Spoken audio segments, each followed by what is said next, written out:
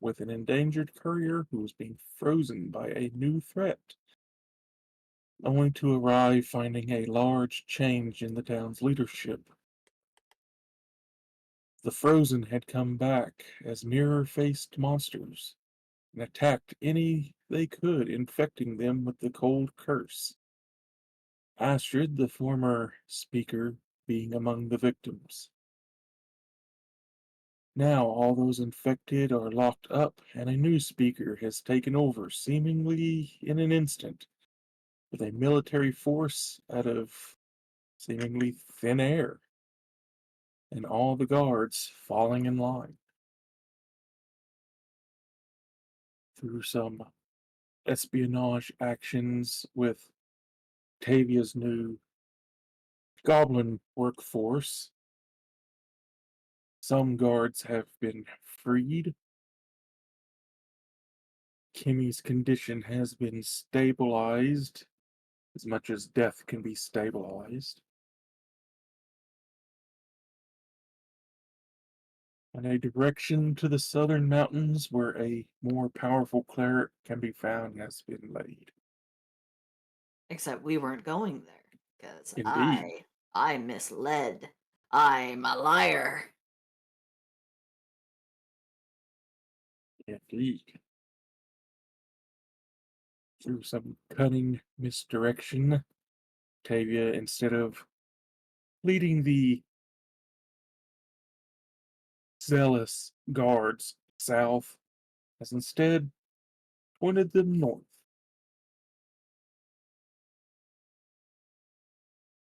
The daybreak of the aurora begins. We're all awaken in the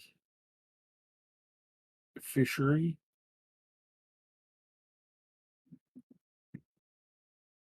Who would you like to check in on? What would you like to do?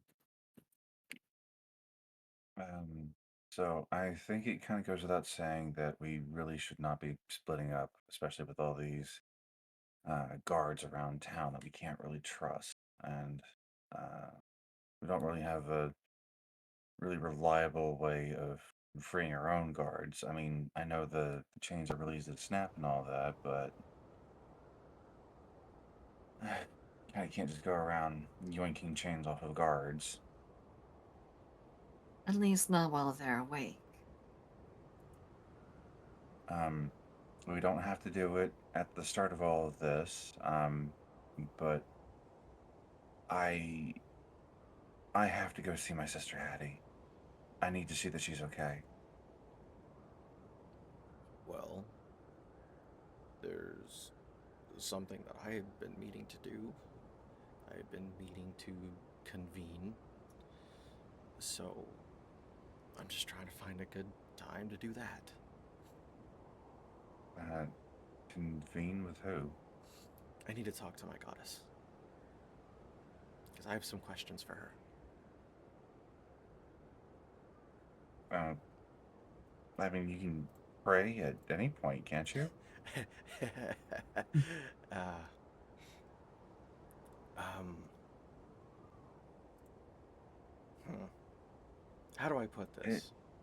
if you don't mind my asking, who is your goddess? She's the Raven Queen. I would like to roll religion on that. Roll that religion. Oh, it's just going to be a straight D20 roll. Okay, here we go. I am not a good paladin.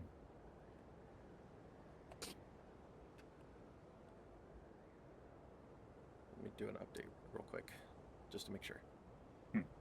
3. I am. Like, I've probably heard the term, but I am not familiar with the religion. Yep, all you know is the Spider Boy is worshipping what you can only imagine is a bird. I'm a bird, motherfucker. I'm a I'm. bird. Look I at mean, me. I get that everybody has their own tastes, but I'll let you tell me about your faith. Uh, Before Mercury says anything, is there any water nearby? Just water in a basin?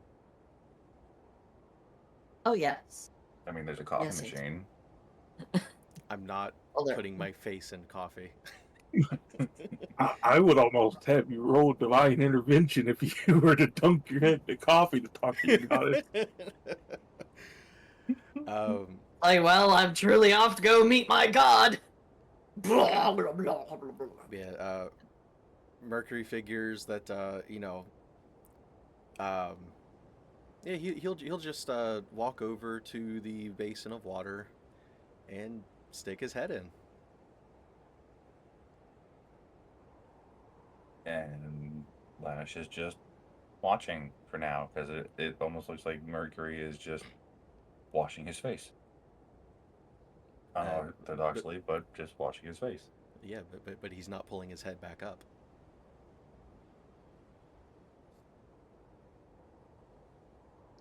And you see the bubbles And I coming guess- up. Via, should we do something? Mm, You no, see- I'm actually rather interested. I don't know. Do you think he'll run out of air, or do you think it's that the water is going to travel into his lungs? you see Mercury's shadow kind of like the moment Lash says, should we do something? Mercury's shadow kind of just like waves, like, no, let him cook. Let him cook. This is more. Yep, let the shadow him boil. is up on the wall, kind of hands out in front of it to the sides, kind of going, no. I'm enjoying this. Mercury, give me a Constitution check and then a religion. 9 Let's see. Good. Constitution. Good. You need to drown for And this. a 5 for religion. Oh, and you do remember the information I gave you about the priest, right? Just in case. It might be a hot second. Where was it written down?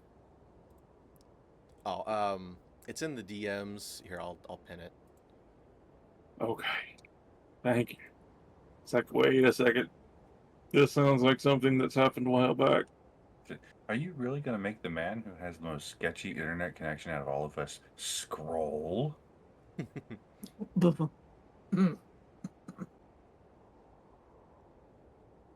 Yeah, I posted the image and a little bit of flavor text, and I just say, just throwing this in here, just trying to imagine what an interaction with the goddess, if it happens, would be prepared. If anything, it's lore. Gotcha. Alright. Directions unclear. Dick stuck in toaster. Please send So- ambulance. Luckily, yes, the low con check is good. The low Nice. religion is more or less, can you get through to her? Is someone else on the line? Aww. You reach them and for go, you- hotline, how can I help you? For you, Mercury, everything goes still. For you find yourself falling through the basin, drifting through a seemingly endless black void, until you land on top of a body of water with a spider's web stretched across the top.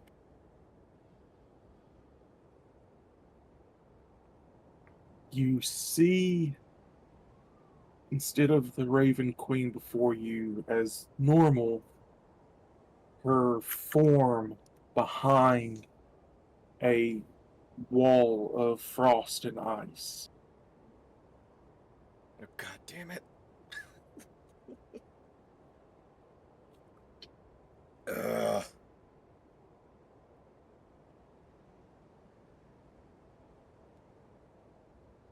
And he's just like, he's frustrated. She does not speak to you as she normally would, but you catch a name. Lonely Wood. before the spider web beneath you breaks, letting you fall back into the water. The rest of you see Mercury all of a sudden sputter as he pulls his head out of the basin.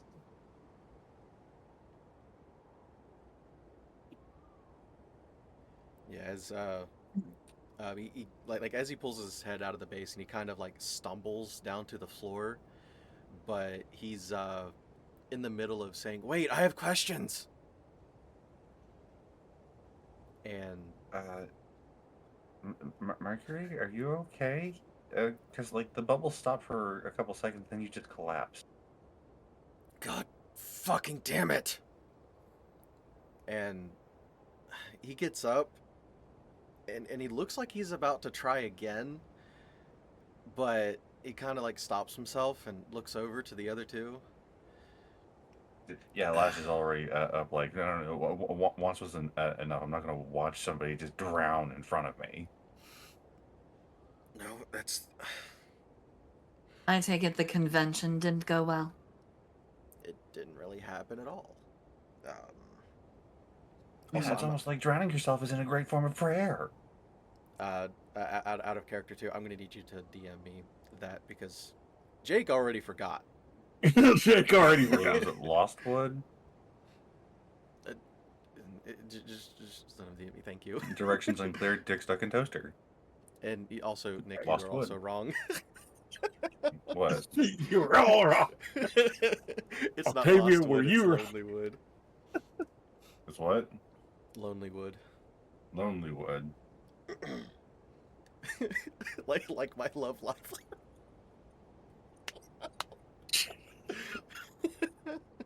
But anyways, yeah. When Lash says the thing about the drowning, he's just like, well, it's the only way to talk to her. Not drowning, but near death. Near death. Yeah. So I'm not big on religion or religious types. I mean, you know, where I work, we tend to not get those kind of people there. D- you said Raven Queen, and near. What is she the god of? Well, she transports the dead to their rightful place. And so whenever I deal with undead, I mean, granted, I've always hated undead to begin with. But now even under her, it's even more so.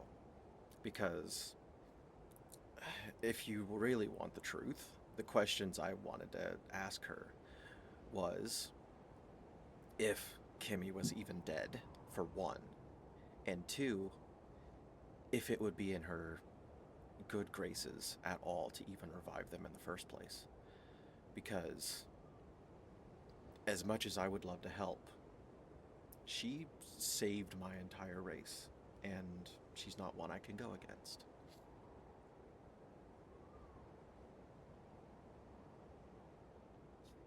So, yeah.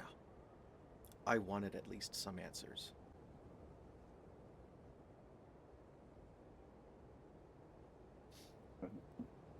Wait, I'm trying to wrap my head around this. You were gonna ask your goddess if it was okay for you to help me save my sister, Yes. and if she told you no, we were gonna have a problem. Well, it was under conditions. Because my first question was if Kimmy's even dead. Because if she's not dead, then that makes everything for me a whole lot easier. But if she is dead, I was going to ask her if it would be okay to even revive her. And if it wouldn't, I can most certainly answer your question on the first part. Yes, she is dead. She is staving off the permanent part of that death for an actual revival. well, considering, well, that's where it's a little bit muddy. You see, because has the Morticia actually confirmed that she's dead, or is it just a curse being just a curse taking hold? That's I something I we've never actually established. I may not be a medical professional, but I can tell when somebody doesn't have a pulse. And I can also tell when something doesn't have a pulse. However, that doesn't always mean they're dead if they're stuck in some kind of stasis like a thing. Octavia, Not that how are this you? isn't an entertaining array of thought, but well, if you're going to have debates on what constitutes life and what constitutes death, um, perhaps uh, have those discussions on the way. Well, either way, all I'm saying is I've experienced a few of these realms and I've experienced some weird bullshit.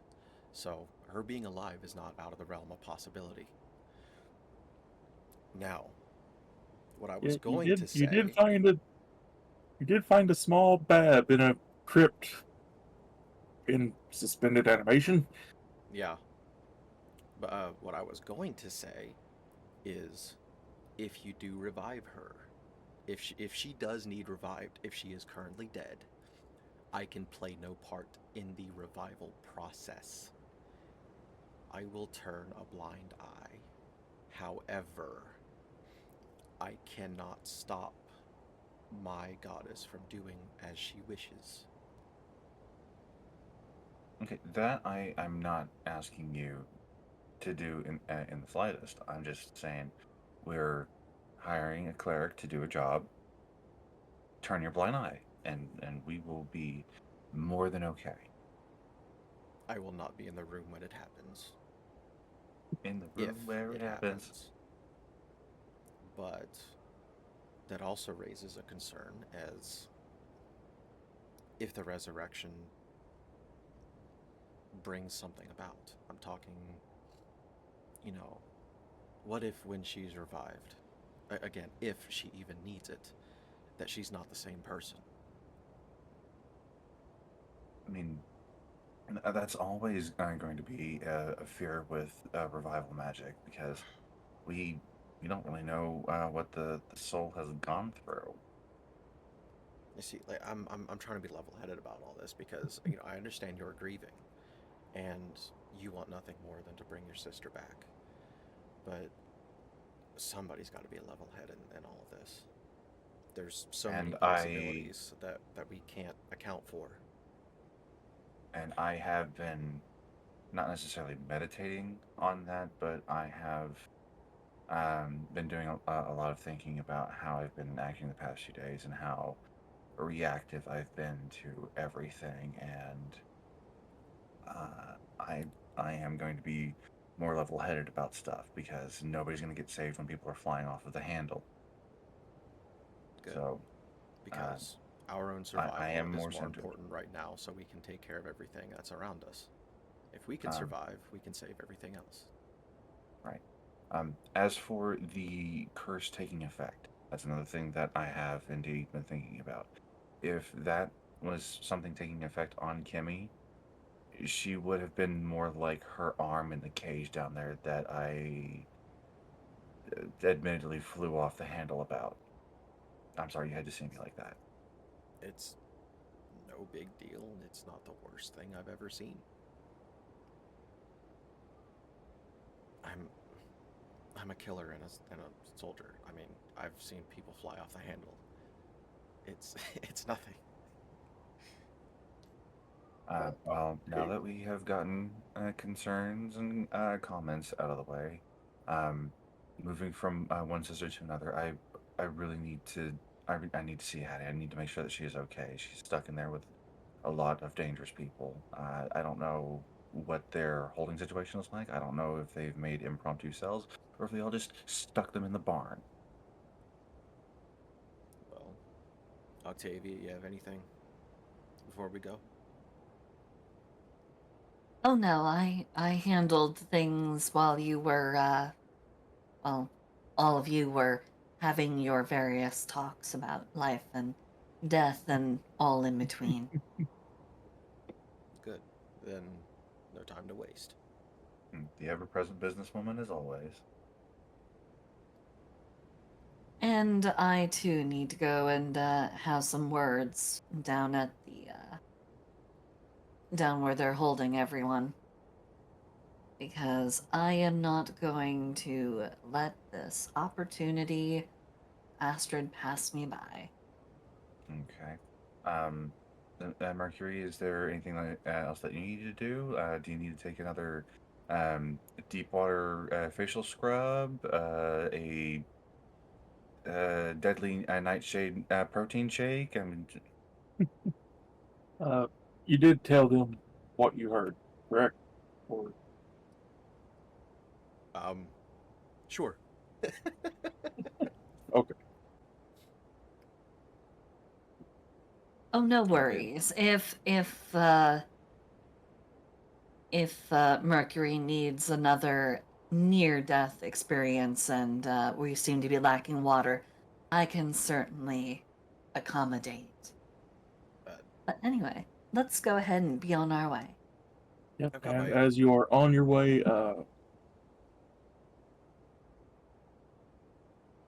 Yeah, he was gonna say. Octavia, hearing Lonely Wood, does strike a little chord with you, as that's the direction you were going to send the guards to Lonelywood. I mean, that's unfortunately the direction that we're kind of all going. Yep. Because, yeah, I have to lead them. I have to follow up on this. Because, Yeah. So the direction you were going to send these guys is now apparently the direction Mercury's goddess is sending. Which means some killing needs done. I'm not exactly looking forward to this. I was hoping that we'd be able to lead them out into the middle of the woods and make it look like an accident. But if your goddess is pointing us in the exact direction I deemed was a great place for us to go to, stage a disappearance of a couple of people, suddenly it becomes a great deal less convenient. So, do you want me to try again? I'm perfectly fine with it. It's not the first time. Clearly. Uh, I take I it with think death. we're It's a hobby. I think we're fine for now. We'll deal with things as they come. Right. Let's deal with Hattie first, and then once we figure everything out and we have some free time, I'll might give it another shot. Um, yeah, and if you need a little help with it, maybe one of us could help hold you under, and if you need up, you can just give us a tap. Oh no, no. Um, because I will go unconscious before I reach the near-death state. The reason why I did it like that was the weight of my own body would have pulled me out of the basin if I got too far. Ah, okay. Understood. And Lash is going to go ahead and get dressed in her warm weather outfit. Slap on uh, her magical plate mail and wait for you by the door.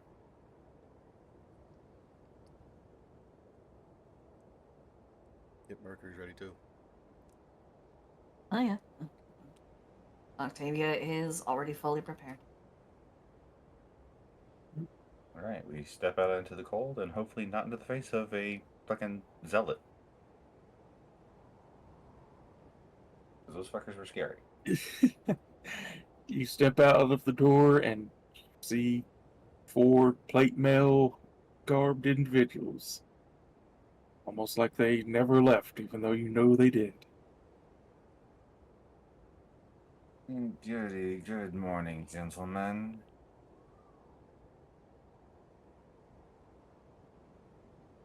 Good And, morning. I hope all of you had a lovely and productive rest last night. and in fact, I have pictures of what Zint mercenaries and NPCs. Oh. Huh. Why do they look softer than I thought they would be? They It's got the more the wing. eyes that are Yeah. the They scary have the part. wing. They've winged snakes. Is that the popular motif for them? Yes, in fact, here's the banner of Zent Mercenaries. If it'll load. There you go. Oh. Oh. So are all of them walking around with winged serpents on them, or is it a decorational piece? You Are they don't see it. alive? Oh, okay. I imagine it might actually be a little cold for snakes. I have spiders too. Look over at Mercury. He's fine. Of course, he's just fine. He's Most got of like them 8 billion cloaks. The cloak collector. I'm Most going of for them one are fridge leg. in. Most of them have solid plate helms. The one in front, you can see the face and you can see the eyes as he gives a bow to you all, giving that same creepy smile. It sends And good shivers, morning to you visible all. shivers up Lash's back.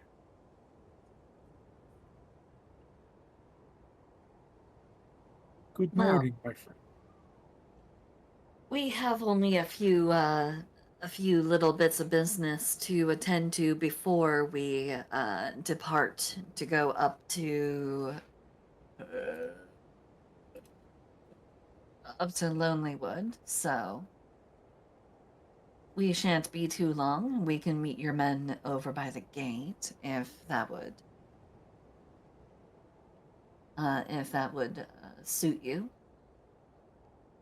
We'd be more than Nonsense. happy to. We will happily escort you through this.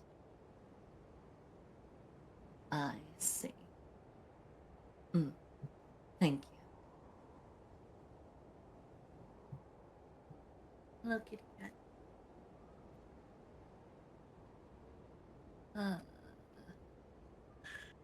It is Anyone who has unclear at done the moment if the look on Lash's face is resting bitch face or mean mugging.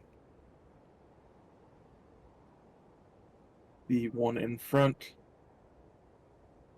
begins to walk close enough to the group where you can show him where you're wanting to go. The other three take spots behind the party.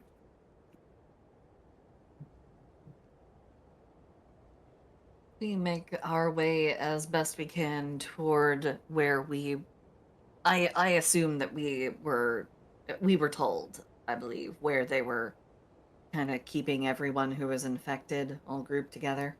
And Yeah.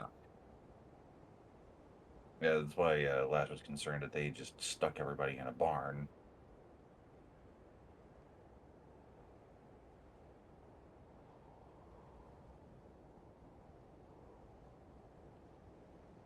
So we make our way over there.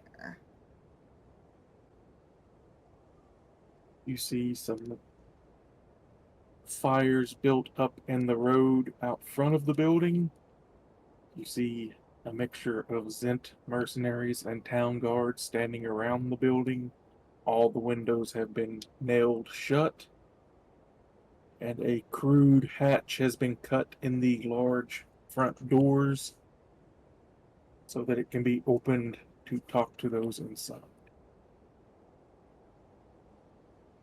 Um, is anybody approaching Lash as she approaches the door? A couple of the guards tighten their grip on their weapons.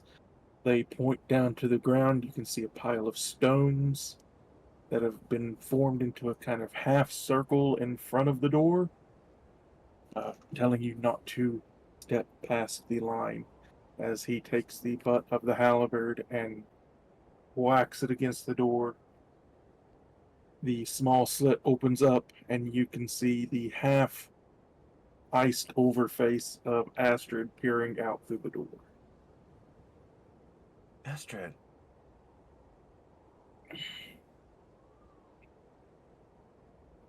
Have they seriously not even brought a cleric over to see if they could lift any of the curses on you?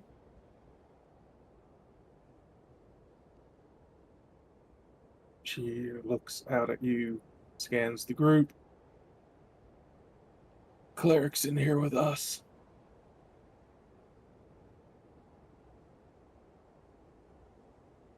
I take it their spells aren't of much help.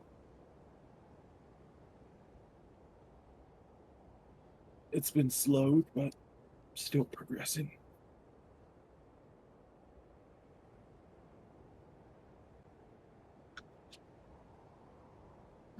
And how are you? Are you able to keep everybody's moral up? Or I know it's not a great situation, but just, how are you? About the coldest I've ever felt in my life. Some of those in here have started hearing whispers in the night in their heads. We're not taking that as a good sign.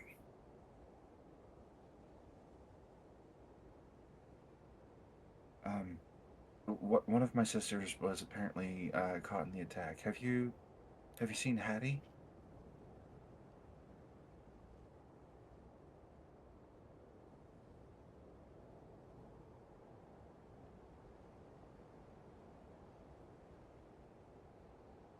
There's a few of us in here. You got a race for me? Um, she's got the lower body of a snow leopard and the upper half of what was it, a cardinal, blue jay? Yep. Cardinal. Cardinal. And the upper half of a cardinal, a red bird.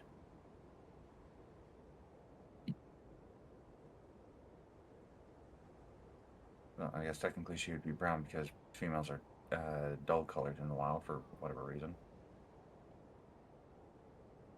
It's to make them less flashy, so their nests don't get raided. Well enough. Frozen from the waist down so she doesn't move too much.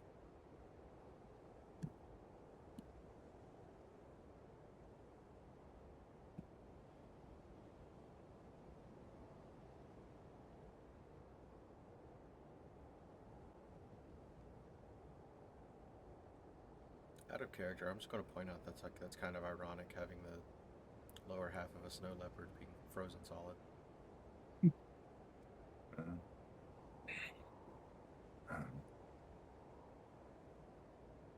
Uh, Lash will look back towards the guards. Is it okay if I pass Astrid a couple potions?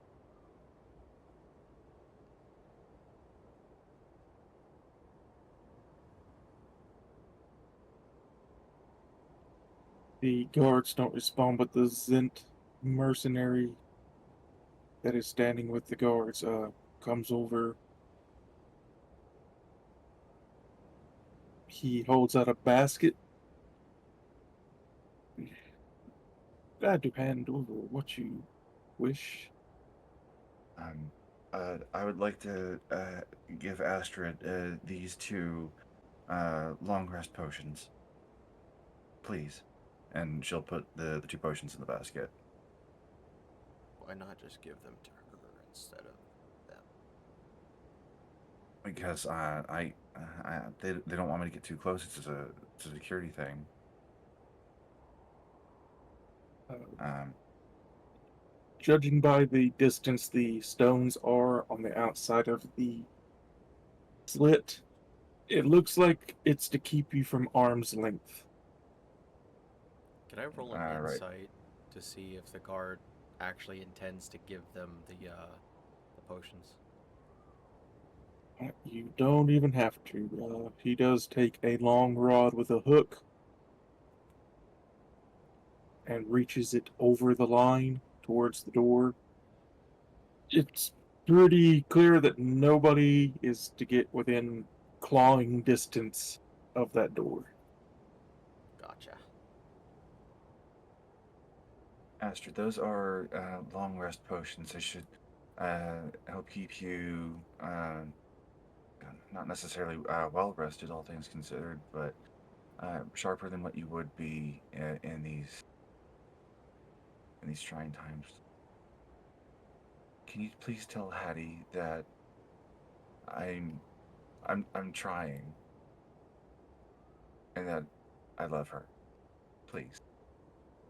I'll pass it along.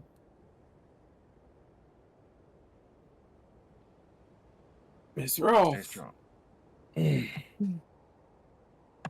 Astrid, darling, you sound dreadful.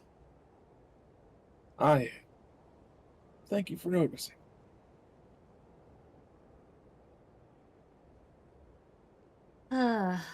This almost reminds me of that time that you told me that story about those ne'er-do-wells, those bandits that were trying to pass themselves off as friendly traders that came into town. Remember those? Remember those guys?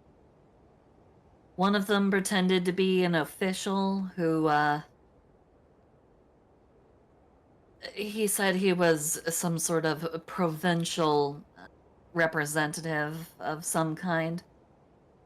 But it turned out that he was actually working for a criminal syndicate. Do you remember that story? I'm sorry, I'm just rambling. It's what happens when I'm concerned about the lives of those who are close to me. She looks at you, and then her eye flicks for a moment to the Zent mercenary and back to you. Sounds about familiar. And you told me the story about how you discovered everything went wrong. They got close to you, and then they turned on you, and they, if I recall correctly, one of them tried to hit you with a poison dagger of some kind, wounding you. I don't imagine you're looking quite as bad as that, because you were, the way you described it, you were puking all over the place, you were green at the gills. Oh, it was just a dreadful, dreadful story. Meaningful glance in her direction, trying to convey, did these guys put you in the path to get got? It'd be hilarious if Octavia had thieves' camp. Oh, that would be great, but unfortunately, I don't. Mercury does. You just gotta roleplay it out. I do speak halfling, though. Oh, nothing quite like that. Reminds me more of the story of a gift that was brought, and no one thought it was very dangerous, so it was left out in the open. And it turned out that that gift was a trap. Get the I feeling think that I've heard that story. Wasn't that gift like a one big worth- statue or something?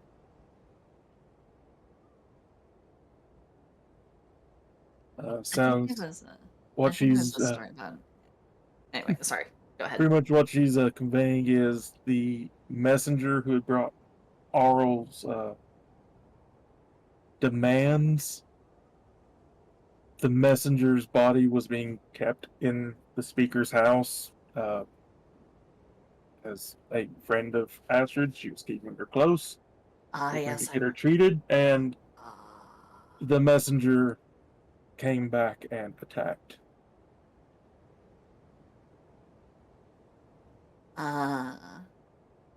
a familiar story, a popular one in myth, actually. Kind of like the Sunbringer. Ever heard of that myth? It's a wonderful story. Many twists and turns. We're actually going to be going on our own sort of adventure. We're going to be going up toward.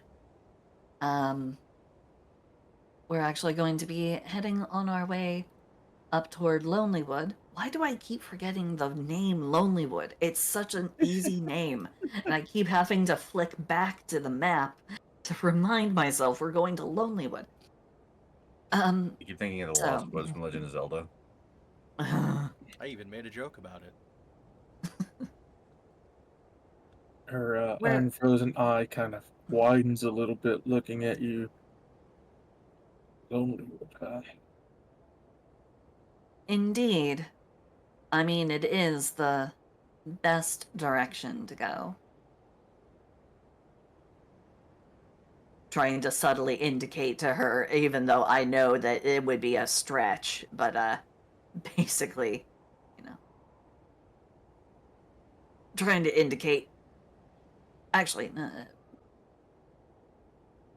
go on to say, I mean, it's a pretty straightforward road to get up there. Wouldn't want to get ourselves turned around or anything. I mean, could you imagine if, in all this snow and the storms and the bluster and everything, we were to find ourselves actually heading south? Oh, that'd be dreadful, especially with those knolls out there.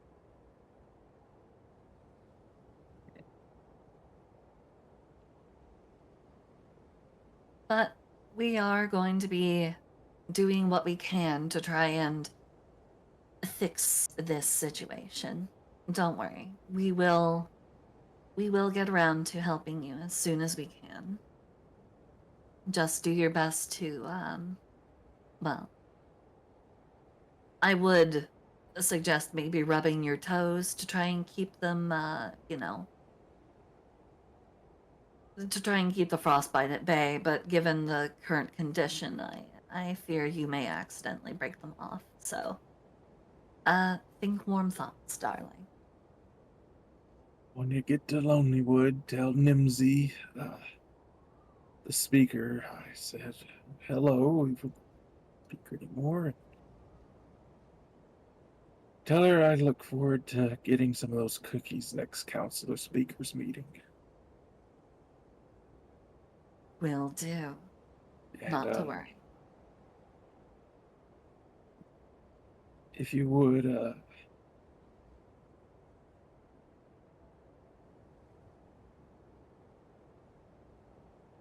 she flips the eye to the Zent mercenary again, back to you.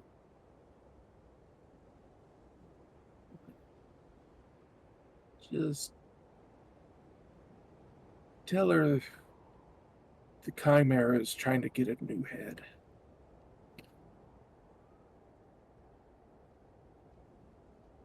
That's right. The creature that was dropping in from the sky was described to be sort of chimera-like. So that's what it's trying to do.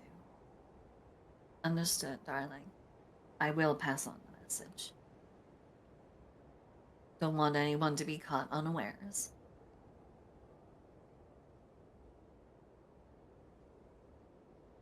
And Octavia will go ahead and back away from the semicircle. If Octavia and Lash would wish to roll history to see if you've heard anything about Lonelywood, you may. Can I just give Octavia advantage because it's just a straight D20 roll for me? Natural 20. Well, there you go. Girl. Natural 20 There for a you go. 23. Octavia, you did a little bit of scouting of the neighboring towns when you were coming up this way. Kind of get a feel of who's around. The smart thing to do. Lonelywood's a quiet town of loggers, fishers, scrimshanders, who carve patterns in the knucklehead trout ivory. Oh no, A lot I'm of gonna actually have to deal with. Oh no. Oh. the town's oldest buildings and docks have carvings of dragons, lions, and goats to pay deference to the family crest of a chimera. Half the Lonelywood town trawls the lake for knucklehead trout. The rest spend their day felling logs. Lonelywood timber is sold to Targos and Tourmaline. Lonelywood also has a dark side. This you had to go through some of your less open contacts to get the real story behind Lonelywood. Lonelywood has attracted some of the region's shadiest elements. Unrepentant thieves, cold-blooded killers are among the wood cutters and fishermen.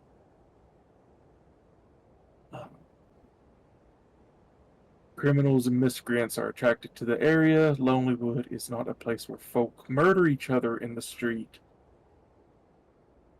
They know they need each other to survive, and they do not dwell on their history. It's best not to dig into people's pasts in Lonelywood. They've kind of gone there to disappear from the world. The speaker is Nimsy Huddle. She is a halfling. She is very friendly. She offers her home to visitors looking for a place to rest without charging. And she brings halfling-shaped gingerbread cookies to every council speaker's meeting. And you speak halfling. And I speak halfling. And I expect that this bitch probably killed people for fun back in her youth. I'm just expecting that she's actually got like Nimsy Huddle. Yep, Nimsy Huddle. I'm sure that she's got like an entire like walk-in closet of skeletons with nooses and ball gags and all kinds of kinky, twisted shit. We had a long rest, didn't we? Yes. Yes. Okay, I was wondering why my health was down. Because you were tub thumping. As you step back from the circle, the guard reaches up with the hooked pole and pulls the shuttered doors shut on the large doors. As the guards turn to look at you, ready to escort you where you wish to go. Well, I believe that we've managed to do what we really needed to do. Get a feel for the situation and pass on the various messages and whatnot. Yeah. I think we're all set to go.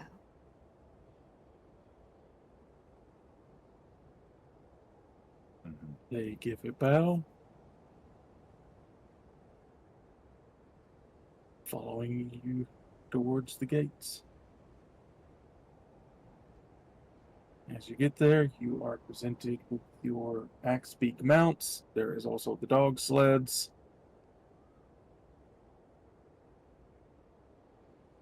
I think we're returning the dog sleds, right? We're just keeping Yeah. axe beaks. Yeah. Must return Clyde. See, I may forget things, but I don't forget about Clyde. Don't forget dogs. Forget important things your goddess tells you. Don't forget a dog's name. Yeah, right. Like, my goddess just name dropped something, and I forget it like 5 seconds later, but I'm not gonna forget about this dog. But my queen, dog.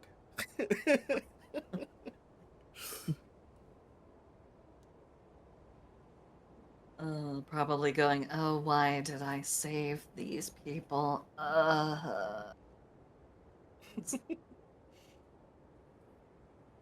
Well, I mean, technically, their goal aligned with hers, anyways. So yes, we will be making our way along the frozen lake front, gonna head up toward Tourmaline, then up to Lonelywood. You see the Zent mercenaries all pull out a small carved horse figure made of onyx from their pockets. They drop it into the snow.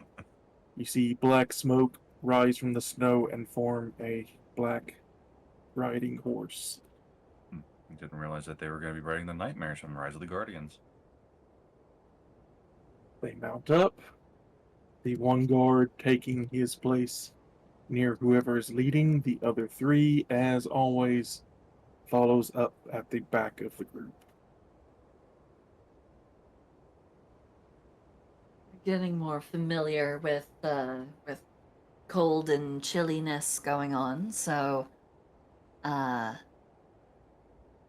Octavia will go ahead and be in the front.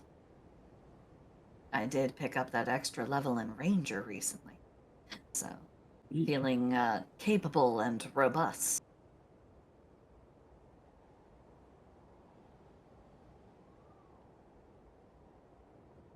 Mercury, would you rather be in the middle or helping guard our behind? I can guard the back. All right. And Lash will take her place behind Octavia. Do be careful of flies, Mercury darling. Even though it's the cold, they do sometimes like to buzz around the hot, steamy rears. Are you really telling a spider to worry about flies? She gives a very significant look. and a little eye flick toward the Zent guard behind. I never said he was a smart spider. A little spider, a little stupid. I'm just a little spider and a little stupid. He knows how to kill. That's where his genius expertise comes from. She's still going to point the spider. Yeah, she's still going to do her best to indicate with a quick little eye look and flick over to the Zent guards behind.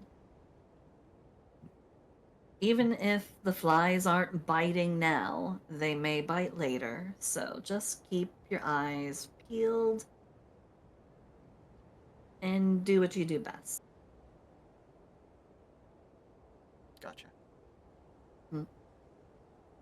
As the group begins to move out, it does not take long before you see a pair of tall poles on either side of the road. Stretched across the top of the poles is a rope with purple sashes hanging from it.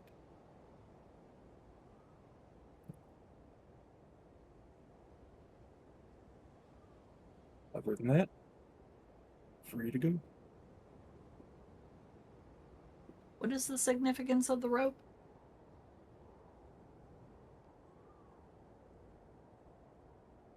Is it just a welcome to such and such county, or is it a more significant thing than that? Lash might know.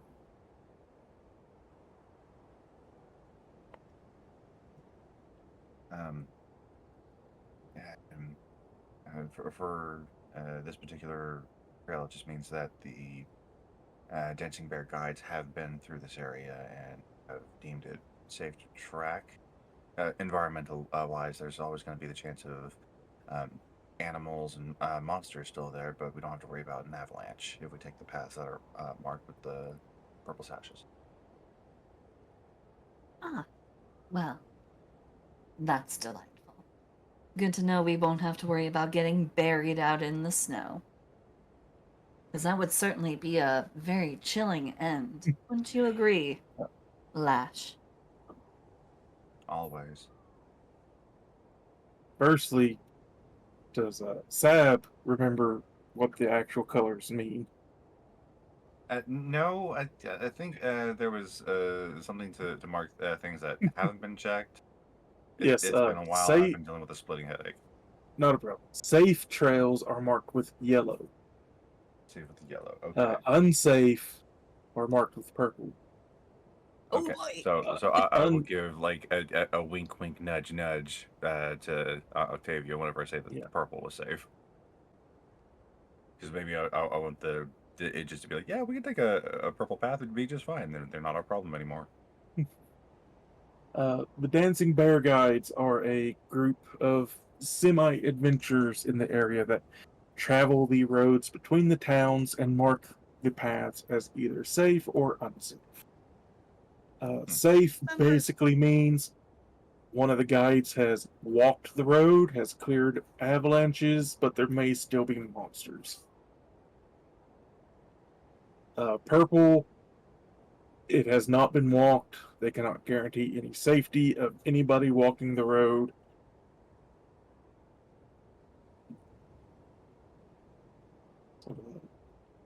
Potential chance of doing shenanigans to get rid of your tail. What? I never said or suggested such a thing. What are you talking about? Perish the thought. Perish. Or just Stares at the perish. fence, saying, "Perish." Perish! Significant glances all about. Bombastic side eye. Bombastic side eye. All right, Miss Roth, give me that survival check as you begin to move into the north. Okay, let's hope I don't fuck it up. Survey says. Natural 20 for a 24! It's gonna be that kind of night for Octavia. Hell yeah, brother! It's about time that it's my time. Of course, the glistening Genasi gets a chance to shine. Octavia, you make fairly good time leading the party along. You do spot ahead as you begin to approach the edge of the lake what you're pretty sure is an overhang of snow with no road underneath it.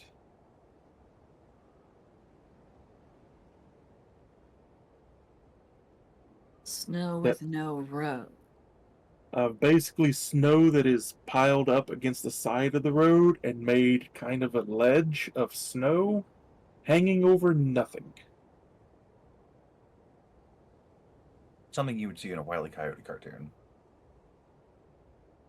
So possibly something that could be used to potentially bury somebody. Were it timed properly. Yeah, anything of enough weight going over the top of it would take a hell of a tumble down into the lake. In fact, I will post a picture of what this snow ledge would kind of look like. The snow has just piled up, making what looks like safe ground when there's nothing underneath it. Um In Minecraft, you would need leather boots to walk on that. Oh man. Oh god, you're So, right. if Yeah. you, so yeah, basically, if you wish to lead everyone to safety, you can, or you could lead Destroy those us people all. onto it. In fact, here's the technical term of it, and here's basically how far back it can affect. Oh boy. Yeah, that makes sense because it would have to follow the slope of the actual solid surface beneath. Ooh boy. um, I'm gonna attempt to bury some fools out in the snow. As we come up to the area, I'm gonna hold my hand out and I'm gonna say, wait, hold on. Some of the snow looks a little too crispy and thin.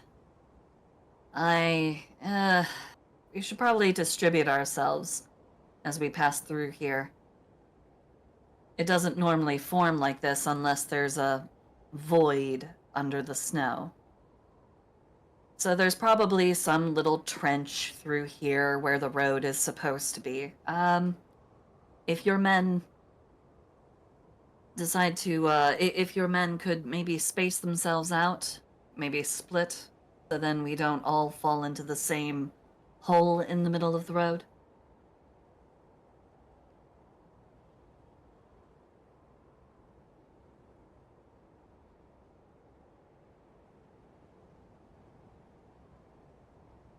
The leader of the group stops, looks up.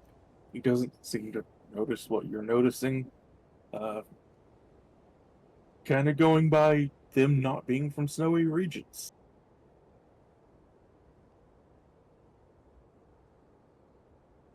He gives a wave to the men in the back. And how far out do they need to spread? I kind of indicate to, like, right in the middle of the potential failure zone. Just have them come up right along through there. We'll pass on the other side. I know the hill kind of slopes further up, but trust me, you lot are on the much safer side. We'll probably, we might get some snow in our hair. I am sorry, Lash darling. It's fine. I would like to say that as a player, I would like to try to give Octavia the help action by Lash sitting there being actually lost this entire time. She has no idea what's going on.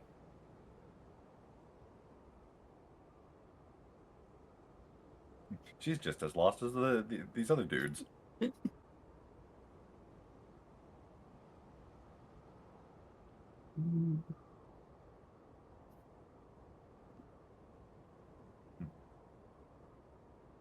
But she does follow whatever directions Octavia gives. Come on. Come on, boss. Let me roll a deception or a persuasion. Come on, Roll a boss. Let roll me a do it. Roll a deception. I was getting there. 21.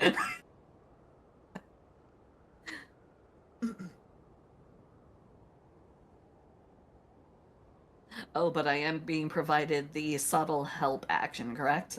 Yep, so roll it again, see if you get even higher. Nope, 21. I tried. Hey, at least I can't get lower. And pardon me, I'm gonna reach into my refrigerator and I'm gonna grab a very unhealthy drink. Do not feel bad. I have already consumed my energy drink for the night and am now sipping tea. This Wow. is water with 2 packets of kiwi lime tropical Skittles water flavoring powder. What the fuck did I just hear? Kiwi watermelon surprise. I've got Gold Peak Zero Sugar Sweet Tea. I have Gallon Dr.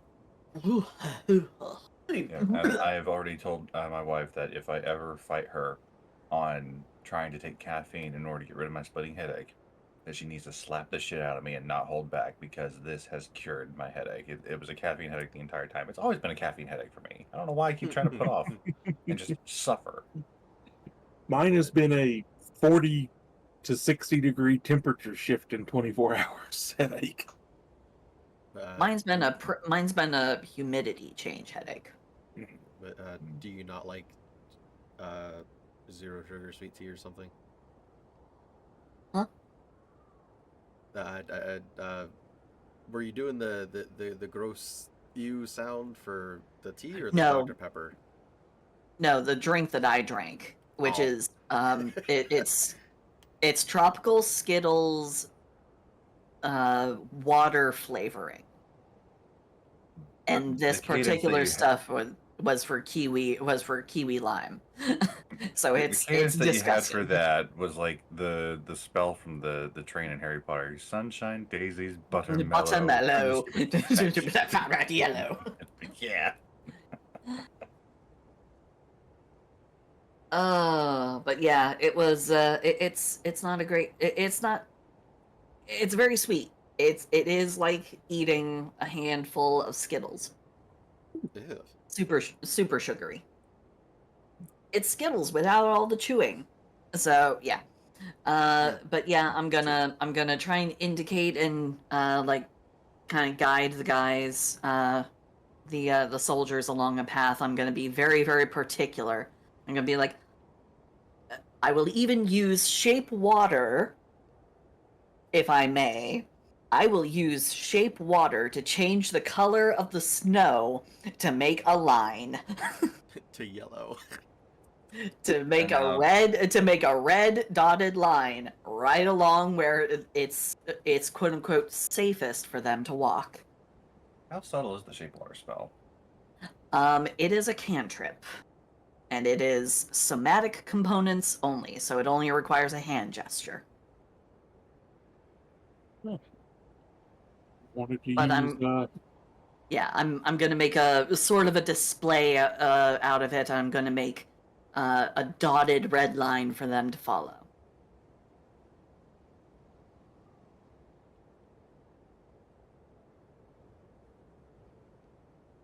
he turns back to the others. Uh, keep to the marked path. He turns to you and kind of moves his horse to stand closer to you. I will follow your lead. But of course. Turns to Lash, and she's gonna give the I'm gonna give the you know, be ready for it because shit's about to go down kind of eye flick to the dude. Now, with Lash's background and the non-language that she knows, is she able to pick up on that? Yes. Okay. Because I really did Yes. not want to roll an insight And check that on that. yeah, that is something else. I have had anybody brothel workers have their own version of a thieves' cant type thing.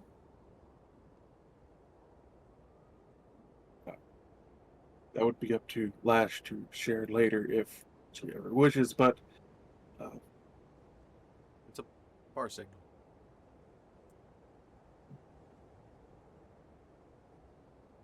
But yeah, and Octavia is going to say to the guards on the other side, now make sure you don't get ahead of us. We don't want the weight across this area to be distributed wrong. Because if that happens, it could send vibrations through the snow and bring this hill kind of crashing down on us. We don't want that. So just stay in line with us as you follow the line. I will go ahead and lead in front. All right, keep pace with me, gentlemen. And we'll go ahead and ride forward. he keeps his horse in your backspeaks tracks. Mercury and Lash will follow up. And while we are following, Lash is clutching a pendant that she has under her warm weather gear and is saying a small prayer and giving Octavia Shield of Faith. You have a +2 to your AC. Oh, I advise you do not waste the spell slot. I strongly advise you do not waste the spell slot. It is best used for something else. I promise you. You've got a zealot motherfucker up your ass right now. I want to make sure that you do not get smacked. A +2 only brings me up to an AC of 13. I will get smacked no matter what. Every point helps. Oh, okay. Let me also remind you that I will be there to make sure Octavia can skedaddle. Because I will be up close and personal. That's the way I fight. And in the meantime, she needs every bit of help that she can get in order to be able to get away from the zealot asshole that is up her ass at the moment. I'm sure she'll All be fine. right. Here we go. I And really we want her to be fine. That's why she has the shield of faith. I have faith in her, literally. All right. Well, here we go. And she's going to go ahead and ride forward. Let's see how these dominoes fall. For the three of you, I'm going to have dexterity saving throws made at advantage.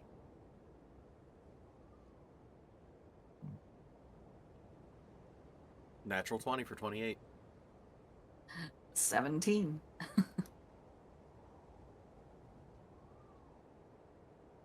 The shadow's up to something. Yeah, wait, actually, don't I roll for something every time I get a natural 20 or natural 1? Or is it just Yeah, attack? Hold on. Hold on. I keep forgetting that that's a thing. Yeah, I do 2 times that. And I got a 25. But 25. yeah, I'm the you only got one the who didn't 20. have a deck save over.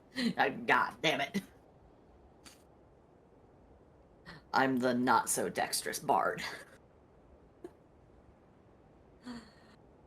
I'm a bard Okay. ranger with with garbage decks. But All charisma. yeah, I was gonna say you've got the charisma where it counts in your chest. You should have become a Hexblade Warlock. Oh. No, I wanted the passive deception and persuasion of 21 minimum. The Hex Babe Warlock. Hex. I hate it. Shut up. Nope, only when you roll a 1 on attack roll, ability check, or saving. Wasn't this a save? Does yes, It's when but you roll a 1. If you roll a Oh, 1. roll a 1, okay. Yeah, ominous will immediately after you roll attack, ability, or saving throw and roll a 1. Your shadow exerts its own will. You become the shadow. Basically, Mm-hmm. kind of, sort of. I think I You roll a won't get in. d4 after to see what it decides to do. Whether it wants to help or hurt. Yep. All right, 17, 28, and these 3 idiots. Let's see. 1.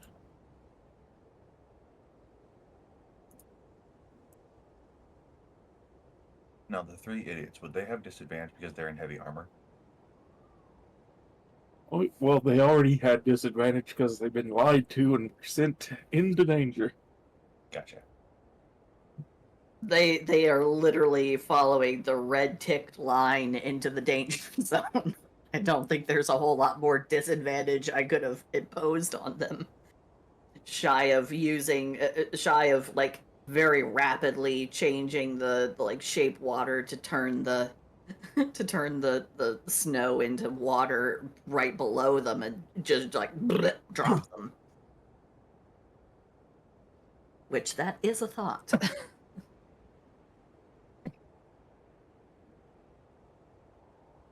Whew. All right, so the highest one, since it was all at advantage, the highest roll was an 8.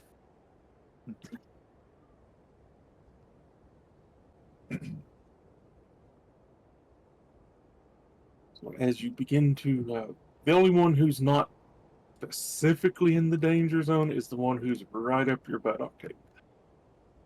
Yep. Yep.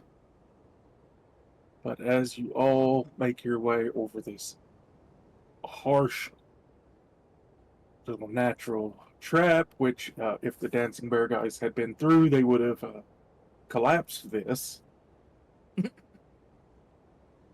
making it a non-issue. But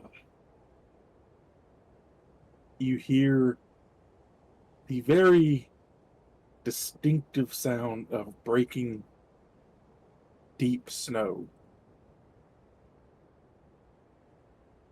And with a sudden whoosh of cold air, Mercury and Lash, behind you, where there were 3 heavily armed knights, there's now a what looks like boon scoop out in the snow, and far below you hear the crushing of ice and things hitting water. And how does the Zealot Suppository act?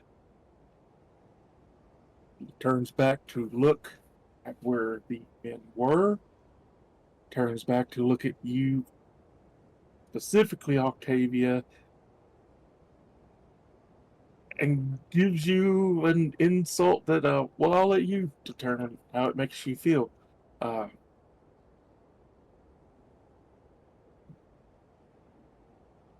You were told the danger. you,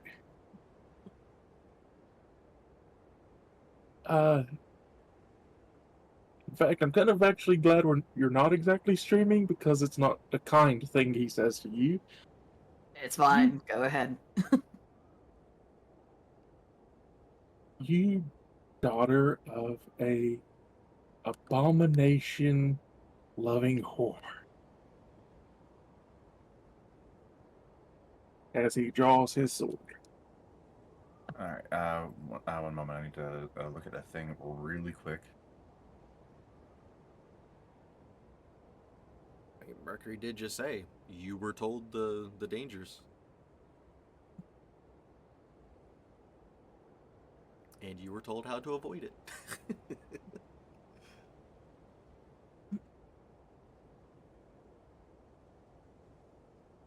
If there's anything anyone would like to do to either confuse or resolve the situation before it becomes a fight, you are more than welcome to. That Lash I'm is going to quickly cast Command. Oh damn! I was Um, gonna cast suggestion. So Mercury was Lash gonna. lifts He was just going to try to intimidate. Lash lifts her tails. The band with a gem on it glows bright red as she casts command on the final knight with the command grovel. What save Make does him this go prone. need?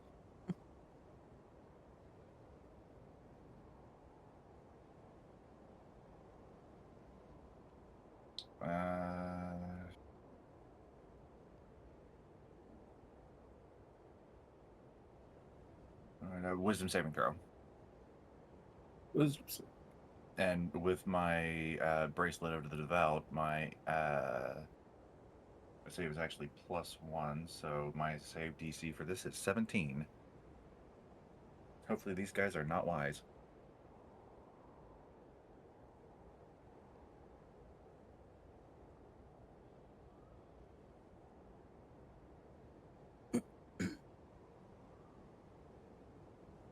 There's how wise he is. Damn. Wiser than I, said the fly. So, yeah, the command is grovel. The target falls prone and then ends its turn.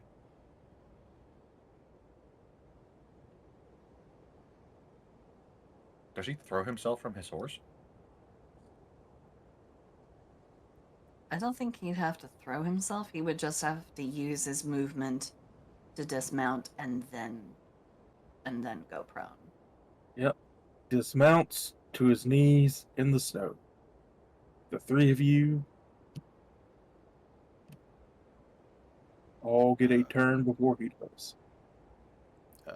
Mercury will make his way behind the dude, and he'll pull out his spider bite dagger and put it up to his neck, and just look at Octavia. Just, what's the word?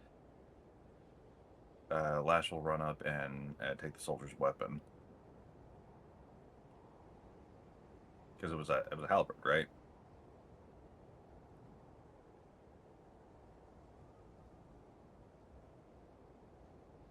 And Octavia will cast suggestion. And she will say, Now I suggest you cooperate and be a good little soldier and tell us everything that we want to know truthfully. And he'll have to give me a wisdom save.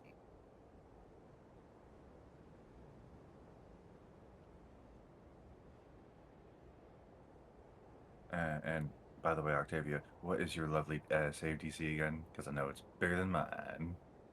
It is 18. So that is a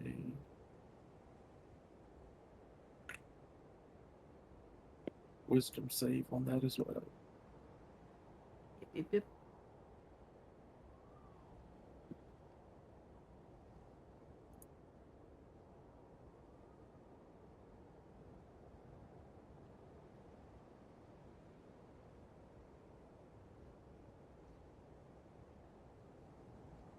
Same number as the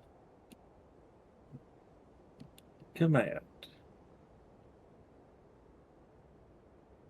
Okay, so he has been caught off guard. He is alone, surrounded, no weapon, dagger to his throat, and has failed a suggestion.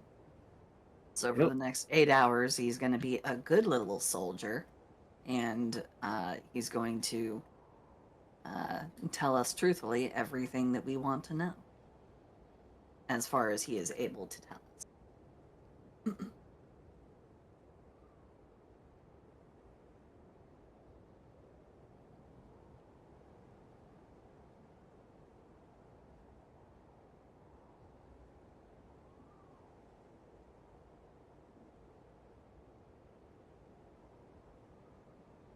Looking down at him, you still see the zealousness in his eyes, but you do see compliance.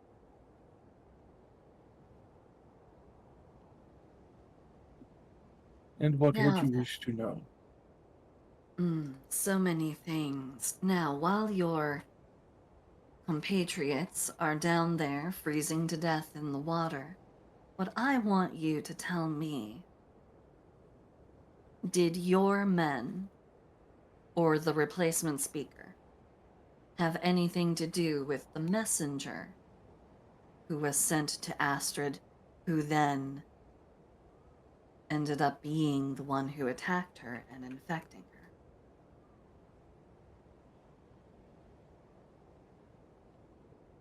No. That was the lady. So you are in league with those who are responsible for, She kind of just gestures upward again to the dome. all of this.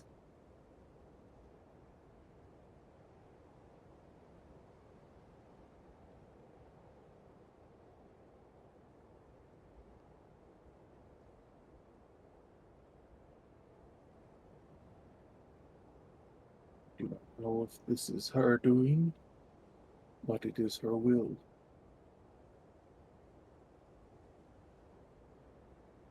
I see.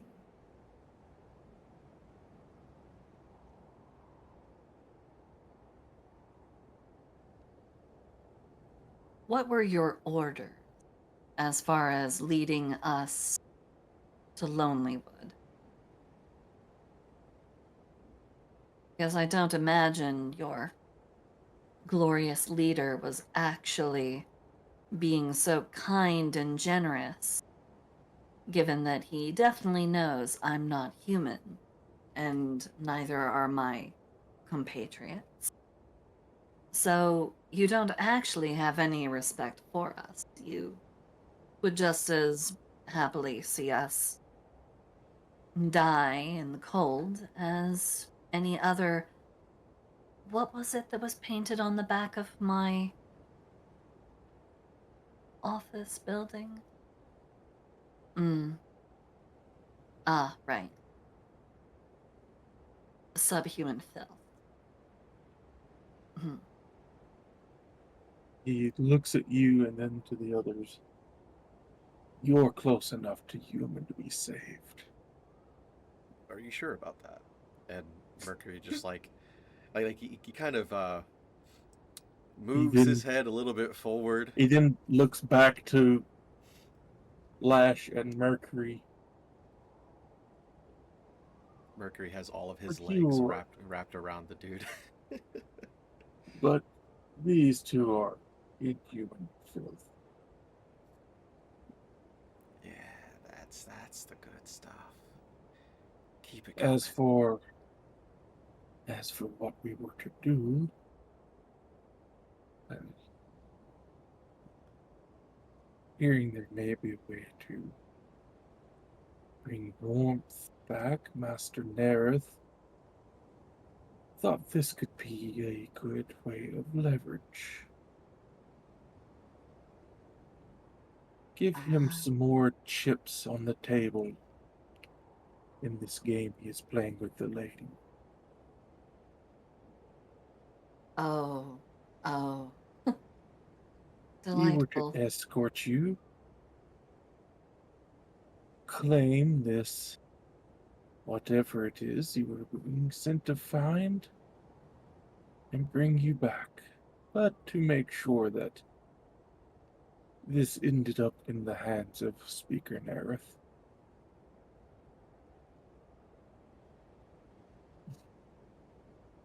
I see. Well, I do hate to burst your bubble, but we've been going the wrong way for the past couple of hours.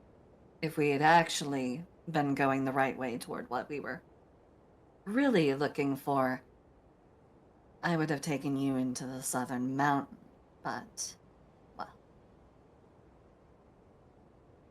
looks like neither you nor Speaker Nareth are on even my level.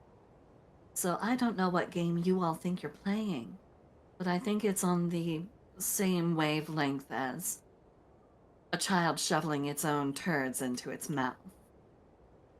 Now, I'm Mercury going kind of to like go ahead. Mercury kind of just like recoils a little bit at that that statement. Now, I'm going to go ahead and leave Mercury to make whatever determination about your fate he sees fit. Oh no, that's not a good idea to put in my hands. Oh no, I think it's a sublime idea.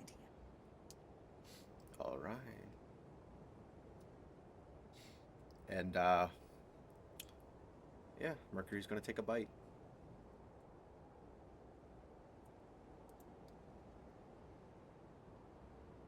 Chomp. Num num num num num num. That'd be an advantage.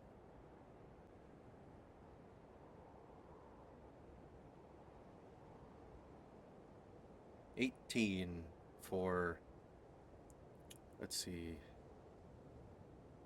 9 piercing plus it would be And don't forget roll. your sneak attack. Oh, yeah, sneak attack and assassinate. Roll 3d6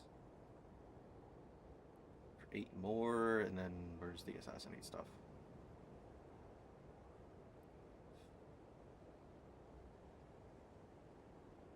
I think if you hit a surprise to target, it's an automatic crit. I don't know if he counts as surprised at this point. But he is definitely prone, so, everything would be at advantage anyway. Yeah. Oh, yeah, advantage on attack rolls against creatures that hasn't taken a turn of combat yet, and any hit you score against a creature that is surprised is a critical hit.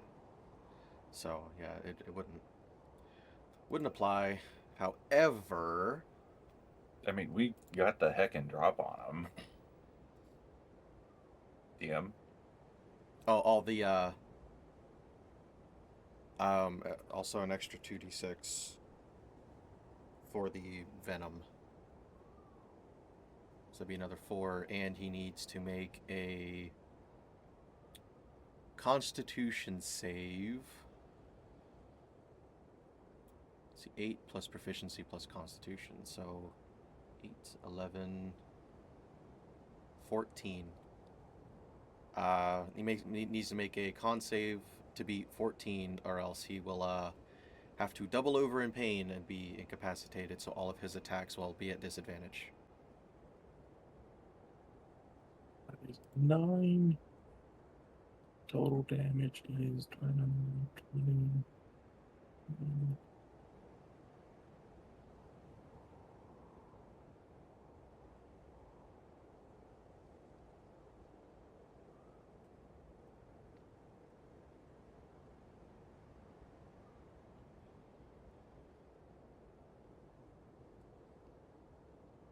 So he does fail the con.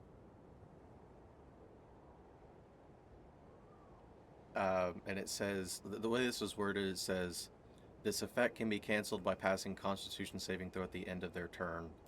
So I'm guessing it's at disadvantage until they pass the saving throw.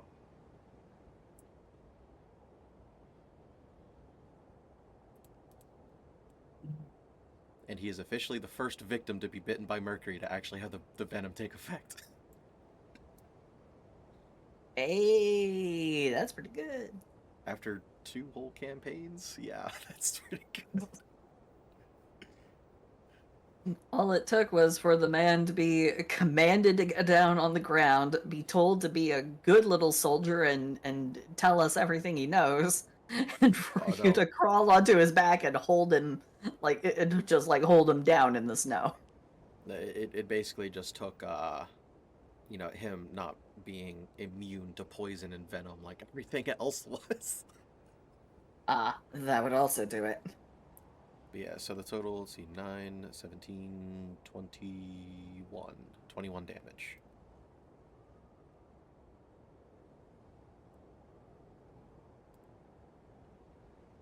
Oh, and I also, since I didn't grapple, I can stab him with my spider bite dagger too. Do it. If he's still twitching. He's still twitching. Shank. Oh, that's, well, it's a ADV, so I'll make another roll.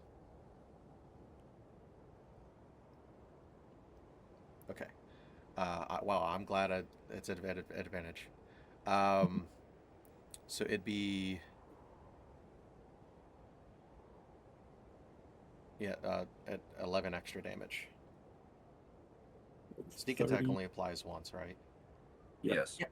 Yeah. So 32. Exactly.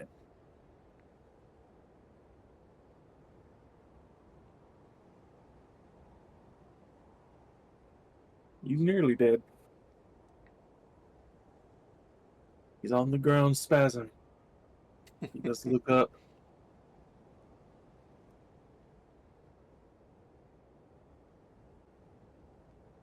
You say, we don't know how to play the game, but you don't even ask the important questions before you kill your prisoner. Well, you see, you're not exactly dead yet, are you?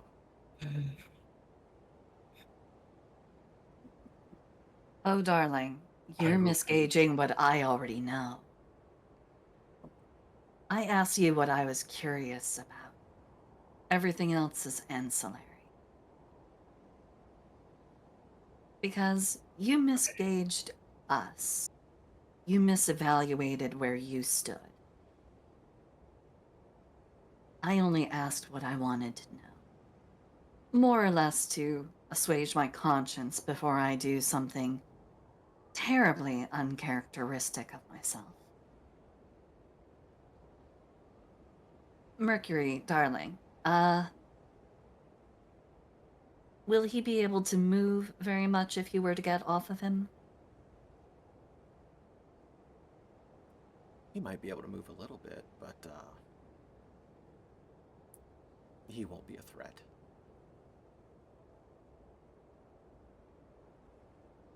Lovely. Could you hold his face up for me? With pleasure. And he does that. He wraps 2 of his hind legs around his forehead and just pulls him up. Pulls his head up so he can look at Octavia. Well, I say hind legs. The legs on his back. so that he can still hold the knife to his throat. And just for the sake of the recording, Lash has walked away from this encounter. She doesn't look like she's enjoying any of this. She can't watch, so she's taken his halberd and has walked back to her axe beak. Definitely a good choice. Octavia looks at him, just kind of pinches his chin, pulls it down, and goes, "No one speaks of my mother that way. So I'm going to send you to whatever hell your god is most afraid of." And she's going to acid splash directly into his mouth. Ah. Beautiful. And meanwhile, Mercury's like, tasty. He's used to Oh liquefying. no, this is inside. this is acid, not poison. I don't think Mercury would be having a good time if this were to go Nope. at him. So, yep. Basically, a point blank acid splash directly into this dude's mouth.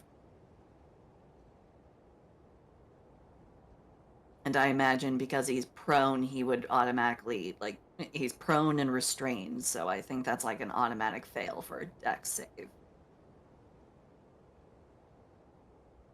I Roll. think this restrained, I believe, is an automatic fail. Let's see. You have disadvantage on dex saves. Okay. And prone.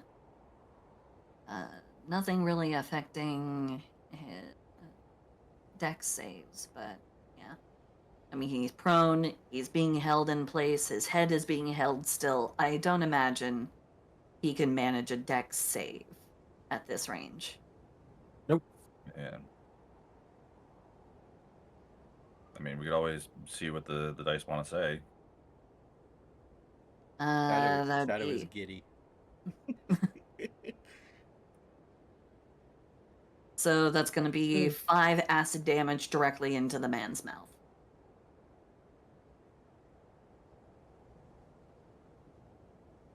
Lashes over by her axe beak. Basically, just dropped the halberd, has hands over her ears, and is very lightly singing to herself to drown everything out because she's not okay with what's happening.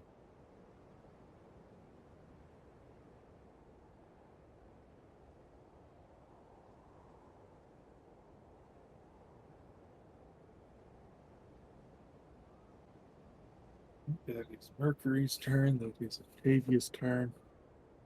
Lash is not taking a turn. Nope. It is Shit. his turn.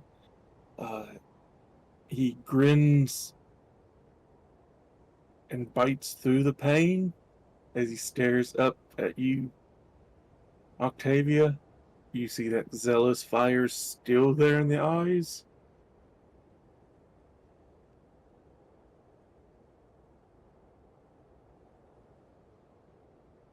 Didn't even ask who the lady was.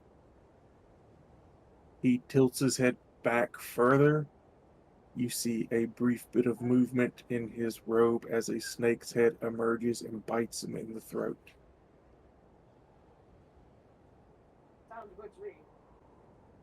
He goes stiff and then limp in your arms, Mercury.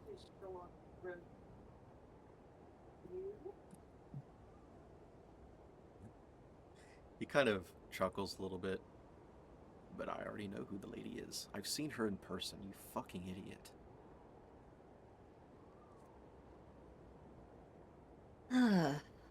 Like I said, he misevaluated us. All right. Thank you, Mercury, darling. I'll go ahead and push him down the hill. Mercury, Well, he stabs him in the back of the neck to sever the spinal cord, just to be sure.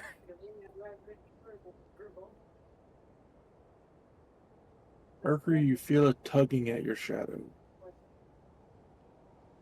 Yeah, and he'll look over.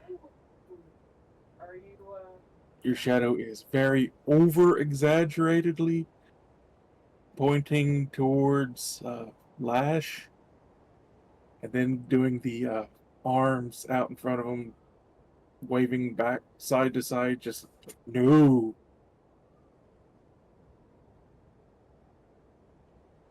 Yeah, Lash is not facing them at all, and in fact, she's not going to know that anything is done until somebody comes up and taps her on the shoulder. She's not okay right now. He's gonna look at his shadow confused. What? Is he talking about her? You see your shadow's shoulders slump and his head tilt to the side, then whacks the side of its head.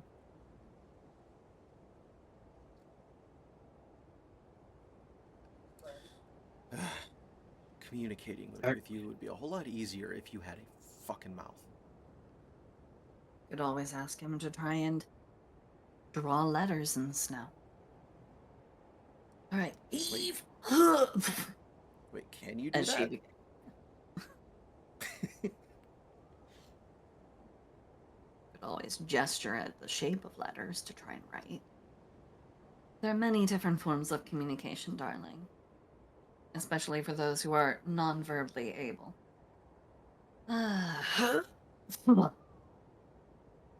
Push the body down the hill.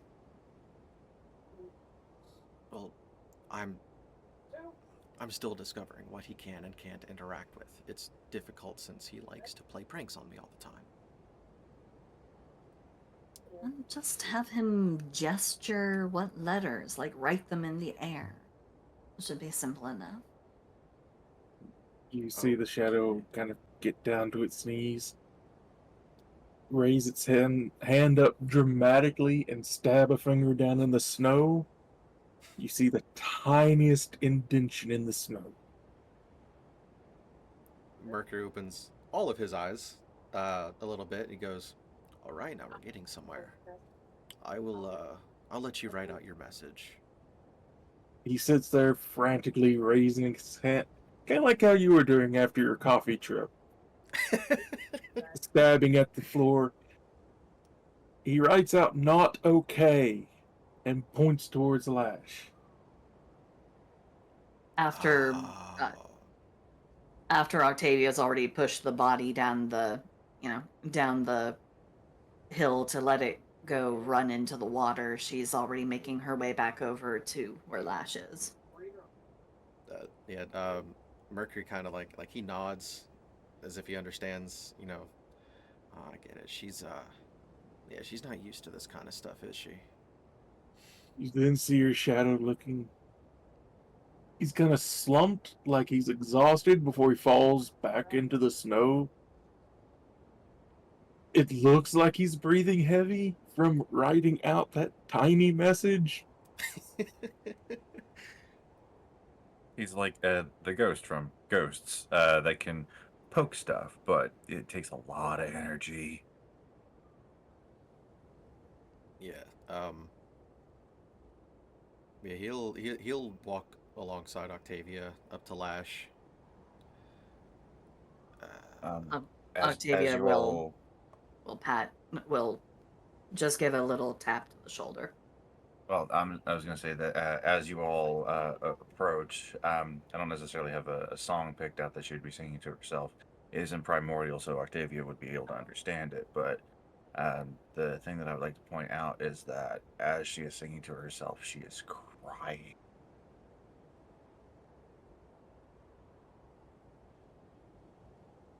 Um, but at the tap, she stops singing and tries to clean herself up, but she is nonverbal now. hmm.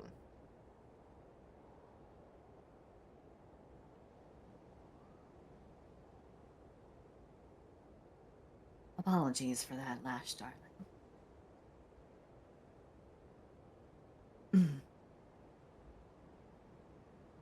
This is something we'll have to deal with because we're not safe.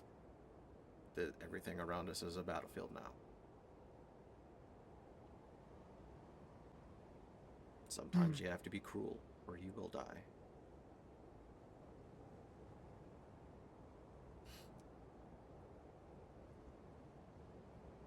And again, no verbal response. She doesn't look at either of you.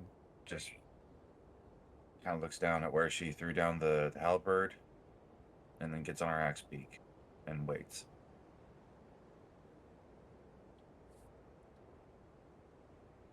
Long. We have a little bit more time to go before we reach Tourmaline.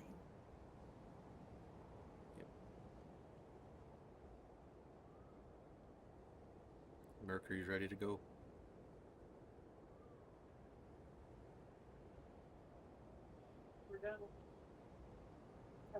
Thank you, Flash. Thank you for not being cruel like we were. Oh, I don't mind being cruel. It's just, Imagine Octavian looking at him like, shut up! Mercury just going, oh yeah, no, dude, I'm totally down with all the bad shit. Nah, I'm good with this. Man, I'd It's just eat like- that baby off the wall. it's just like, this is my fucking job. But yeah, Octavia recognizes this is not a good place. That Lash is not in a good place or a happy place right now. So Yeah, Mercury's approach was basically like, you know, I know it hurts, but you'll have to tough it up at least until it's all over. A response, no eye contact. Right. He doesn't care. I mean, he's used to no eye contact. He's used to people not liking him. He does his job and he goes home. He knows what he's here for, and it's not to make friends. So You get the onward. feeling it's not an individual hate, but more a dislike of the certain acts. Right. We might get some more detail later, but for now she's just not verbal. So onward to Tourmaline. yep. Yarr. There he is. No.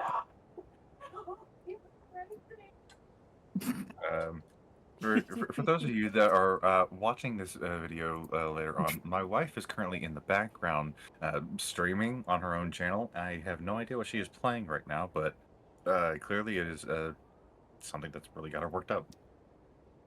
She did say that she I- wanted to play horror games, so probably that. Yeah. I don't know if I'm allowed to plug my wife in this video or not. So yeah, we're just gonna move on to Tourmaline, and I'm going Go to for it. mute for a little Go bit. for it. Oh, okay. So if y'all potentially want to see what that freakout was about, you can head over to twitch.tv/skiddishkitty. That's twitch.tv/SKIDDISHKITTY. My wife generally streams on Saturdays, but she might start on Wednesdays as well. I don't know. But yeah.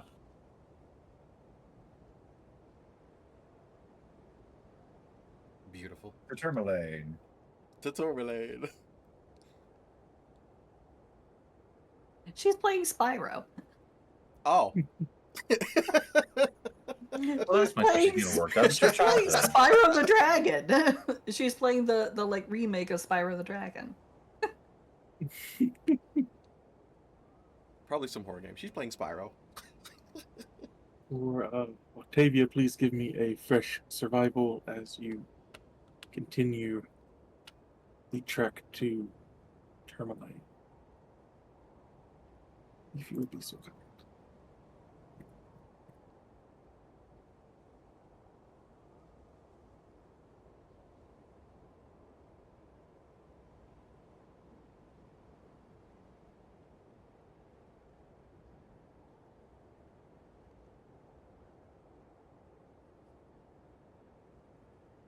Also, for Octavia, your suggestion was for him to be a good soldier, and the first chance he got, he offed Yep. Yeah, no, I kind of But- had a feeling that there was going to be some sort of a. I had a feeling there was going to be an element like that. That does tell you something about these people. They have no problem offering themselves for their beliefs. Do the right thing. Fuck no.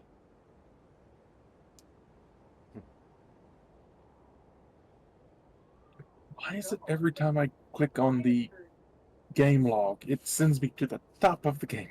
Get me to scroll all the way back down.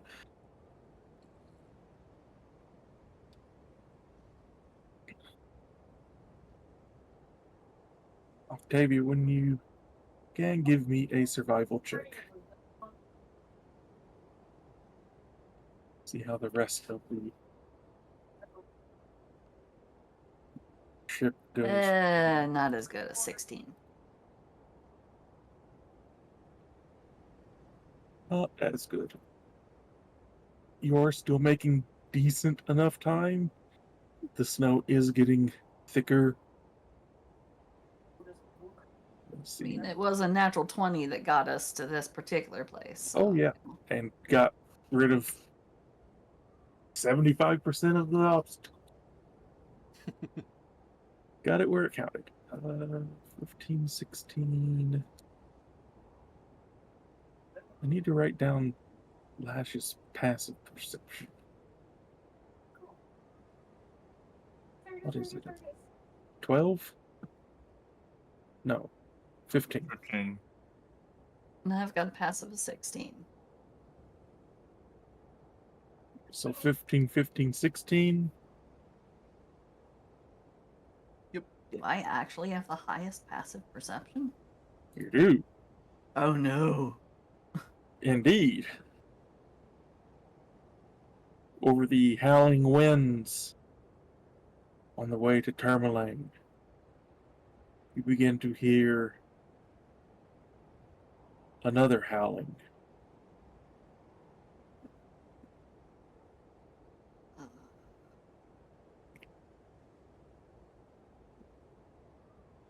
Deeper in the snowfields. And after a bit, another set of howling, and they are getting closer.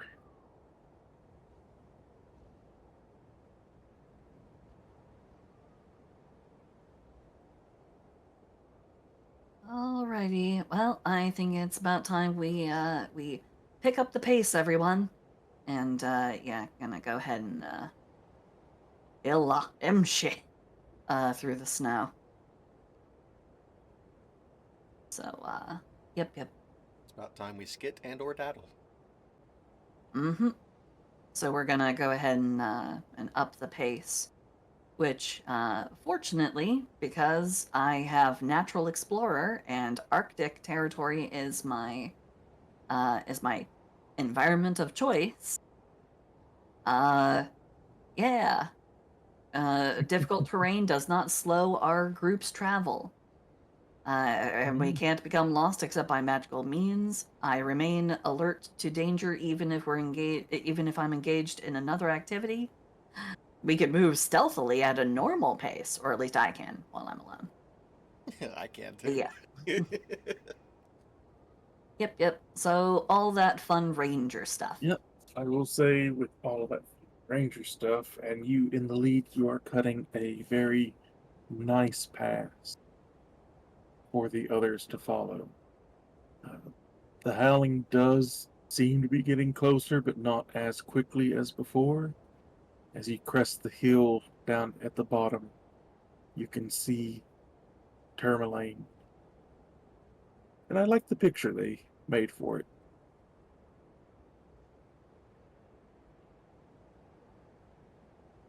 I like these town approach pictures. I love the unified style. It's really good. It's really good. I love this.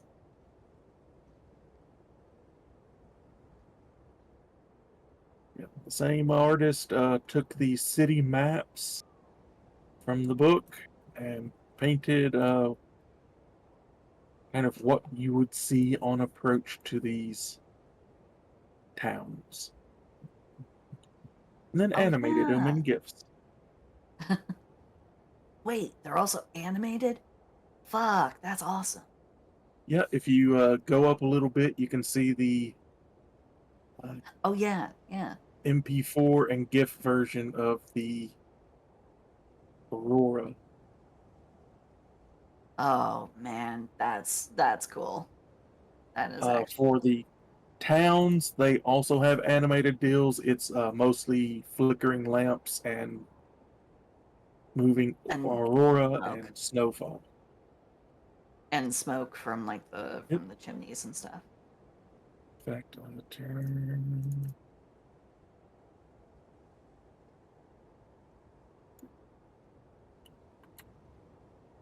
Let's see how long this will take.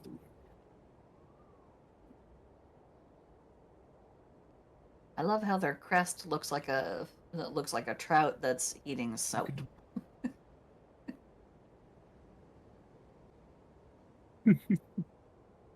Uh, it is eating a bit of tourmaline. Or not tourmaline, but is it tourmaline? Tourmaline. Tourmaline. Tourmaline is named after the tourmaline mine. Uh, There's the MP. There's the animated for the town. ooh, that's so cool. I love it. Oh, that's so neat. Yeah, I saw these being released, and I was like, I gotta have these for my party because I love y'all and how much I have pretty things. That You want is us to have nice things while you crush our souls. Indeed, it's a trade-off.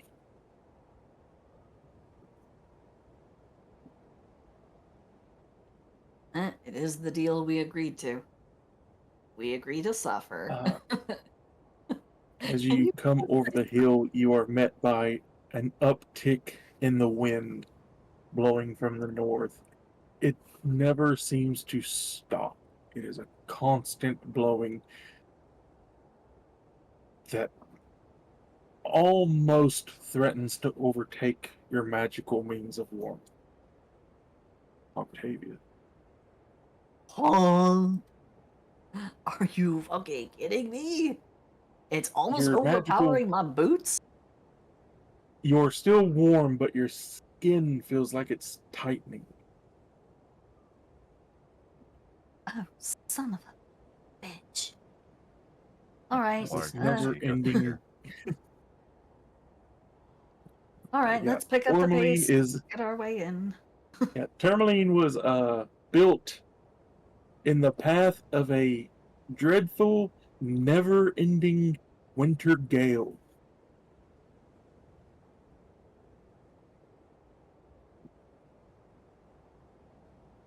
Right, let's make our way in and get out of this dreadful, dreadful wind.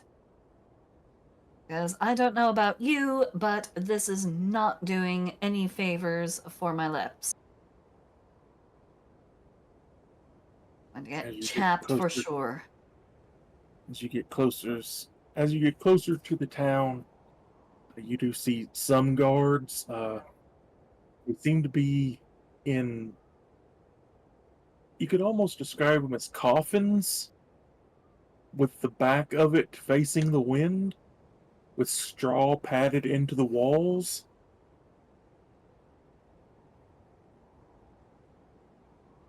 As Oh, they look at you and give a nod as you begin to come into town. Uh, from Targos? yes. Yes, we're just coming in. Is the speaker available? Oris. He's in town. We have dire news that we need to report to them about the state of affairs in Targos. Things have gone rather poorly.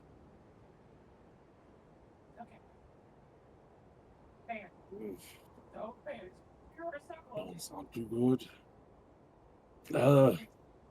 If he's not in town hall in the center of town, he'll be at the Blue Clam on the docks, north side. Much appreciated. Thank you. And do your No best problem. to stay warm. If it gets much colder, I'll light the straw on fire. That's a joke. But it is down cold. It But- is. Tourmaline's tough. Well, if you have anything that you are drinking, I'd be more than happy to give you a little bit of a heat up before we make our way in. He holds up a jug, shakes it, you can hear whatever is inside is still liquid. High enough proof I doubt a white dragon could freeze it. Oh, I didn't realize. So like, I remember what cloak my foxtail cloak was based off of. Mm-hmm. There's the all-weather cloak, I think. Yeah, the all-weather cloak. Because I wanted to look at its temperature range, and I didn't realize that it also protects me from rain, sleet, fog, wet weather, and apparently protects me from the first 10 points of magic fire, heat, or yeah, flames, fire, heat, or cold. Very good. Yes. But yeah, the low temperature is -50 Fahrenheit. Anything past that, I start taking damage. Let's see.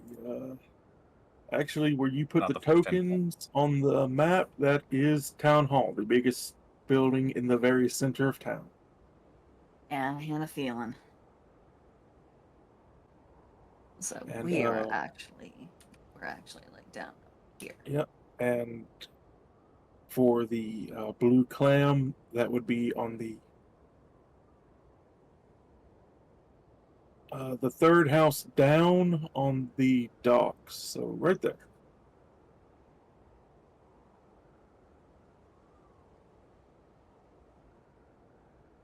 As you begin to head through the town, you find that the way that the roads are built help give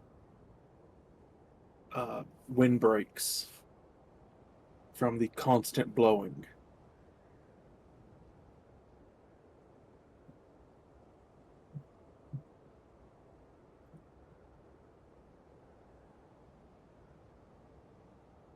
All right. Well, I suppose the best place to start our search for the speaker would be to go and check in at the town hall.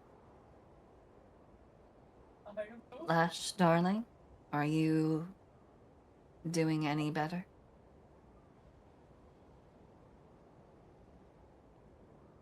Response. Contact.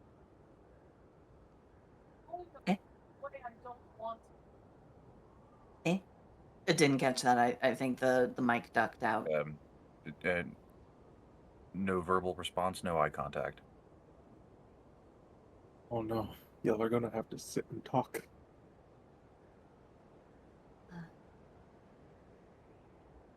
She has, at the very least, stopped crying.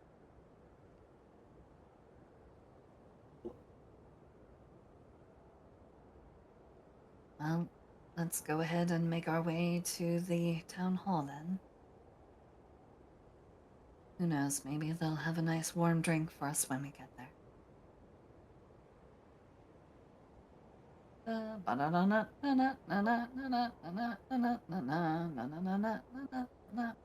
You do see people walking up and down the roads. The cold doesn't seem to bother them too much. They seem kind of used to it. Hardy lot.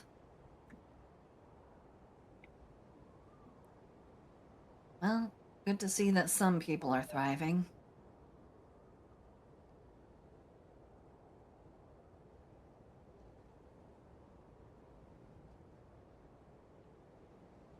So I guess we make our way to the town hall first.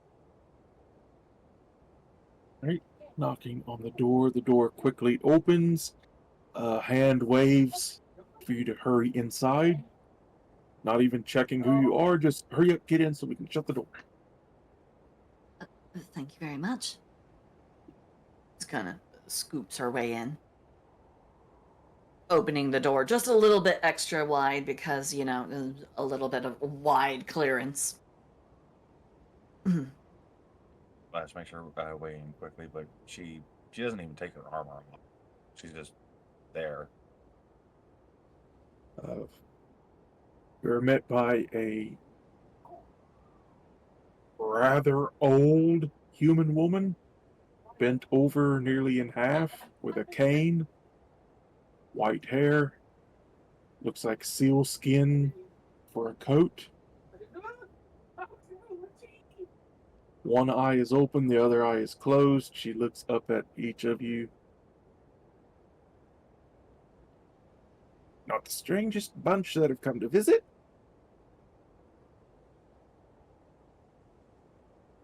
We thank you for your hospitality. Our arrival, well, it was either make our way all the way up here or return to Targos and deal with the rather awkward situation currently unfolding. Too damn cold to go back once you get up here. Anyway, Well, less about the cold and more, Targos has been taken over by those who are in league with the ones responsible for the great big dome business that's kind of going on.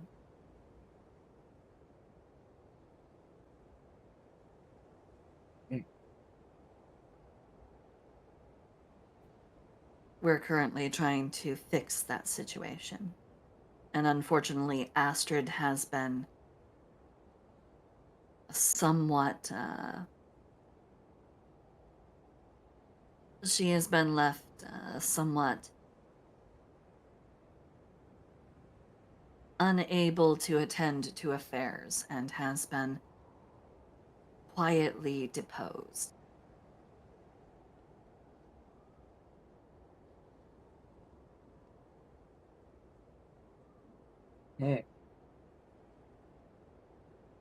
not good at all, is it? Good at all indeed. No. I need to take this up with my son.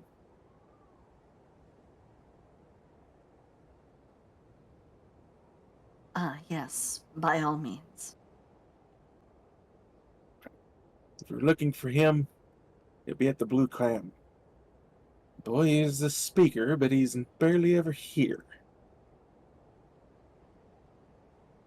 I don't Prefers know to be why over- I don't know why my brain immediately just switched off and Why'd you bring old wise person. My brain immediately went into, this is the leader of the town we are looking for. It just defaulted to that. My apologies. Ugh. Oh, don't worry about it. I got too damn old for it. Retired. Mammoth nearly broke my back. Handed it over to my son.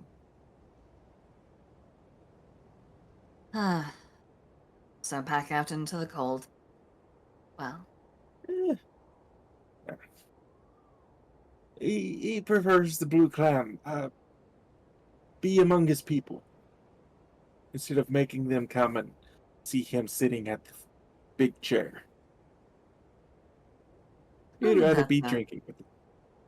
that's a noble mindset. Should make it a lot easier to talk with him. Just don't be drinking with them. Oh.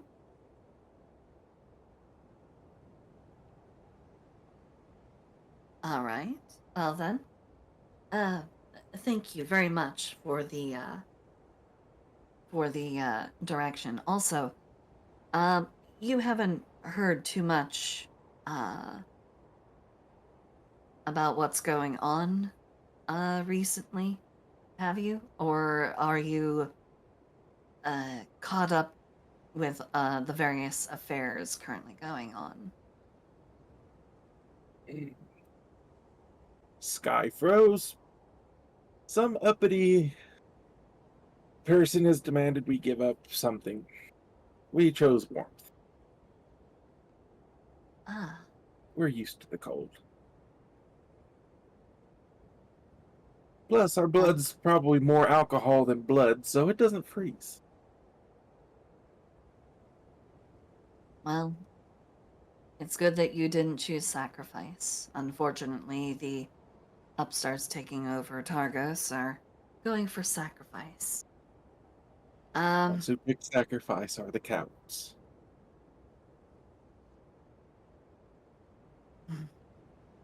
Well, I will go and fetch your son for the business at hand. Thank you. Oh, he won't come back here. You will have to do your business there.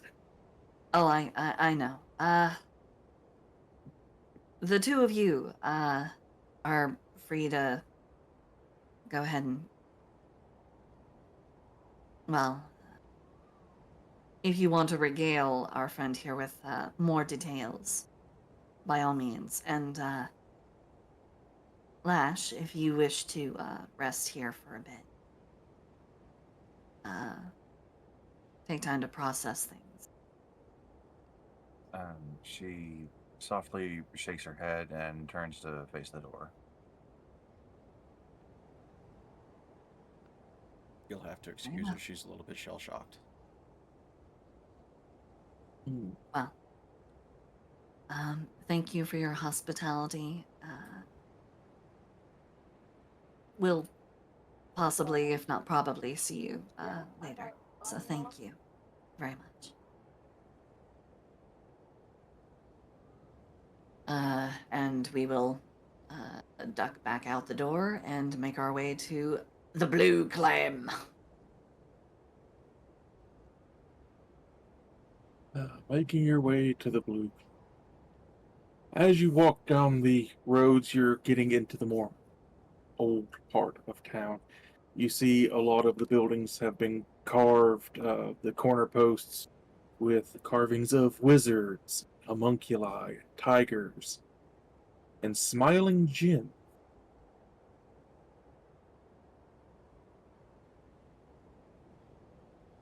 Looking at the smiling Jinn, Octavia actually does kind of slow her pace as she looks at them. Any of them look like a particular alignment of element? Are they wind, fire, water? The most prevalent are wind and water. Grandpa? Wind on some, the houses closer to the dock, water.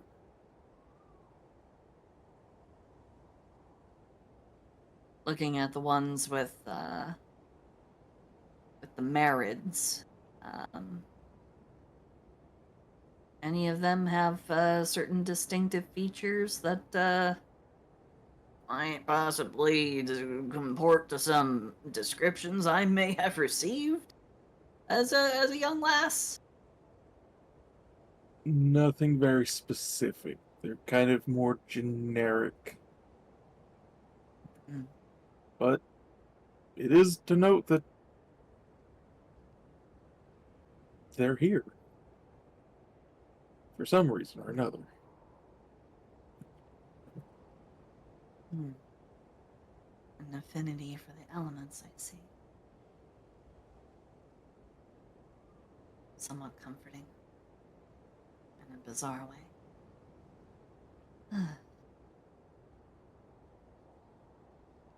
Continue to make my way, catching up to everybody else. As you get closer and closer to the blue clam, you begin to hear off-key tavern singing and the smell of very very heavily seasoned roasting meat coming from the chimney. Hmm. The world is a frozen wasteland, and they are singing and laughing.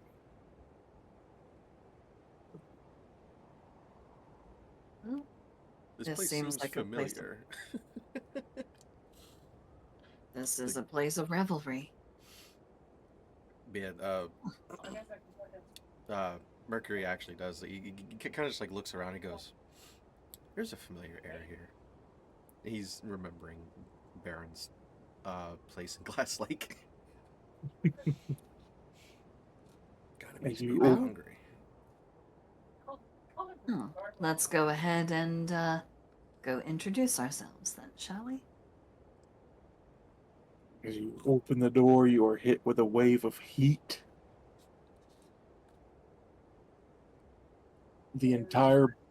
Most of the entire back wall seems to be one large fire pit. Two whole, what looked like maybe moose or cow, are on spits being turned. You wouldn't think that there was frozen death outside stepping into this place. As people turn to see people coming in, they all raise cups to you, and you hear cheers and welcomes. Enter if there's like a side closet room area. Lash will step in there and take off the cast off armor, and even strip down a little bit to be in her sleeveless black outfit because it's really warm in here. Hmm. Hail, friends. Might I trouble you all for directing us to the speaker of the town? We were told that he would be here. You get a few laughs and a bunch of people pointing over to the end of the bar where a very large half-orc woman stands next to a dwarf. You see them both. They have popped holes in the top of a pair of kegs. They both lift up the kegs and begin to chug as ale pours down over their shoulders. The orc finishes first, tosses the barrel to the side, and you see the dwarf actually fall over.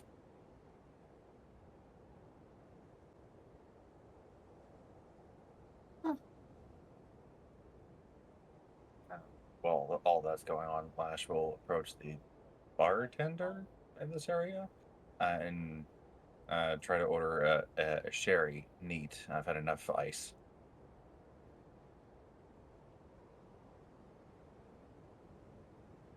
Octavia will stride on over to the half orc.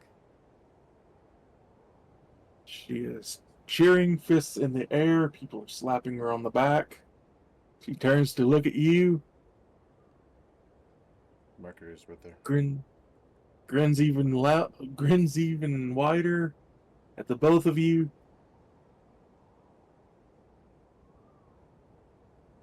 Looks down to the dwarf on the ground.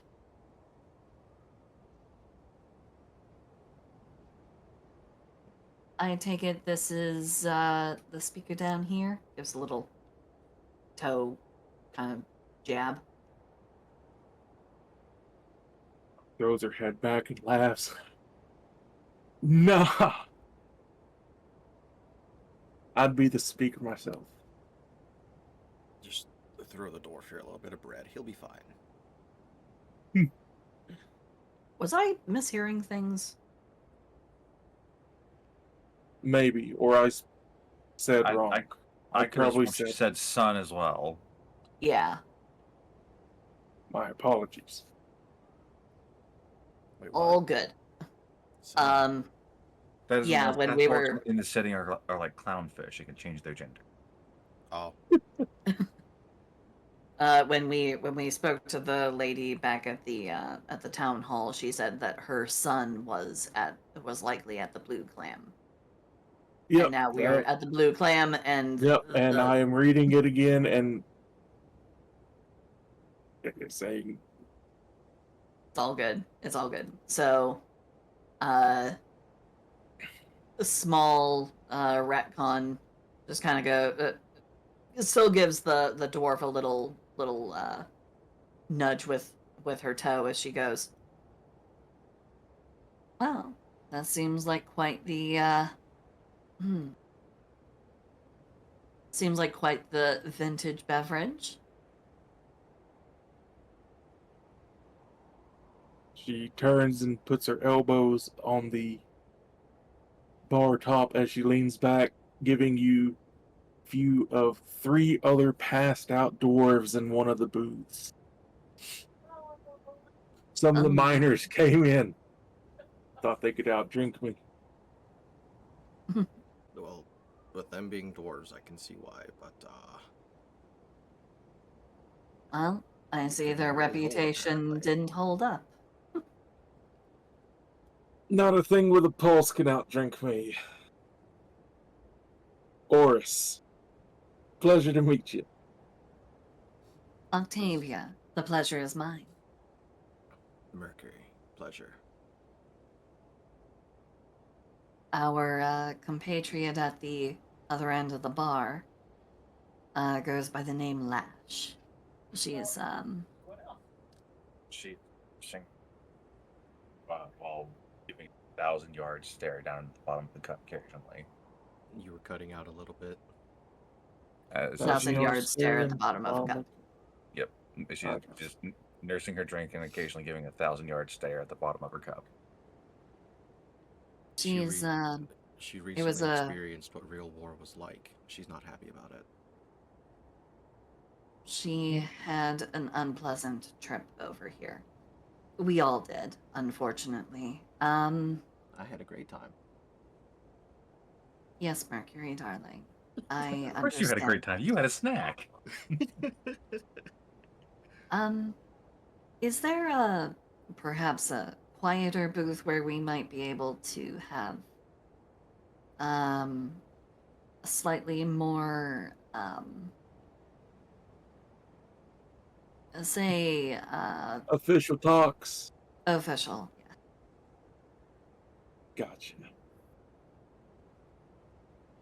She kind of lifts herself up onto the bar, swings her legs over, drops down behind it, grabs a tray and some bowls, scoops out a few ladlefuls into the bowls, grabs another small cask, gives a tilt of her head to follow her as she leads you into a back room.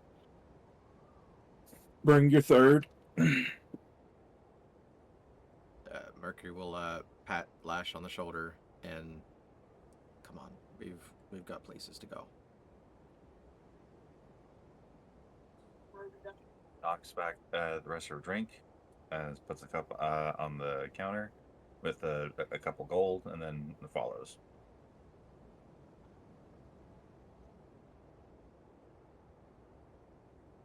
Horace heads into the back room. You see it was and most likely still is a storeroom, but there is a small-ish desk and a couple of benches in here. She sets down the tray, sets the bowls down in front of each of you as she puts her feet up on the desk and uses her thumb to punch a hole in the top of the wood cask. All right. Have some spiced chowder. I hope you like clams. I used to serve them actually at one of the restaurants that I ran back in the capital. Oh. Hmm. Very nice. I approve. This is actually quite good. Unfortunately, It does not mask the unpleasant back taste of what I'm about to talk to you about. Mm. Yeah, anybody coming to talk official business is usually either delivering bad news, worse news, or boring news. From the looks on your faces, I'm imagining it's worse news. The entities responsible for the great big dome that's covering up the region, as well as uh, possibly being the reason for all of this uh, unnatural super cold that has been going on for a couple seasons too long.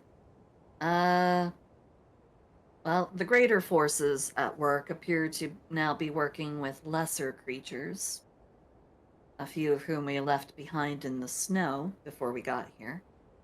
And they've taken over the town of Targos,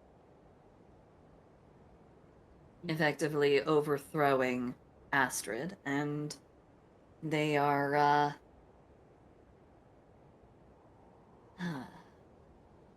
how to put it delicately, zealots and pirates have taken over the town. So,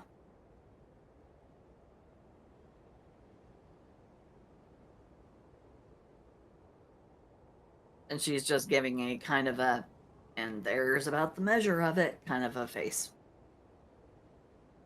He sits back, and he tugs at one of her braids of hair before tilting back the keg some drinking.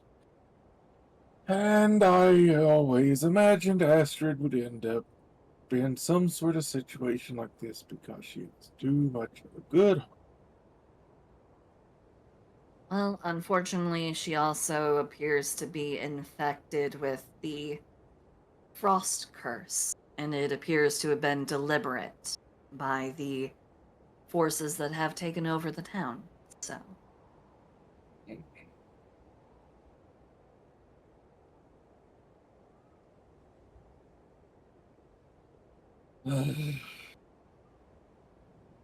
so she's very much on a, she's very much on a, well, on a time limit. It's not looking great. When we saw her, she was maybe about a, oh, it was hard to see because she was closed up like a plague infested half corpse. Um, really not doing well at all.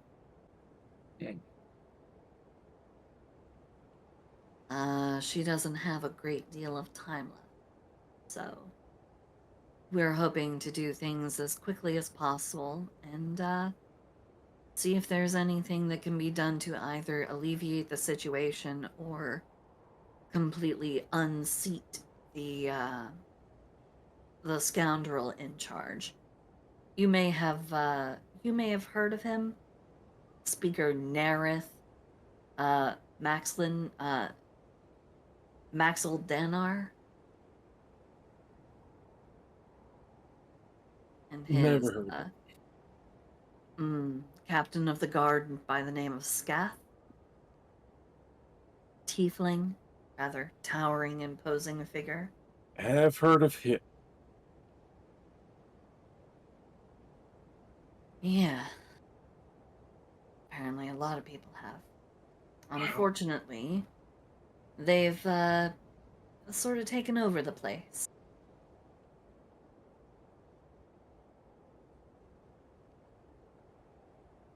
So, as a word of caution, if you see anyone who comes over and they appear to be one of the...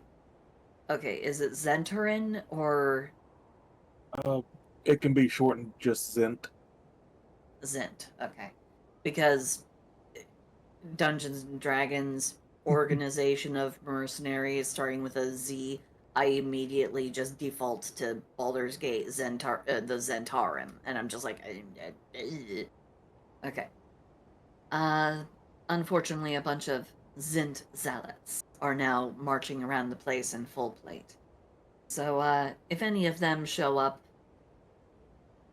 I would advise that you not treat them with cordial invitations to the dinner table. They I mean, mean to take over the region. to be fair, these are Zentarum. They're just, this group follows Scath. So anything you might know about him from Baldur's Gate 3 don't really apply to these group. Yeah.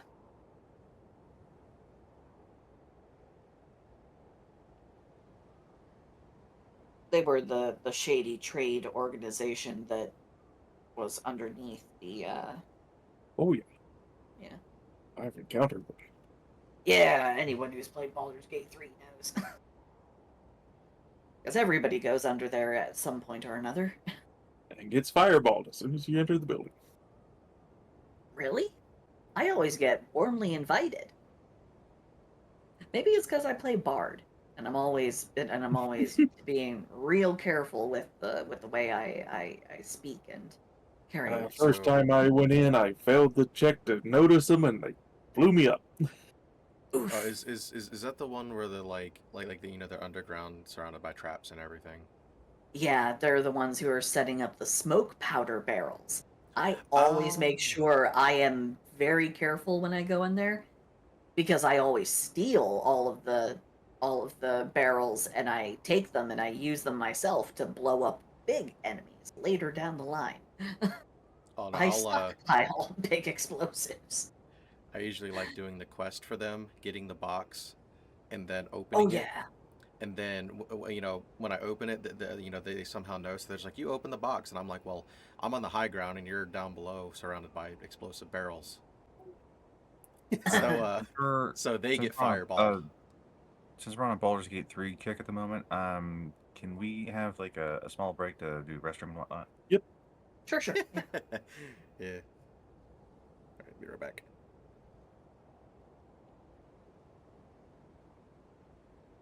Uh,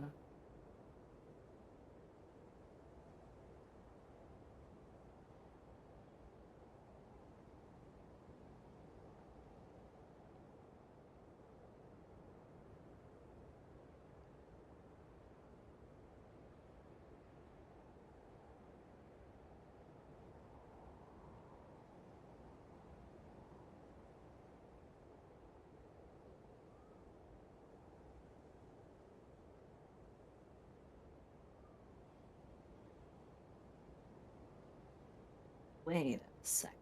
Hold on.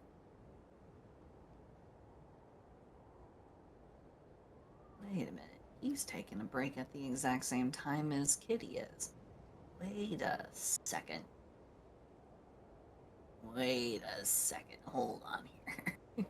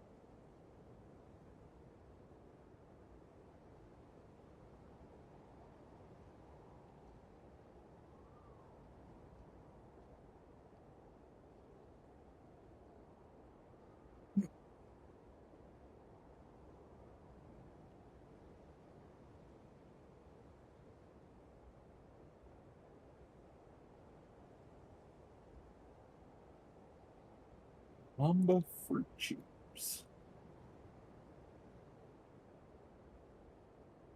Oh, these have a long expiration. Yeah, awesome.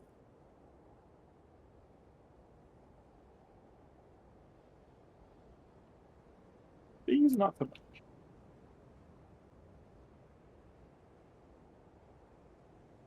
Going through the bag of them. Probably talking to myself. We're going through the bag No. of candy. Oh, you're here. Awesome. I'm here, yeah.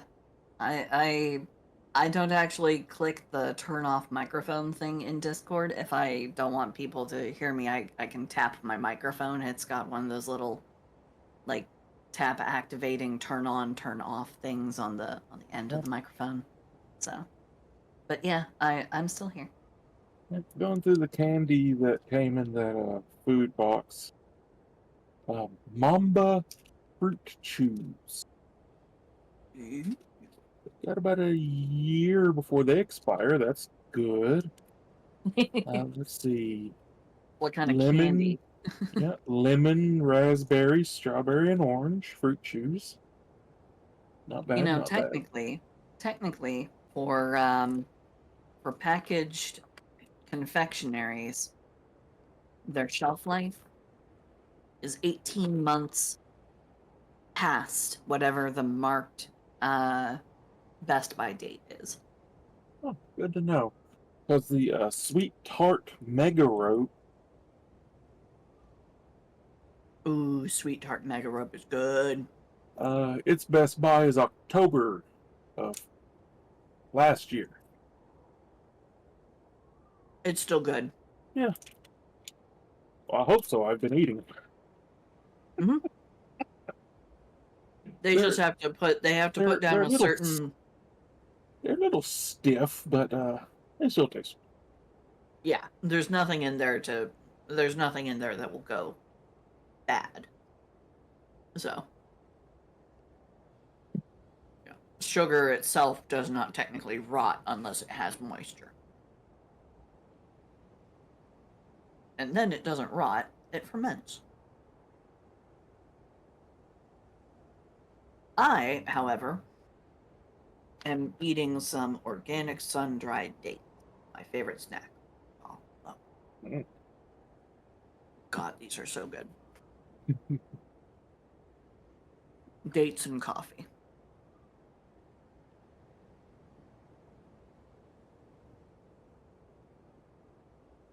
I have a question. I might have answers.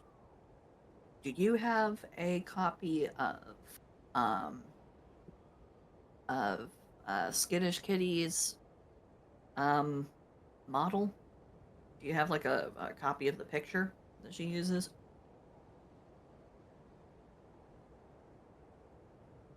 Just out of curiosity. I do not. Damn. Only things I got of Skitty is the emojis from the Fox Den. Although, hold on, let me. Alrighty, I'm back. Welcome back.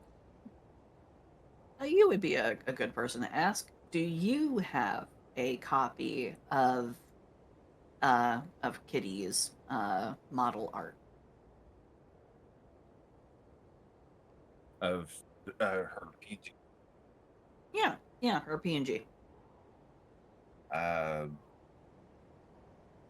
Why, you just wanting to do a piece order or something? I just had a little squiggle in my brain. Well, basically, what you see on stream is, what it is. There's not really much more to it. You can always just grab a screenshot. I don't have any of it on my computer, but I can see if she'll just send me the image. I'm here. No, that's fine. I messaged her. God, I can't talk. My brain. You sent her a communication. Yes, I messaged her to ask about it, but that's fine. I will go ahead. Actually, she is wanting to update it, and she did share art of that in a different channel. I'll Skitty. grab that real quick. That would be Kitty good. said, "I love you, Silson."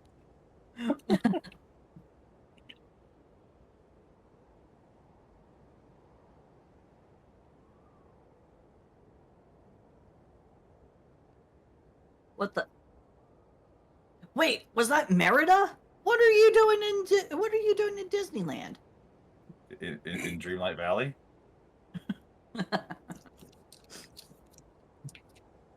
Uh,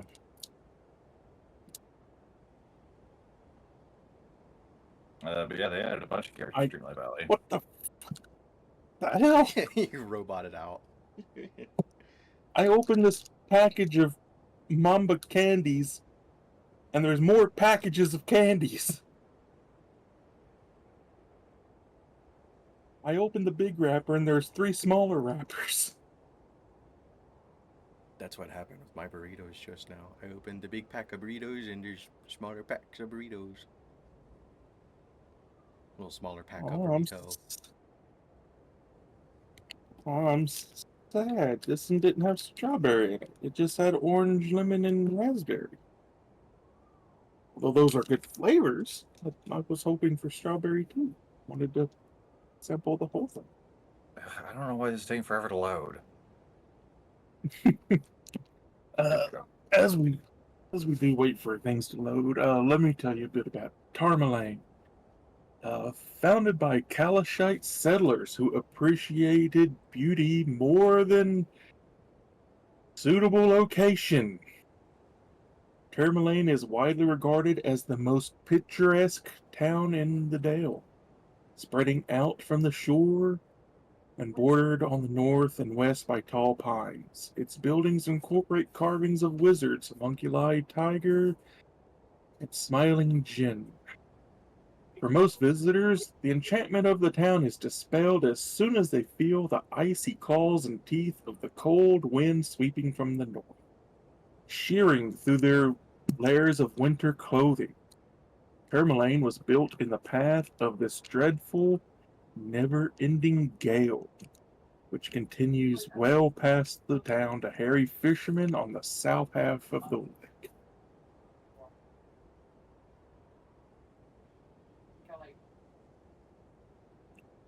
So, yeah, they picked it because the place was pretty and disregarded the never-ending ice wind.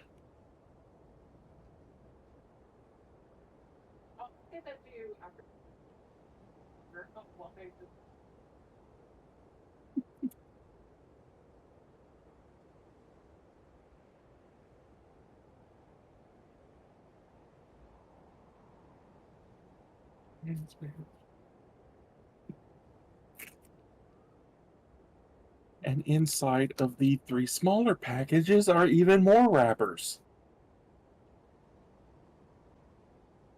3 layers of wrappers to get to these candies.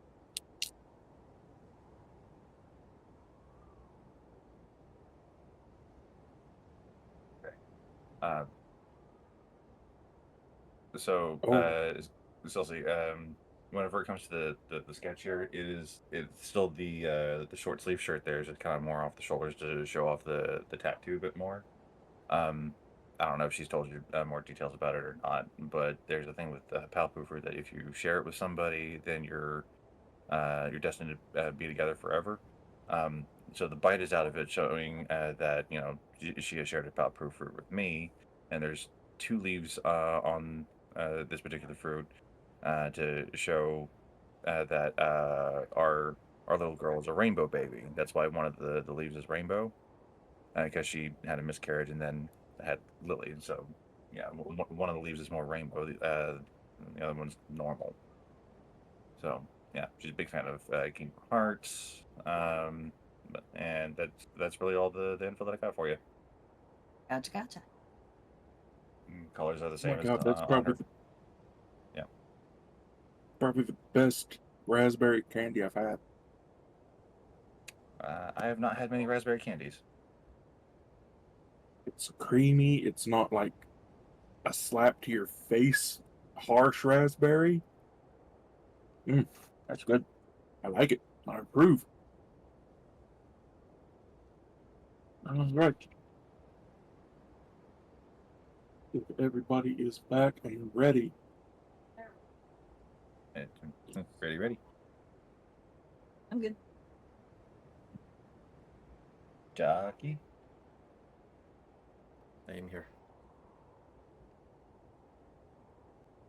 or use a bit of a scratch your head. Well, if you're looking for help ousting them, Termite ain't got much help to offer. Oh no, I've got no. a We were just wanting to alert you to the issue so that you can be prepared in case they attempt a aggressive action. Gotcha.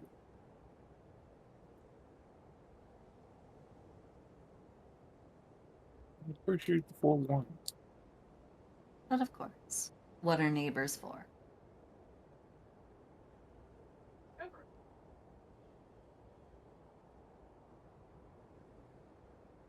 So is this just what y'all do? Wander around fixing everybody's problems? Oh, hardly. Um, we were going to be Cleric. making our way further south to find a desperately needed cleric who is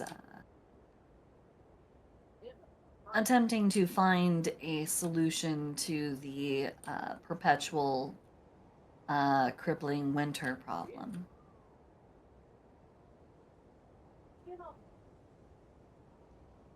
But unfortunately, because we had to throw off some Zint zealots,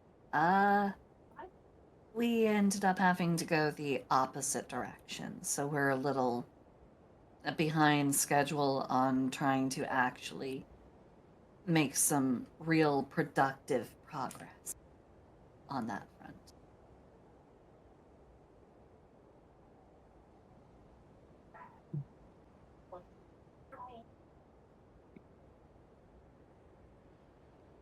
Yeah, I was gonna say if you were in the market for solving problems, are having a bit of an issue with our mine. Hmm. Well, we are on a bit of a time constraint, like I said. Astrid is kind of sort of, how do I put it? Dying. And unfortunately, the town is being squeezed dry for the,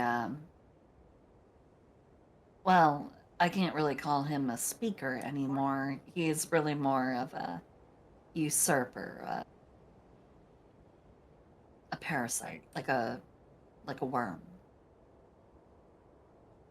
But yeah, unfortunately, there's not a whole lot that we can do about it immediately.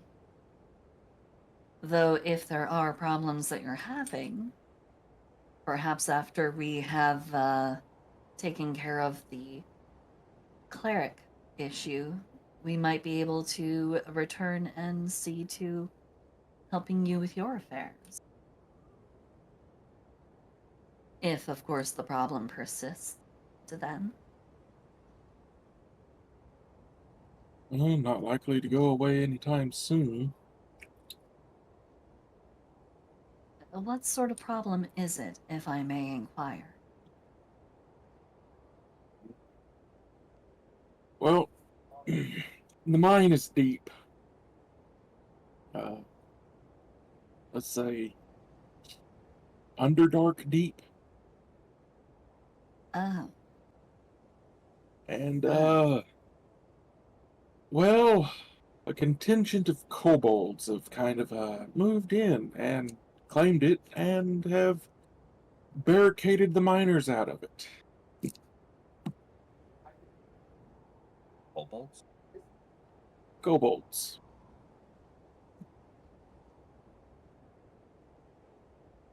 A diplomatic hand could actually probably fix the situation. I'm pretty good at Well, handling matters of talk. at What would I first, have to? What would I roll to see what Lash would know about kobolds? Uh, take a pick between history, arcana, or nature. It's all the same roll. All the same.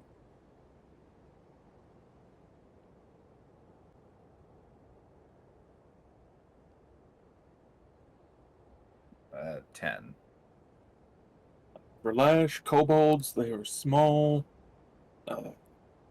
dragon-esque shaped creatures. Usually a little yappy. Good at making things, especially traps. Very energetic.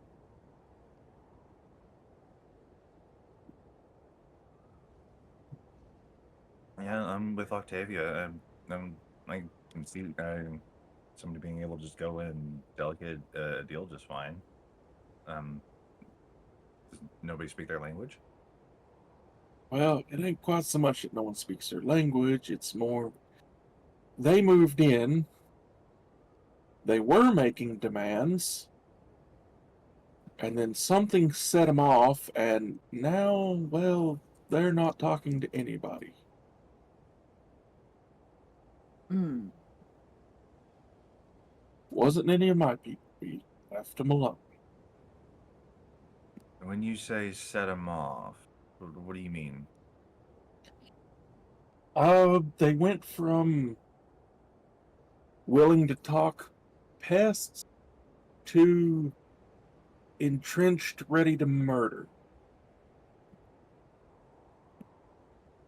They might have encountered something that's a part of this dome's rules. Apparently, it's being treated like some sort of great big grand game at the cost of people's lives. So they might have run afoul another element of all of this somewhere down there. About how long did it take us to get here? Travel from here to Targos is 4 hours. But plus all the drama along the way. 6. Okay. So if y'all left out about 7, be about 1 now.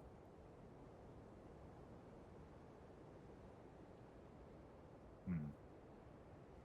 Ash, do you think that we might have the time to handle this? I mean, we are already here. We And are, but I also want your honest assessment. Do you think that we would be able to resolve this in time to be able to help Hattie and the rest?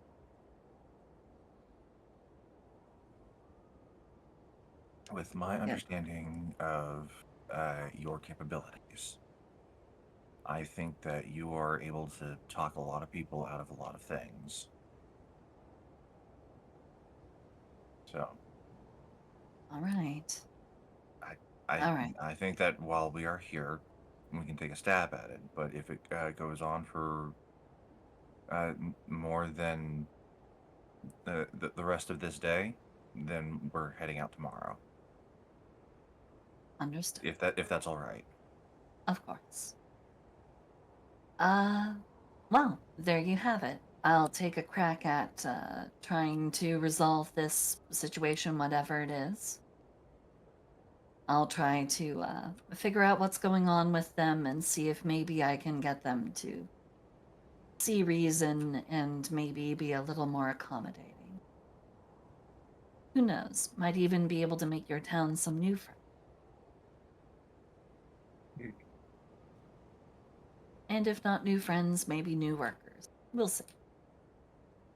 I can be very persuasive when I need to be. Especially for the less than ordinary individual. True. But I don't like to boast.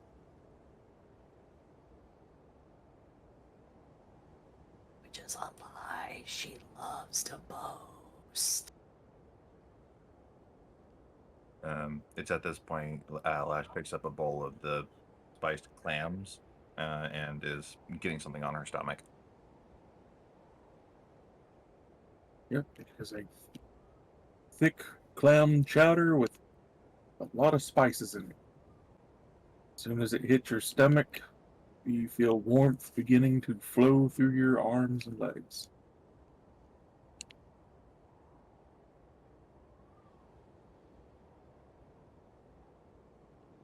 Oh, ready when you are. Well then, I suppose take us to the mine and I will see what I can do. Great, another fucking mine.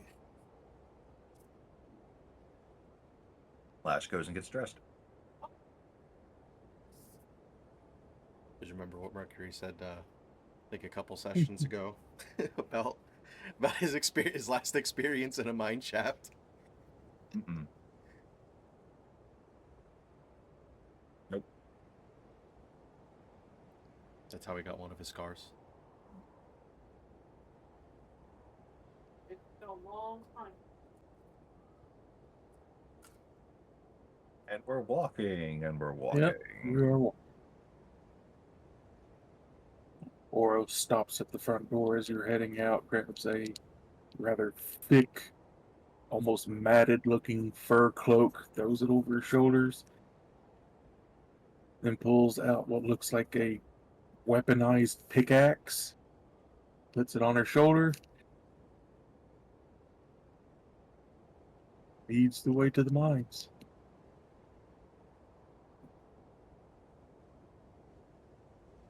Yeah. Takes about 30 minutes to get there. Outside of the mine, you see empty carts. They're all parked near the front entrance. They have been tumped over to make what looks like barricades. And you see a sign that has been nailed up over the entrance of the mine. Kobolds only, written in strangely well written common.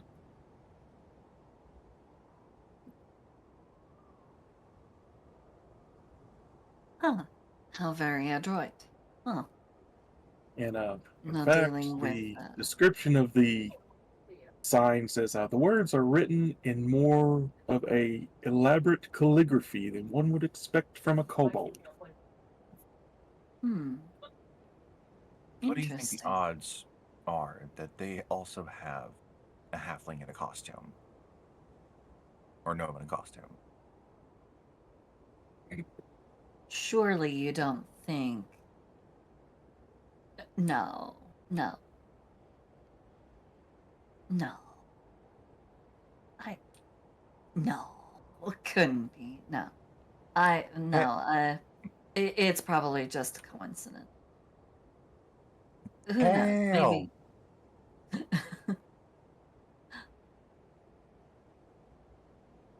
I'm sure it's just a funny little coincidence. That's all.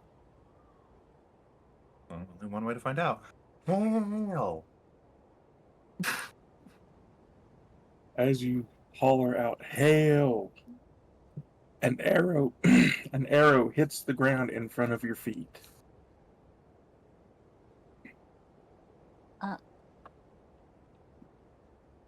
And a good afternoon to you as well. First I mean, was a we could have warning. not. I won't miss the second. Oh, of that I have no doubt. We are simply here to try and negotiate uh, a a deal that would benefit all parties involved. We heard that you were possibly the victims of some kind of unexplained incident or occurrence. And we're just wondering if maybe we could be of some kind of help to you. We're just here to problem solve and help everybody all get along.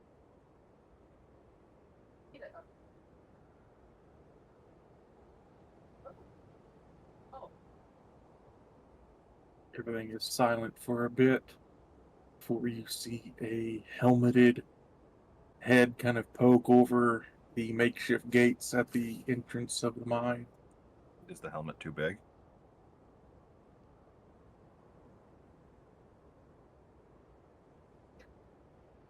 Not entirely, and it is of a kind of strange design. It is brass. It looks like it has an upside down dyed red room head on the top.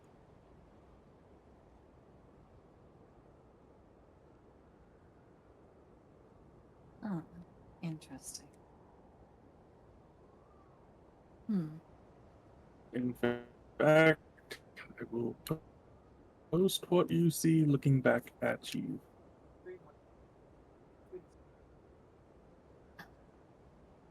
Little Yes, that is Legionnaire. Romanesque armor. A little Legionnaire. I love it. Lash does let out a little squeak, but she tries to keep it under control. You're being robotic. Lash does let out a little squeak, but tries to keep it under control.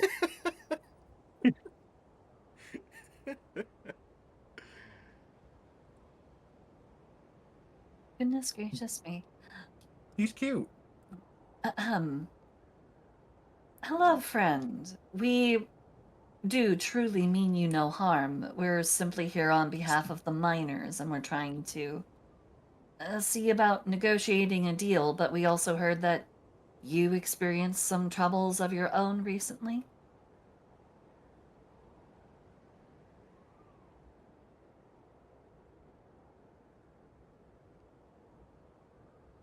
The head ducks down. After a few moments, another head pops up. This one lacking the room on top, letting you see a blue frill.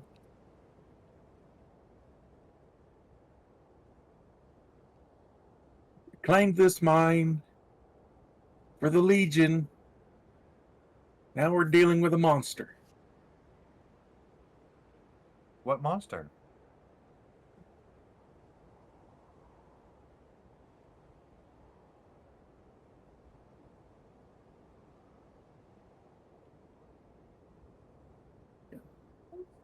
Well, I know where two of them are. Lost forever. So again, the head ducks down. For a couple moments, another head pops up. Dunno. I ain't seen it before. Weird. We've been to the Underdark.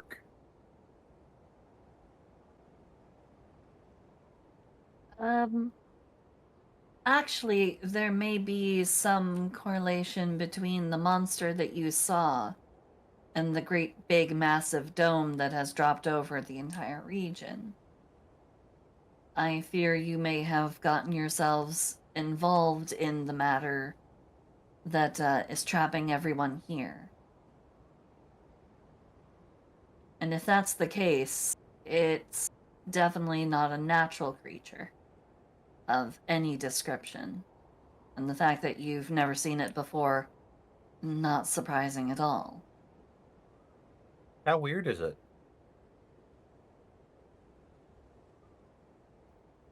Can you describe it at all? Ducks down. Then the three heads pop back up. Eight-legged. Then the next one gray-scaled. Lizard. Third one about the size of a man. Then back around to the front. Weird head. Hmm. Do you know where it is right now? Back in the Underdark. Hmm. If we were to take care of it for you, would you be more willing to hear us out about trying to negotiate their access to the mines? Out of character, this does sound familiar. Does Mercury know it?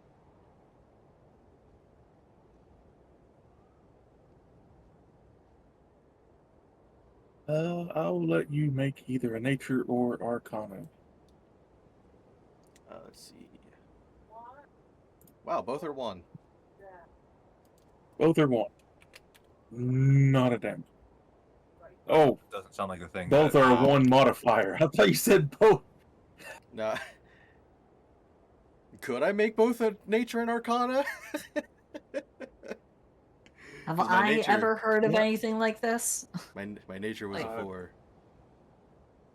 Well, Mercury could have potentially seen something like this in a previous campaign. Our buddy Koopa was playing a guy called Henry that adopted a thing, and Jake is trying to figure out whether or not this is the same gray thing. No. Oh, no. If it has 8 legs and serpent scales, it is not a gray render. Anyone No, else who I- wishes to make a nature or arcana is welcome to. I'll make a. It's the same modifier for me, so I will go ahead and I'll do an arcana, I guess. I Yeah, think like, this particular check would be impossible for Lash. 10. I know Yeah, what it for- is. Player me knows exactly what this is, but oh, okay, yeah. The player. Player, you knows what this is. Please don't tell me player you're a me. dragon with a spider breath. No. Okay. No, we should be so lucky. But I'm pretty sure I know what this is. Description: 8 legs. I dealt with this in another campaign myself, with Okay. a previous character of mine. So Okay, I was gonna say, like, if you know what it is, then it's probably not what I think it is. Just you do. All you have to say is yes or no. But does the words "flee mortals" mean anything to you, No. Silsey?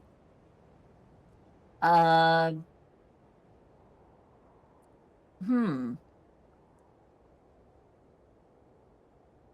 Specifically? No. I described this to another friend, Johnny Bear. I gave him the description of what it is, and I know what that is. Oh God, I know what that is. I said, do you really? Does the words "flee mortals" mean anything? He said, I know what this is. You're sick. I don't think I want to meet this thing. I do. Does its eyes glow blue?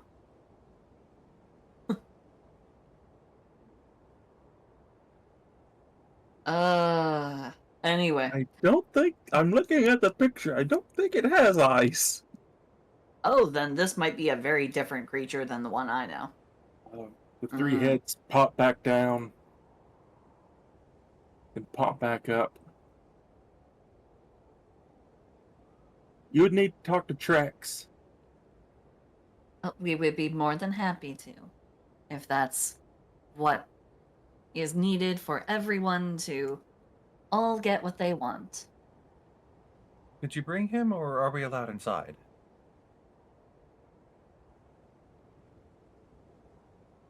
Indeed, it is a Open. little awkward talking to all of you up there. You're so very high, and it's really starting to make my neck crank. Mm.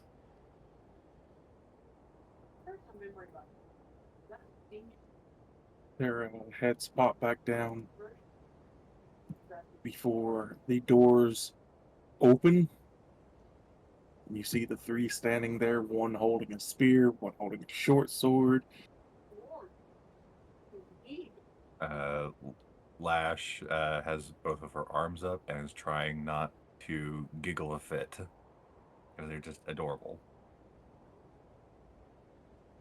Come into the tool room, but that's as far as you're going.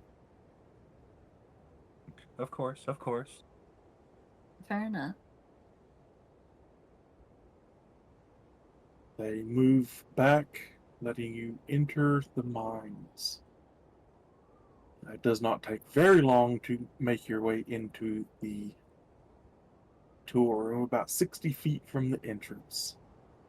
There's racks holding picks and hammers nailed to the walls. Floors covered in rock dust,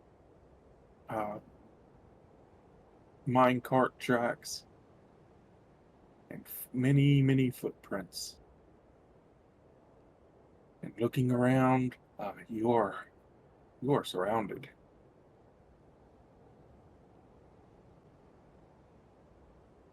One kobold in the back of the room is holding a pair of ropes in each hand. You're not sure what the ropes go to, but knowing kobolds, nothing good.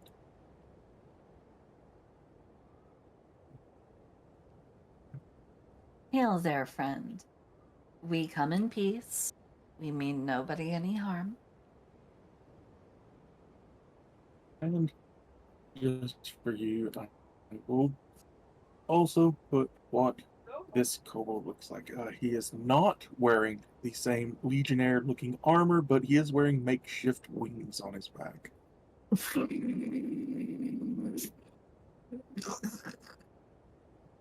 Lash is doing her best to not be like bouncy kitty because this is just too damn cute. She needed. Meanwhile, Octavia is still professional, cordial, stony faced, but with a smile, you know, almost like it's carved out of marble, but inside she is absolutely rolling on the fucking floor laughing because she knows what's up.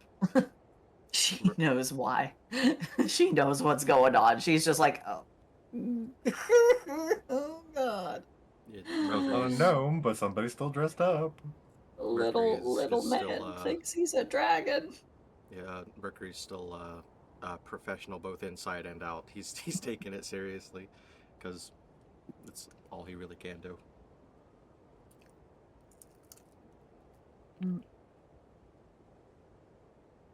Well, salutations to the three of you. Yes, the three of you. You'll notice that your half-orc companion is no longer behind you. Do not worry, they will be safe outside the mines. I did not want her coming back in. I'm Trex. Tracks. My name is Octavia Juventus Pontius Roth. It is a pleasure to make your acquaintance. I like to call her Via. I'm Lash. Pleasure to meet you. To meet you as well. I'm happy to see that you are coming here speaking, but we are under some bit of duress. He speaks so a we've heard. lot better than you would expect a kobold to speak, and he speaks common. And apologies for Mr. Brooding back there. That is our compatriot, Mercury. I'm not brooding, I'm listening. Tomato, tomato, honey. So, you've come to negotiate on behalf of the town of Timmerland, correct? That we have. Then let us negotiate. Indeed.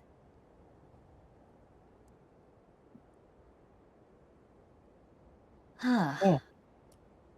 We seized these mines. Firstly, the gemstones here are rather sought after by my fellow kobolds. Somewhat of a candied snack, you could say. Tourmaline, very sweet. But Understood. But do you have legally recognized permits to do the mining in this place? he grins a little bit. You're wishing to seek legality and hopefully distract a smaller mind in what you're doing is wrong, correct? Well, what I am No. doing would be officially recognized by anybody outside of this cave as I have the mine's deed. The former owner no longer needed them as whatever is stalking these caves had done away with them. I see. So you got them formally notarized. I mean, otherwise, what you've done is simple banditry, and that's a punishable offense. And you could be executed for that, because bandits don't According to get the really laws treated outside of well. here, but, well, Legion laws, according to the draconic rulers. What is the human saying? Finders keepers. Mm. But you do realize that your legion still has to play by other people's rules, unless you magically became the rulers of the entire region, crown and all. Unfortunately, you're subject to the same government rules as, well, all the rest of us. They just Sadly, don't the pay you rules much mind. sadly, the rules of the overworld kind of stops as soon as you burrow into the Underdark. Hmm. I'm gonna be honest, I'm on his side in this. I mean, you're really trying to talk to kobolds about the government. Is that a government I smell? I'm going somewhere with this. Please do not make my job harder. Oh no, I'm very much enjoying our conversation. It's very difficult to find stimulating converse among the rest of the Legion. They all I have did. their uses, but well, Their eyes blink at separate intervals. none of them are going to win any scholarly awards anytime soon. Well, that's a. Takes a kind of look around. Well, a fair assessment, I suppose. Your own observation, more yours than mine. Look, I'm going to go ahead and be candid with you. You don't seem like the kind of person who is, easily tricked. So I'm just going to go ahead and lay it out on the table. Frankly, I don't care, whatever you do here. But I am on a mission for someone that I very much care about. And I don't want them to be suffering. I don't want them to be under threat. And in a sort of roundabout way, you are standing very much in the way of that. And that is not a place you want to be. And as big as your legion may appear to you, I promise you, it's not big enough should you cross me. Now I'm going to make things very simple for you, my friend. My very small, little flimsy winged friend. Do Adorable. not make things difficult for me. I am on a very tight schedule. There are people whose lives are actually immediately at risk here. And the more time I spend with you is less time I am able to spend fixing their problems. And their problems, their lives, are a lot more important to me than yours. Ah. Now, my other friend here, Lash, she probably would not like my more immediate solution to this problem, given my current disposition toward obstacles. But if you continue to make my life difficult, if you continue to give me the runaround, we're going to have a very, very short duration to this problem. I will fix it in a way you most certainly will not like. I have very much run out of patience at this point. So, here is my deal for you. You have a monster in your basement, as it were. Well, we're pretty good at handling monsters. We've already handled a couple. will happily get rid of said monster. With the understanding that when we do, you will then be more receptive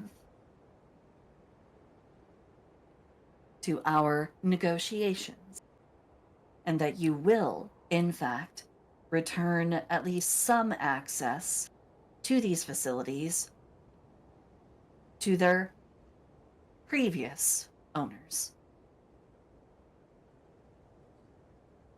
Failure to do that, our problem is only going to get so much easier for me to fix, because the solution will be a lot less complex.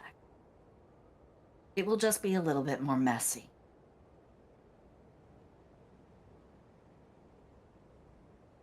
And I am full on trying to intimidate. Correct approach. I appreciate eh. this.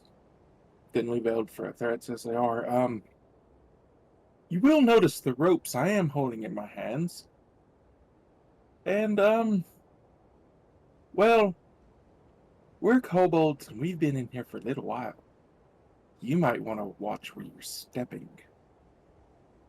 I could drop you down a few, 1,000 feet by letting these go.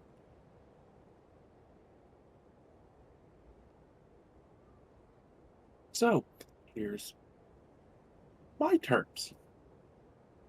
The town of Termelin will hand over 3 buildings for me and my legion. And they will supply food. Now, I'm not saying they will do this for free. My people will be happy to work. And, yes, we do want the monster dealt with. So basically what I'm wanting is safe lodging and food and safety for my people in exchange for their mine back. Because they wouldn't listen to us before we took it. We'll probably have to come Yeah. back to deal with the monster. May I weigh in? Oh, No. please. Not exactly a huge person when it comes to making deals. However, my idea might be the kobolds get to keep the mines, but they open up trades to the people down below. Talking about in Tourmaline. So, not only do the kobolds get the safe haven after we destroy this monster, but the people in Tourmaline can trade for what they want. Not only that, but the kobolds can get access to food that most normally they wouldn't get in a mine shaft, and maybe better weapons and armor, because yours are looking a little bit shabby.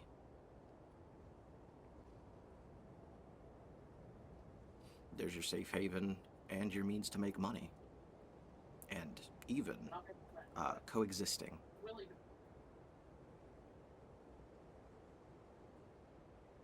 Well, that does interfere with the other miners, the ones who owned it before. The ones whose livelihoods are in this mine.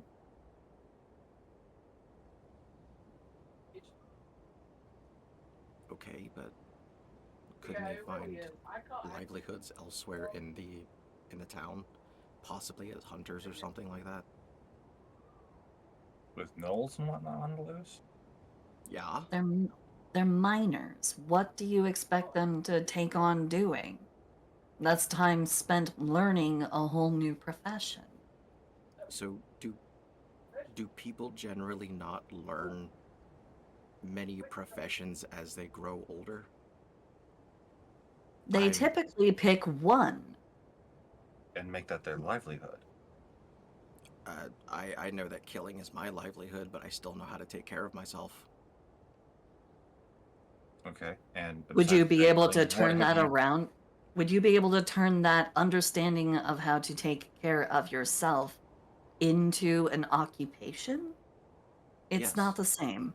Yes, because I have also taken roles in taking care of the rest of my village. Not only do I protect the village, but I also train others how to protect themselves. I have done quite a bit of gathering. I've delved in basically everything that the village has to offer. Because And tell me, is your village in the middle of the snow and ice? no, but it's just snow and ice. Environmental hazards are a factor. So then they can change some of their survival tactics to survive in the snow instead of in a foresty region. And that takes Now, time, and it would I take will someone also- with already existing expertise. No, Mercury, You it's adapt not to your reasonable. environment as you grow and do these things. It's is, not a reasonable fascinating. expectation right now.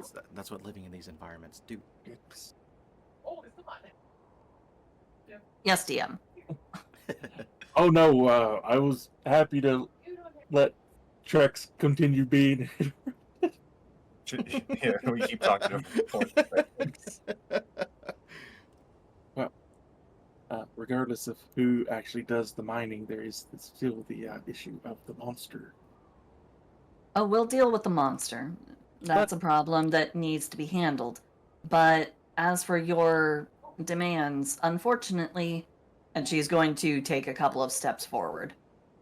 Unfortunately, that's not something that we are either in a position to deliberate on for the sake of these villagers, especially since you barred their representative from coming in. Now, I was wanting to act as a middleman of sorts to negotiate, but if you're not willing to actually hear the other side out, then we are going to be having a problem here. And I'd rather not have to use you guys as bait to take care of the monster. So let's all try to actually reasonably discern where we all stand right here. You try and hold those ropes like they're some kind of threat to me. I've dealt with far worse than that. story progression.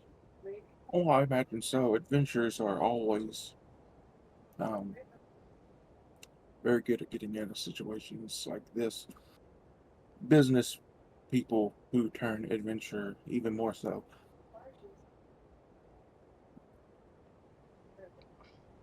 No, these were more, should you do something to kill me, you kill yourself. Dead men switches, they call them. I'm familiar with the practice. But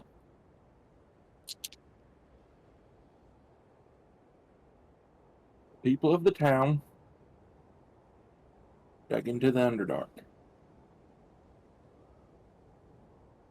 They stirred up whatever it is that was down there, and it chased us up here.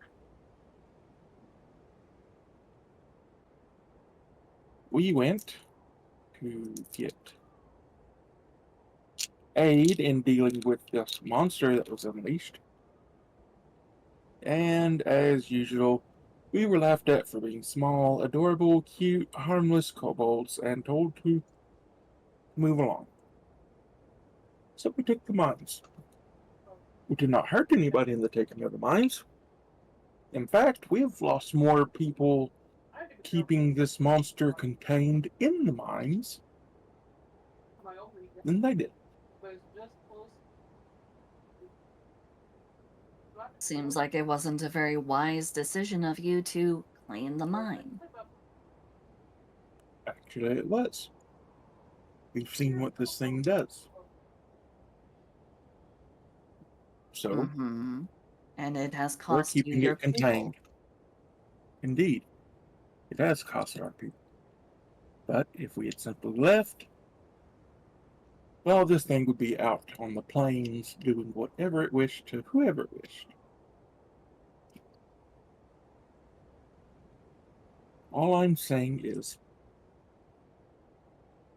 I want safety and homes for my people.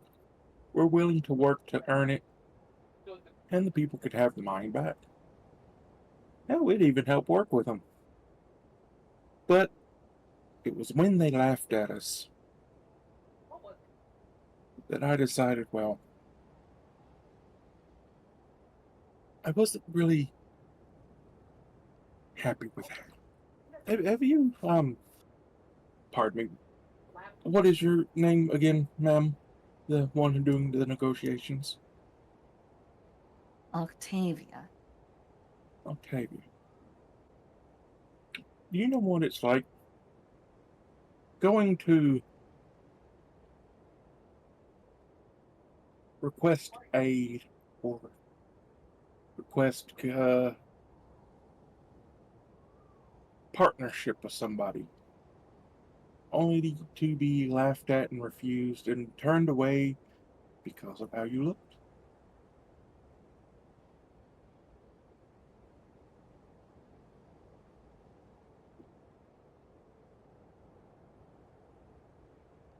I imagine not. You are, admittedly, for a non-scaled person, very attractive, so I don't imagine anyone has looked at you for what you are and sneered.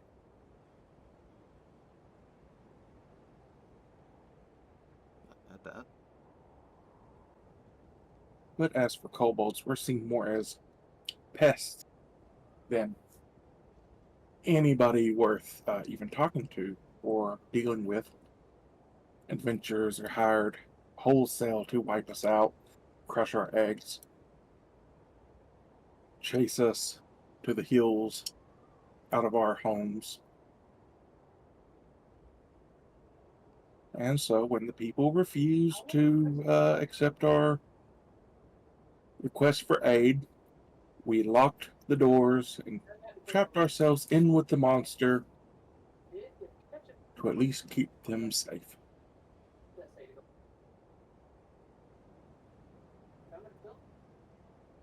you know, You'll have to pardon me if I don't really take the altruism pill without a little bit of salt added Or you into could that sip on the mix. ocean if you wish for salt. you know, I am rather surprised, really, with you, Octavia, after taking in an entire village of goblins only to speak this way to kobolds. Because we are running out of time. When And we had the goblin problem was an easy fix. A quick, easy fix. And we did not know that the entirety of Targos had already undergone the rather nasty bit of transformation that we're having to deal with right now. So, yes, my behavior may have changed because I've had to adapt to the situation. Well, from my personal experience, I will say you've adapted just as well as a business person would have instead of a soldier.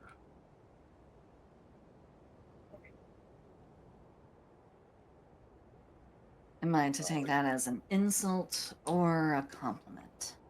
You can take it how you wish.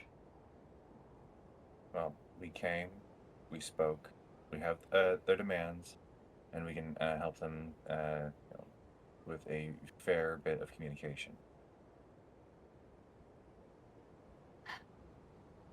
These can be brokered here. It might take some time, even more so with dealing with the creature.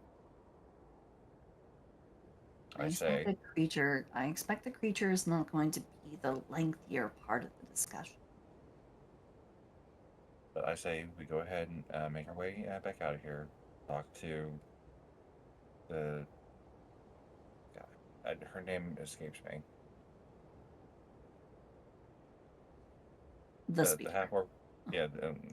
Talk to the speaker. Let them know what else is going on, and see if we can help talk a deal into this quickly as possible. And then Mercury can do what he does best and kill.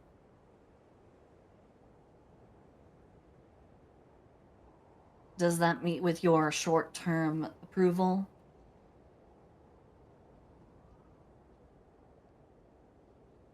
Talk to the Hmm. kobold. To the kobold, yeah. in fact, it does. If you basically let them know we are serious, maybe they'll be more accepting to offer aid. Very well. We'll carry your conditions back to them. But also, when we come here again, don't pull this trapdoor nonsense. It doesn't go over well when you kill the middleman. All right, Toth. And she is going to turn and make her way on out. Whether she is escorted or not, she's going back to that door. She's not having a good time. Lash follows, her arm still raised, eyeing those spears in a different light now. Mercury follows. He doesn't pay attention to any of the weapons drawn.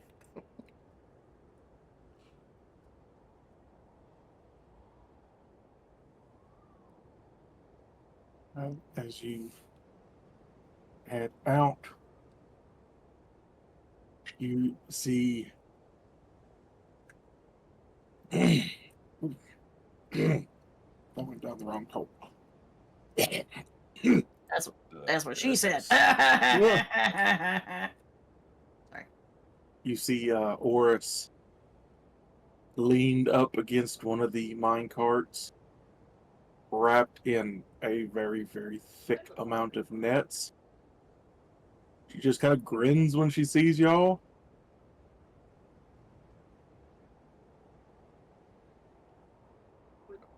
So, as we How'd it continue go? on, as we continue on this conversation, Miss Speaker, keep in mind that this is a very serious discussion. Yes, it's with kobolds, but it is serious. Okay.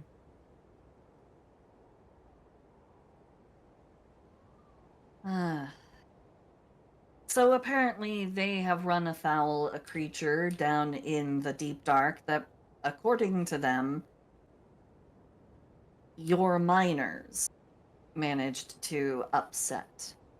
However, as they have described it as a creature they have never seen before, and they live in the dark down there, it is reasonable to assume it may be associated with the new what how did you say it again, Mercury?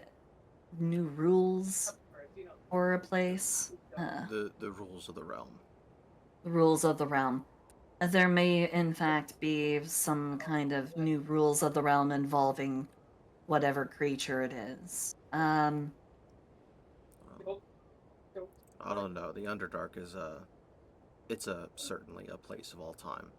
It wouldn't surprise me if a creature like that they described would be natural under there. It could be. It could also be something. Again, they're native there, so if they've never seen it before, I'm willing to guess that it's not a natural visitor. Did your people uncover something and you failed to disclose that?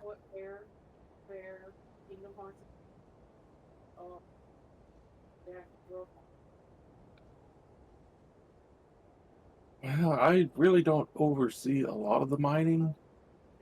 I'm more in charge of the town, but when they did dig into the Underdark, I mean, miners go missing. There's holes, there's cave-ins. Over the course of a month or two, one or two went missing, yeah.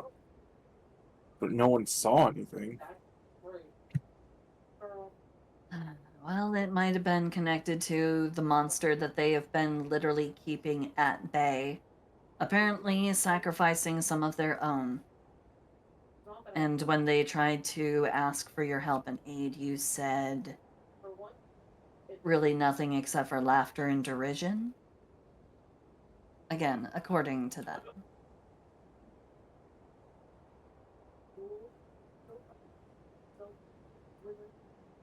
Would it be fair to I say that you guess didn't take them very seriously? this is becoming very quickly a I need to stop drinking type situation, it seems. probably be a I good don't idea. think it's. I don't think it's Yes, I was. necessarily the drinking that's the problem. was It might have approached. been the timing. I was Yes, and it does about not get better. 2 in the morning, drunk. Gameplay gets better in cutscenes. What would possess And you to to be get honest, in the I morning? what? Oh my god, I love What would possess you to get drunk at 2 o'clock in the morning? Because I started at 6 o'clock that night. But you take steps like We Completely bewildered look. we I traveled with a drinker. were that drinks. celebrating. We were celebrating, so I was drinking long into the night. It was kind of a thing with the town, the last one to pass out is the winner type thing. So I was several sheets to the wind piss drunk when a kobold came in fancy clothes. To be honest, I thought I was hallucinating. So I might have laughed, called them cute, and pinched their cheeks.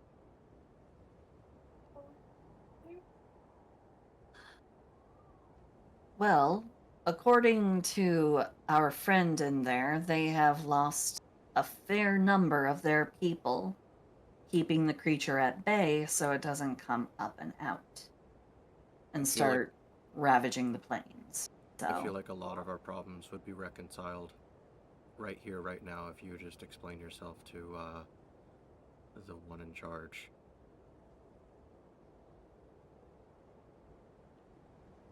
So let's go ahead and do that, actually. Do you have the time to spare? Let's go in and have a conversation, because the sooner we can get this resolved, the sooner we can go in and deal with whatever it is that's killing them in there.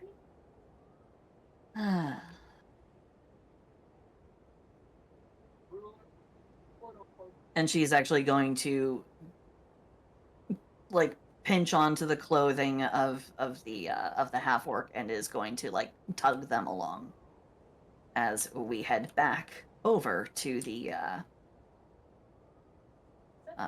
See the heads popping up over the Did door mine. again. let us back in. We're all coming in this time to have a peaceful discussion. The smallest one in the middle drops a rolled up piece of parchment over. And yes, this.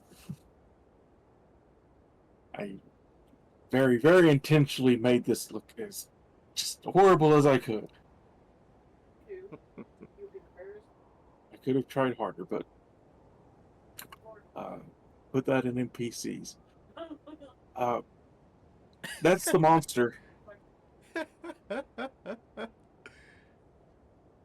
Indeed, Randall? it has 8 legs, and indeed, this is a long tail. Funny and a funny head. And a funny head. Yep, it sure does have all of those traits. Well, they have a general appearance for this creature, so I'll take them at their word that it's real.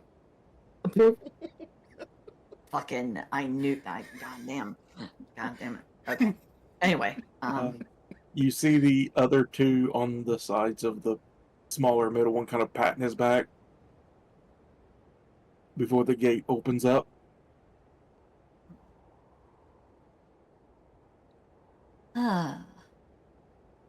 all right. The 3 kind of hop down. I'm Greg. The little one in the middle, I'm Small. And the last one on the end, I'm Vought. Greg, Small, Vought. Pleasure. If you could take us back to Trex, and maybe this time don't lead us over a trapdoor that drops into the Underdark. I didn't find that remotely, conducive to these talks. Sorry. Orders. Understood. Um, Please when try you not go to do it in, again. when you go in, don't stand where there's a bunch of loose dirt. We cover traps with loose dirt. Appreciated for the warning. Thank you. Hmm.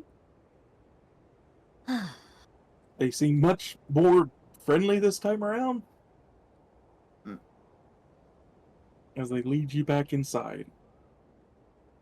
See Trex once again taking his spot, but he is no longer holding the ropes. You see the dirt on the ground has been swept away. You see a large trap door, and the opening of it has had pins driven into it to keep it from falling open. Probably wouldn't step on it, but it has been quote unquote disarmed. Much appreciated. I didn't find that to be very conducive to positive talks, especially given my recent disposition and my recent ventures into territory I don't normally go into. What with,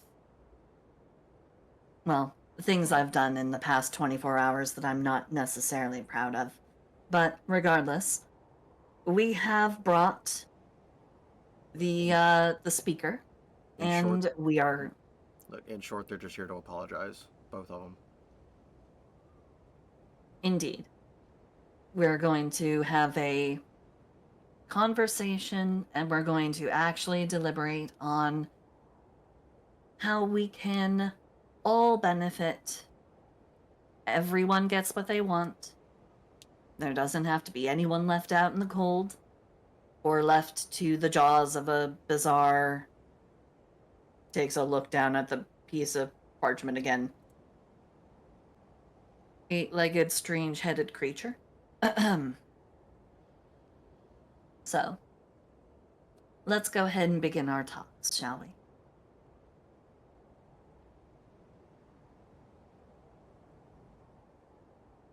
Gives a nudge to the half-orc. Oris kind of reaches up, rubbing the back of her neck. Yeah, when you sent your envoy,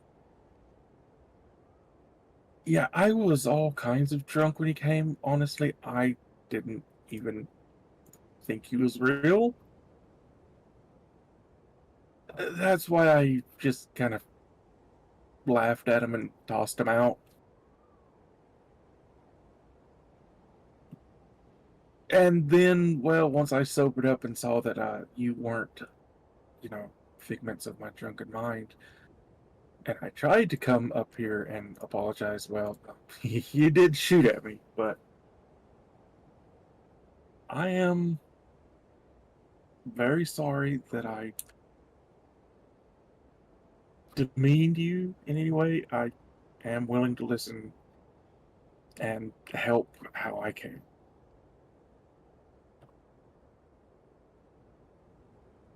Trex sits at the edge of the walkway, letting his feet hang off the edge. Well, I would be awful small of a person if I was to turn away such a, well, I wouldn't say great apology, but at least it is an apology. So, our terms are, we just want a place to stay. The Underdark isn't exactly a safe place. We want food. As tasty as tourmaline gems are, it's mostly just kind of candy. And mushrooms get old after a while, so does moss. We would like fish and meat. In exchange for shelter and food, we would be happy to help work the mines, but there is also the problem with the monster in the mines. The monster we will deal with. Don't worry about it. What we are here to discuss is simply cooperation, collaboration, and coexistence. You know, I wonder if we can get our lovely speaker here to help us with that monster in the mines. You look like you can handle yourself, and we could use an extra.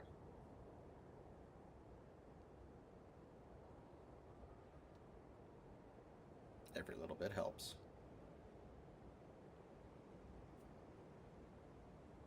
Just nasty.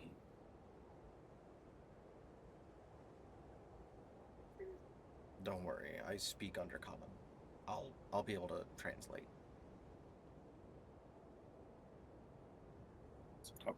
At the mention of Undercommon, Lash's ears perk up, and she looks over at you and speaks perfect Undercommon. Really, you too?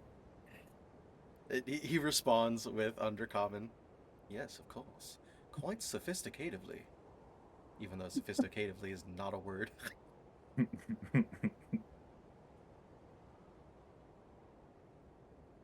And while those two are off in their own little world, I'm just going to go ahead and simply reinforce we will do our best to handle the monster problem. We will fix that. We just want you.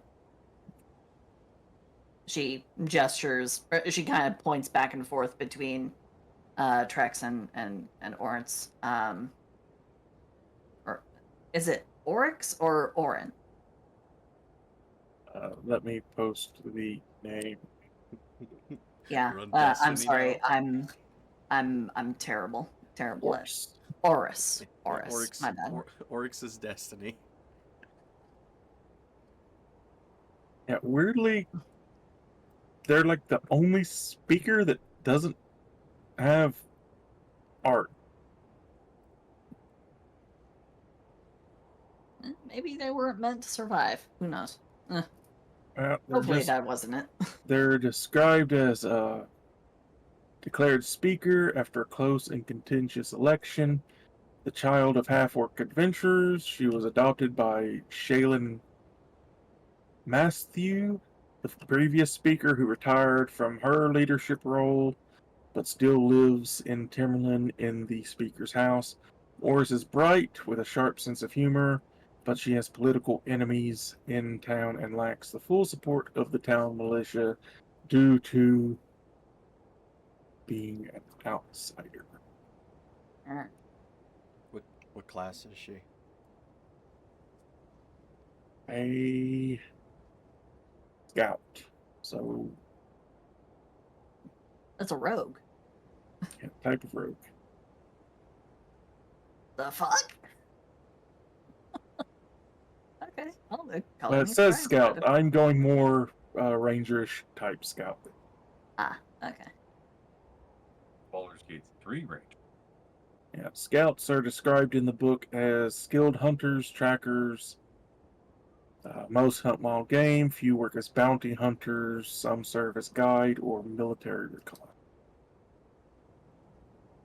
She big, she rough, she rugged.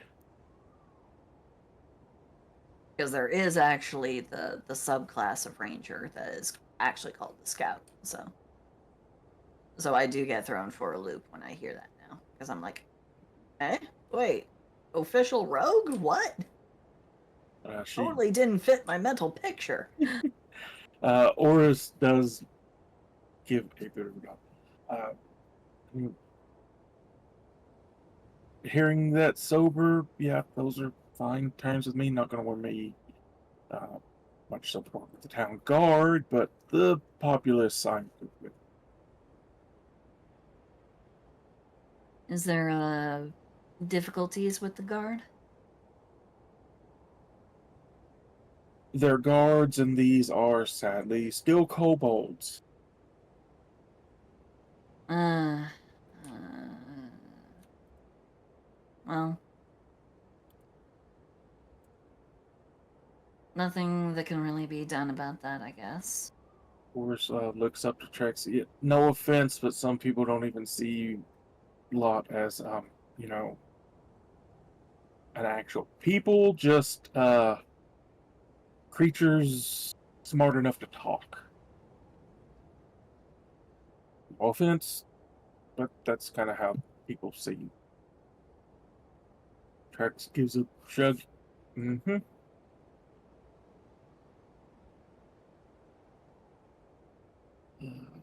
The three of you give me perception checks, if you would please. Perception. Oh Perception. no.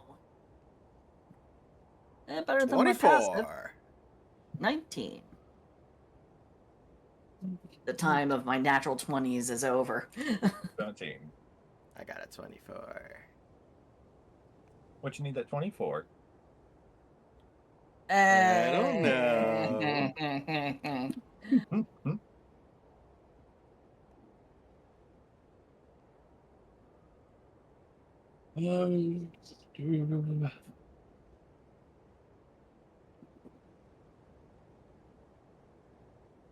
Not high enough to have seen what took them, but high enough to notice that there is a kobold missing at the entrance from the entrance of one of the tunnels. Oh, Damn, my 24 wasn't good enough to, or well, I wasn't good enough to see where they are. I think that's the point. Yeah, they rolled high you- on their stealth. I don't think it's stealth. Oh no, it was stealth. Let me show you what this thing rolled for its stealth.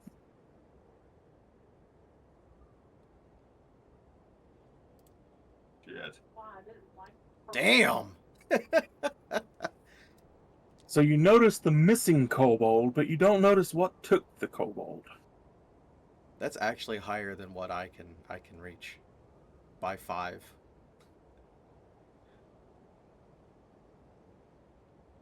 Well, do you mention the missing kobold?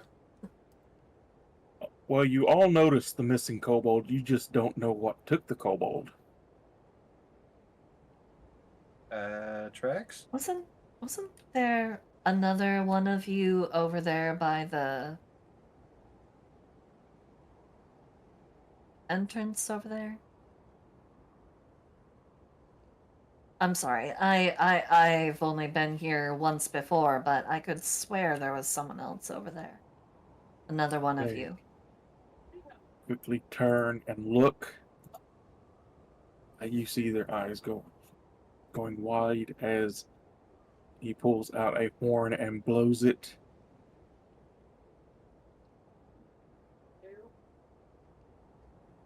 Seemingly to put everybody on alert. Whatever is taking kobolds has just taken. You do see a small trail of blood leading into the tunnels. And at that, Mercury is actually going to do his own stealth stuff. He wants to follow the trail to scout. Well, it looks like we'll be helping you with that monster problem sooner rather than later.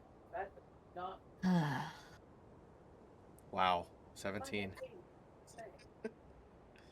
That's Even with why advantage, Shadow's like, nope, I'm going to reveal your location.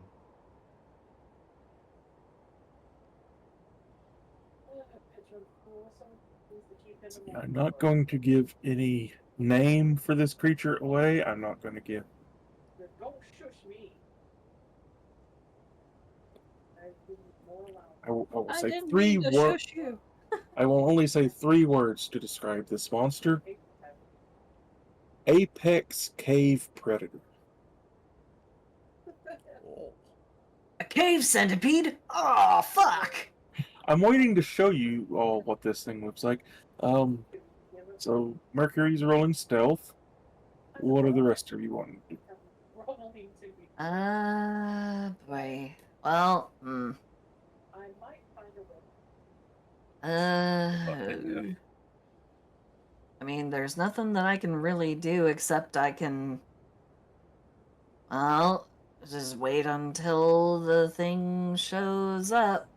So I'm just gonna go ahead and make my way on down. Yes. While telling the kobolds, All right, whatever it is, it came through here, so whatever you do, don't let anything come back out. We will be back shortly after we handle whatever this thing is. Oris, do you want to come and help, or do you want to reinforce the defenses here to make sure that whatever it is does not come back out and terrorize the town? I think I'll keep the doors closed here. Not too great in small places. Trex enough.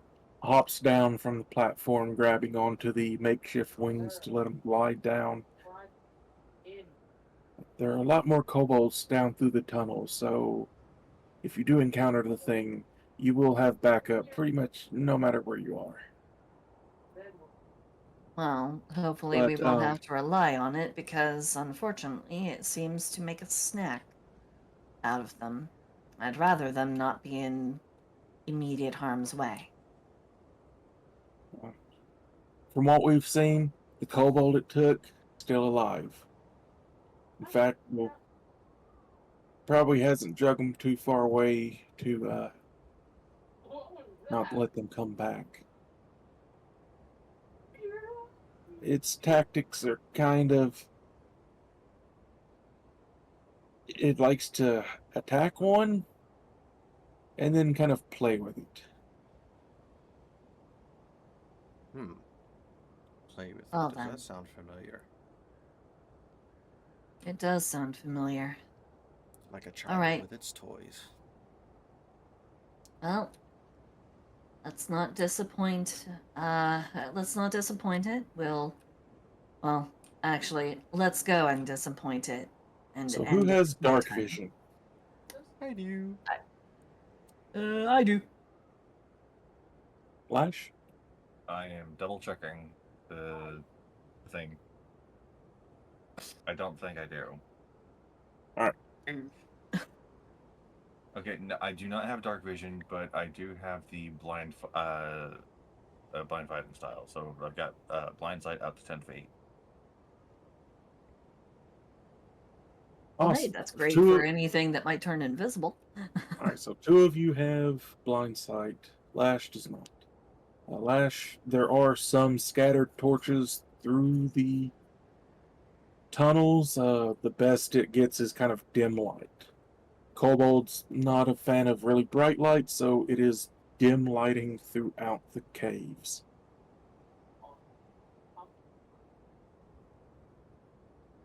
As you all begin to make your way down the tunnel, I will explain what Octavia and Mercury see, and then I will explain what Lash sees. I don't know. There's a big difference.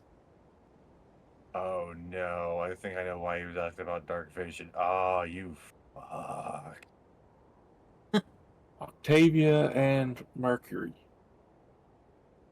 For a moment, you see a kobold being dragged by nothing along the floor, then up the wall, then along the ceiling, before it is dropped to the floor. You do not see what is dragging it. I'm going to send this to Lash, since you do not rely on dark vision. Yeah, for those of you who are familiar with Gloomstalkers and their thing, yeah, you know exactly what this is. Yep. Lash, this is what you see dragging the kobold. How is their drawing so accurate?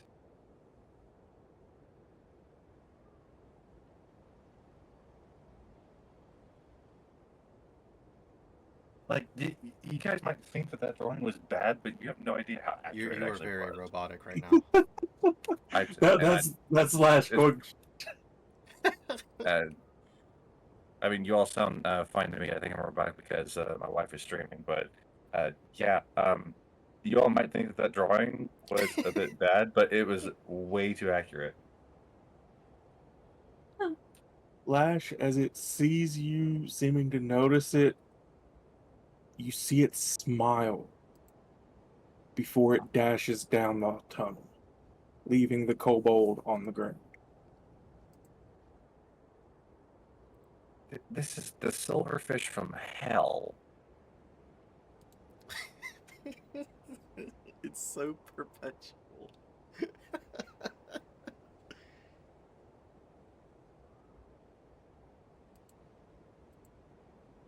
It's like a train wreck. I can't look away from this fucking image.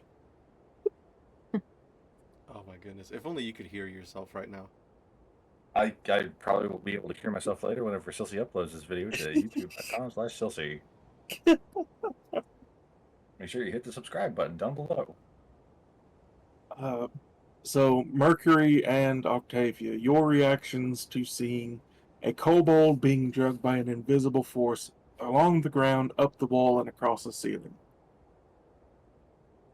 Could I make a roll to see if I understand it?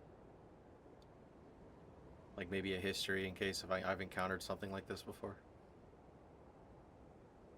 I won't even make an attempt because I know Octavia would never have encountered something like this. She's a businesswoman. Boardrooms. Well, trade what and would her- agreements, but I mean, What's her reaction to seeing this as a bored woman? her initial reaction is trying to like reason out why is a thing moving independent of gravity in an involuntary fashion. Then the next assumption she makes, it must be invisible, which is why we didn't see it. So she's operating on the assumption that it is just a generally invisible creature. Mercury, you can give me a history or a nature if you wish. I believe they're probably the same thing for you. Yes. Why the fuck? 6. By the way this thing's moving, the only thing that can come to your mind is some kind of invisible spider. That would check. Flash, your companions seem to have not even seen what you just saw. Yeah, Octavia is just like, oh bloody fuck. Are we dealing with some sort of invisible monster? I want to leave. No, Lash, darling, we have to. As much as I don't want to do this. You didn't see the thing smile at me. I want to leave. I didn't see the thing at all. What do you mean, smile? It saw that I saw it, and it smiled at me. I want to leave.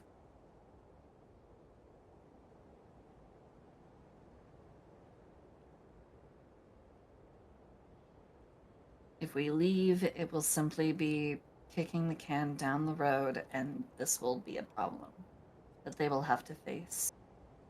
Possibly without us here. You want to leave. I want to go after it. So what Could you do? see it? No, but it drug away a kobold. It No, it did leave dropped the it. kobold on the ground. It saw that it saw that it was seen, so it didn't bother taking it. It left it there for you. Octavia is going to go over to the kobold and she's gonna do what she can to like staunch any profound bleeding, if anything is going on. Alright, well, Is the kobold still alive? They are still alive. They are curled up, shaking. Octavia, do you put your hands on it? I mean, to turn it to face me, yeah, so that I can check. They are burning up. Oh, Like goodness gracious. like massively high fever burning up. All right. Well, that's a And, problem. looking down at the leg where it had been bit, there are boils beginning to form and sizzle along the bite wound. Oh, son of a bitch. Anyone who wishes can give me a medicine check. Let's see. Fuck me. 11. 18.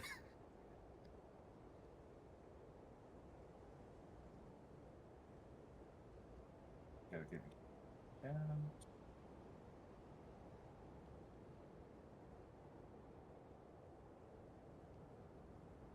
$17. Mercury and Lash. This is boiling wastes disease. Until it's cured, cannot regain hit points or be healed. But it's a disease? Yes. Hmm. Whatever bit the kobold infected them with a very fast acting disease that keeps it from healing.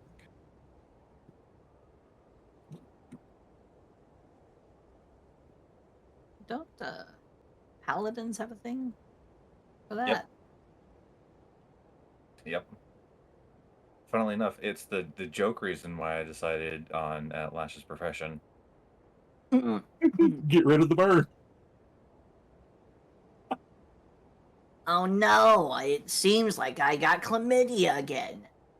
Again. Let me go ahead and take care of that. Time for me to take my NyQuil, headaches, cold, and chlamydia.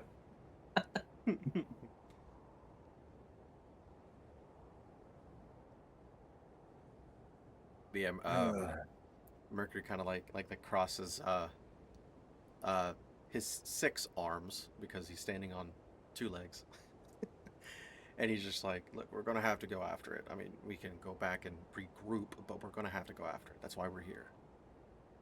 Anyone who wishes can give me a nature or survival check to try to track it.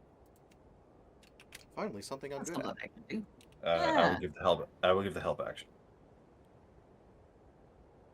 19. So who? Right. Do it at advantage. Give you an advantage. Oh, okay. Yeah, because of my help action. One of you, whoever wishes. I rolled a 6. 21. 21. Mercury. The time of my good rolls is over. you used them up during the talking points.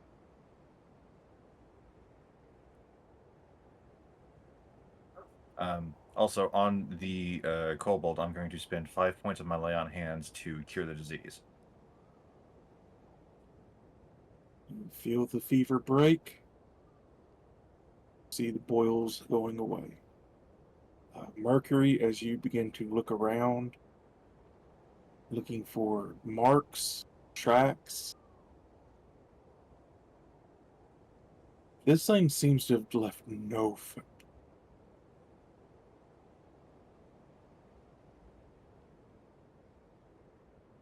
Whatever this creature is, seems to have evolved to be the perfect hunter in the dark. X? And that might be why no one's seen them.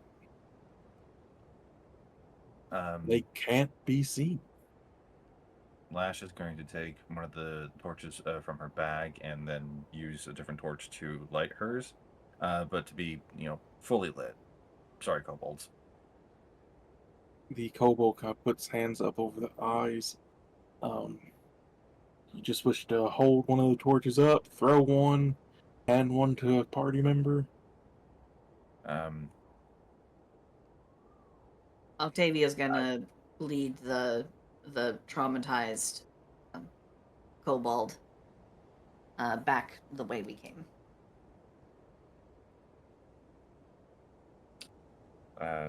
Or at least Yeah, part of the way there. Let's get him back to the rest of his people. Lash will be at the back of the group, keeping an eye out for this thing, since she's the only one who could see it. All right. Well, come along, little one. Let's get you back to your people. Lash, as you are backing up down the tunnel with the torch, every once in a while, at the very edge of the torchlight, you think you see a very small clawed foot.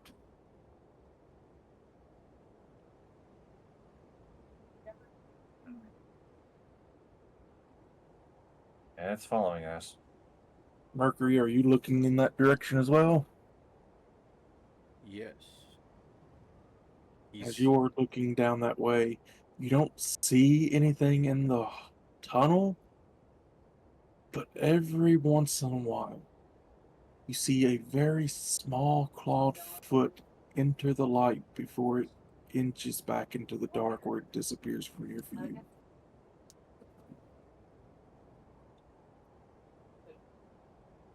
right.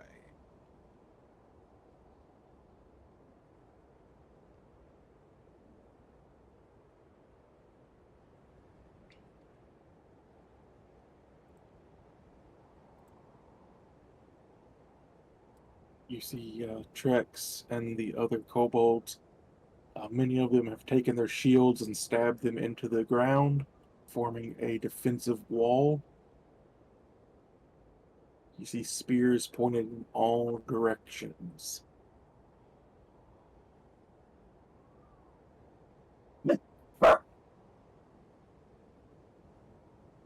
Ah, good to see you all taking this very seriously. That's good. That's good. It appears the creature is selectively invisible.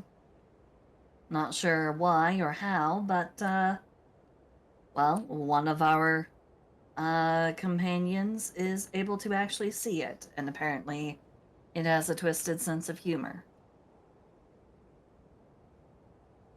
We couldn't see it. I couldn't, nor could Mercury. So apparently, whatever it is, it's able to move around unseen when it wishes to, under certain circumstances.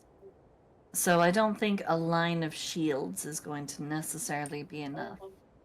You may need to actually block the passage more thoroughly. Rex looks around. We can cave them in. Well, uh, it's not a 100% certain fix. It may find another way out of there. So we are going to try to get rid of it. But worst comes to worst. Um, no. Uh, I'm loath to suggest it, but if we don't manage to get rid of it, if we don't come back, collapse the passage. It would be better for it to not come back out and be a menace. Especially with that nasty bite. Oh, yes, it appears to have a diseased bite. And here is your little friend. We managed to rescue him. So. The kobolds part shields, bringing the injured kobold in.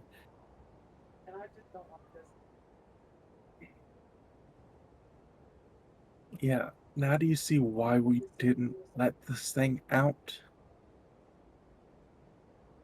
And you are to be commended. Yes, we understand, and we're taking you deathly serious at this point. But Rex kind of rubs his temples. Not sure how this thing works. Thinking of it and thinking of it. We can see in the dark. We can't see it. The only ones of us who have seen it were like the torchbearers, or the ones down where the glowing gems are. I'm also able to see in the dark pretty well. Something I inherited from my mother.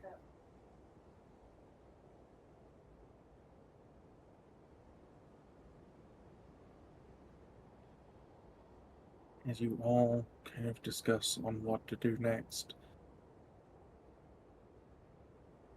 the three of you hear a kind of windy whisper coming from the tunnels.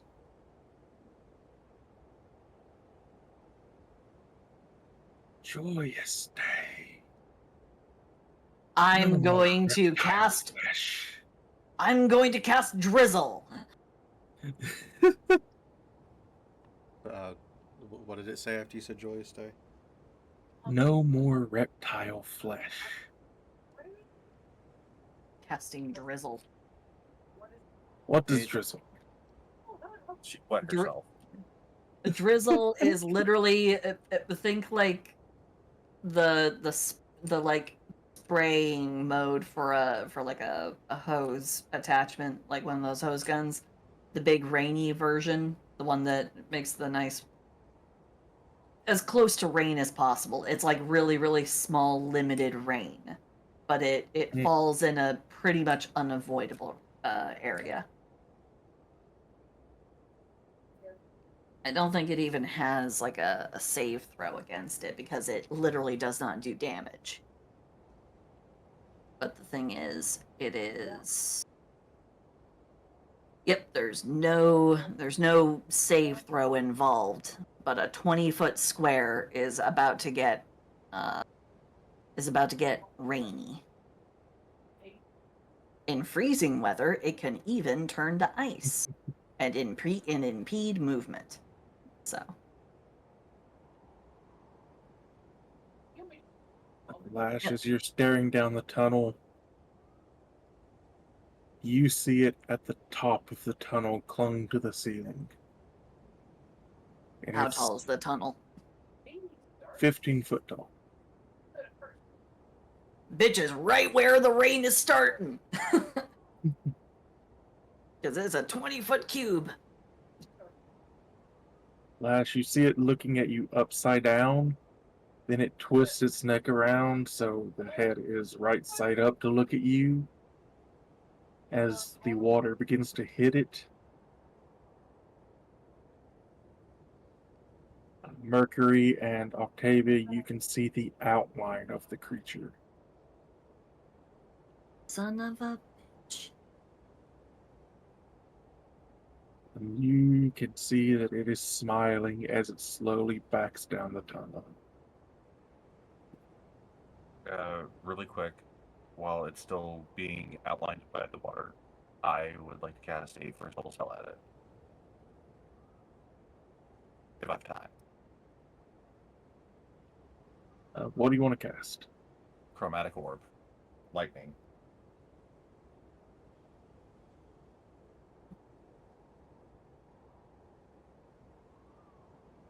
Go ahead and cast it.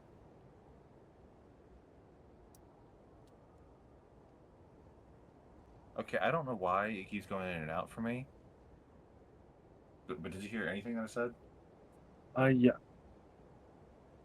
Casting Chromatic Orb Lightning? Yep. Cast it.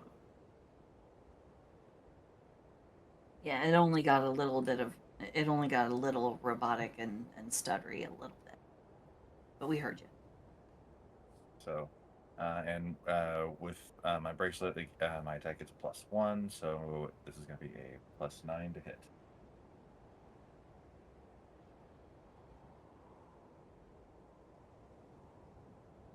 We can just get up to the right chat.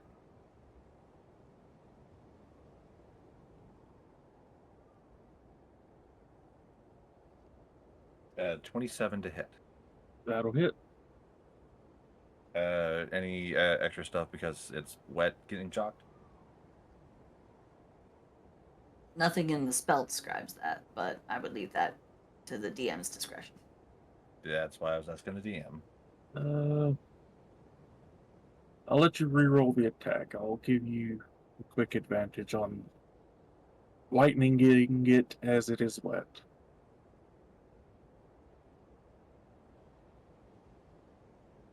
Okay, no, just 27. All right. And now with a chromatic orb. Oh, okay. So it's just if I roll the same number on 2d8s, I can make an attack roll against a new target. So it's just the one. So it's just the 3d8 damage.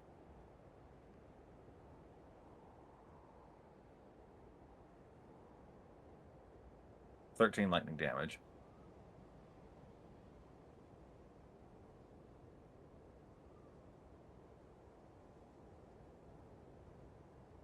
So yeah, her tails gathered together. This orb of lightning floats where the tails kind of combine behind her, but more focused over her ring with a gem on it, and just flings it out at this thing.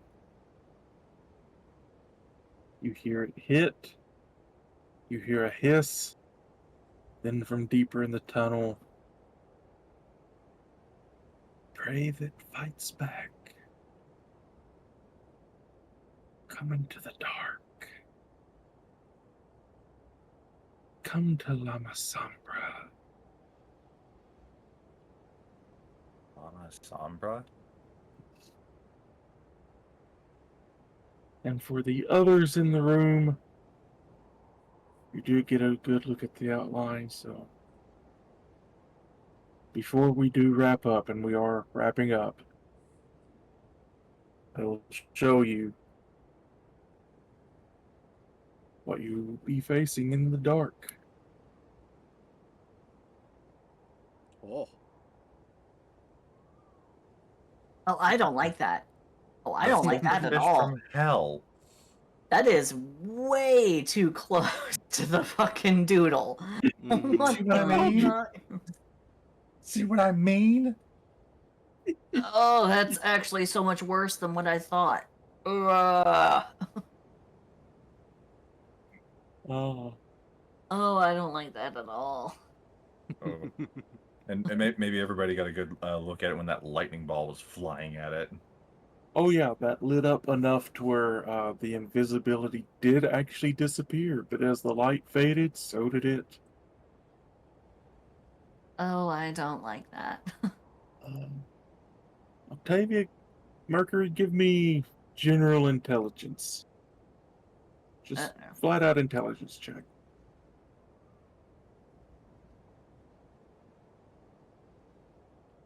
14. 4. 14 4. Octavia, Mercury's dumb.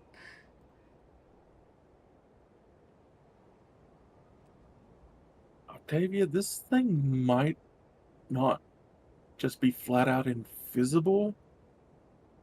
This thing might just be invisible to being seen with dark vision, the primary source of vision in the dark. This thing's Oh. invisible to how things see down there. Oh. Apex predator of the Underdark. I'm gonna kick its ass. Oh. Oh no. Oh, we have a whole host of problems now. Oh.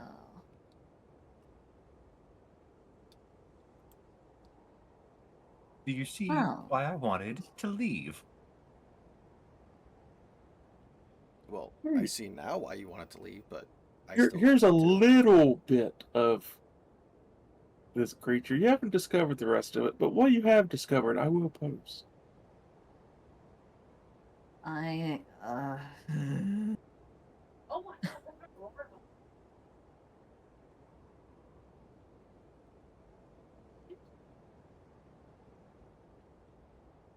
did I just hear the wife say something? Probably. Hmm. I think she's still streaming. There's you some fun facts that y'all kind of gleaned from this. Now imagine this thing smiling at you. No, thank you. There are a whole host of things I want to imagine.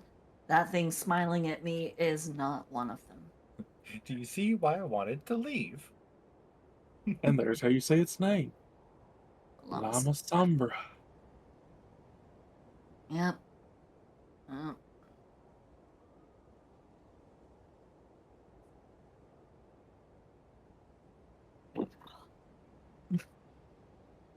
Well, that's horrifying. And there's the last bit from the talk of, yeah, it seems to injure someone and then let them go.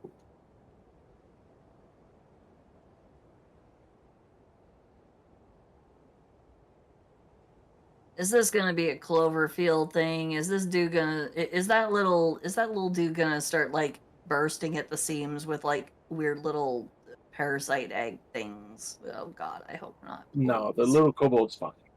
Okay. I was about to Yeah. say, fuck. At least less Basically, the immune to diseases. basically the disease just keeps them from being healed, so they leave a blood trail, no matter where they go. It's an anti-clotting bite. Just makes them weak and feverish and unhealable. Yeah, there is a little bit more information in this thing's deal, but y'all haven't gotten to that part yet. Yay! And we're two into the thick of it now, and I'm out of first level spell slots. I have a couple second level, but ugh. Well, fortunately, I've got almost all of my spells, so there's that at least. I've got my Uh, spell. what do you cast? Stab? Web. Oh, that's right. Hey.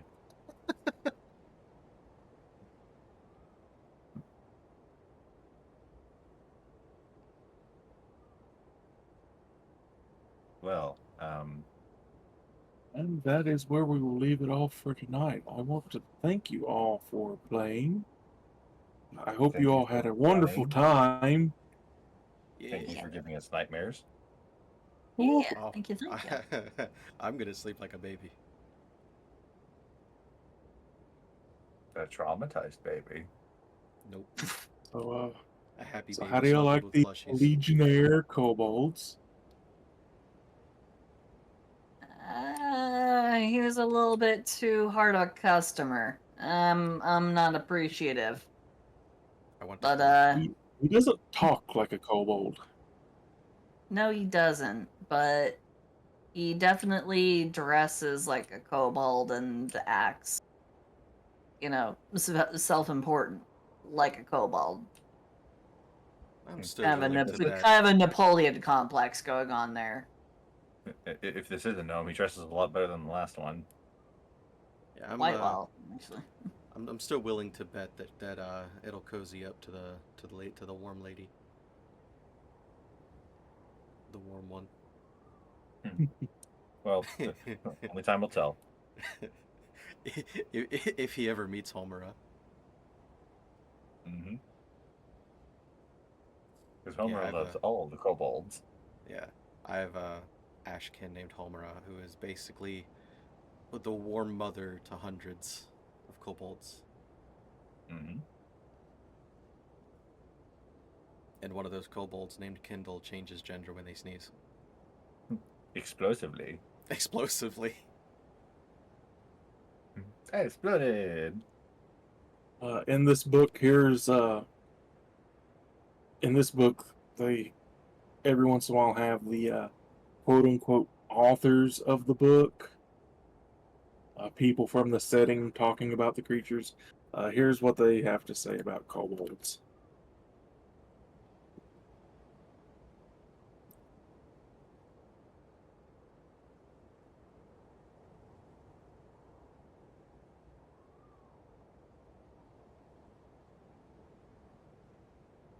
Little Like condescending. dragons, that usually works.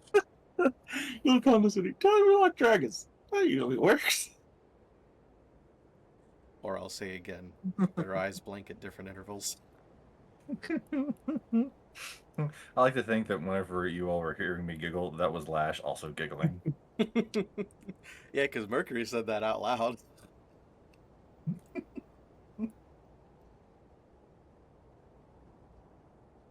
But yeah, silverfish from hell. Anyway, those of you out there in internet land, thank you for tuning in to this episode of Winter Everlasting. I'm not sure when or if Silsey will be able to stream the next episode, but I'm glad that we have these little videos here. Again, look down below the video. Make sure you like, comment, subscribe, and share if you want to. Have a good one. Thank you. All right, I'll end the recording then. Bye bye. Ruby.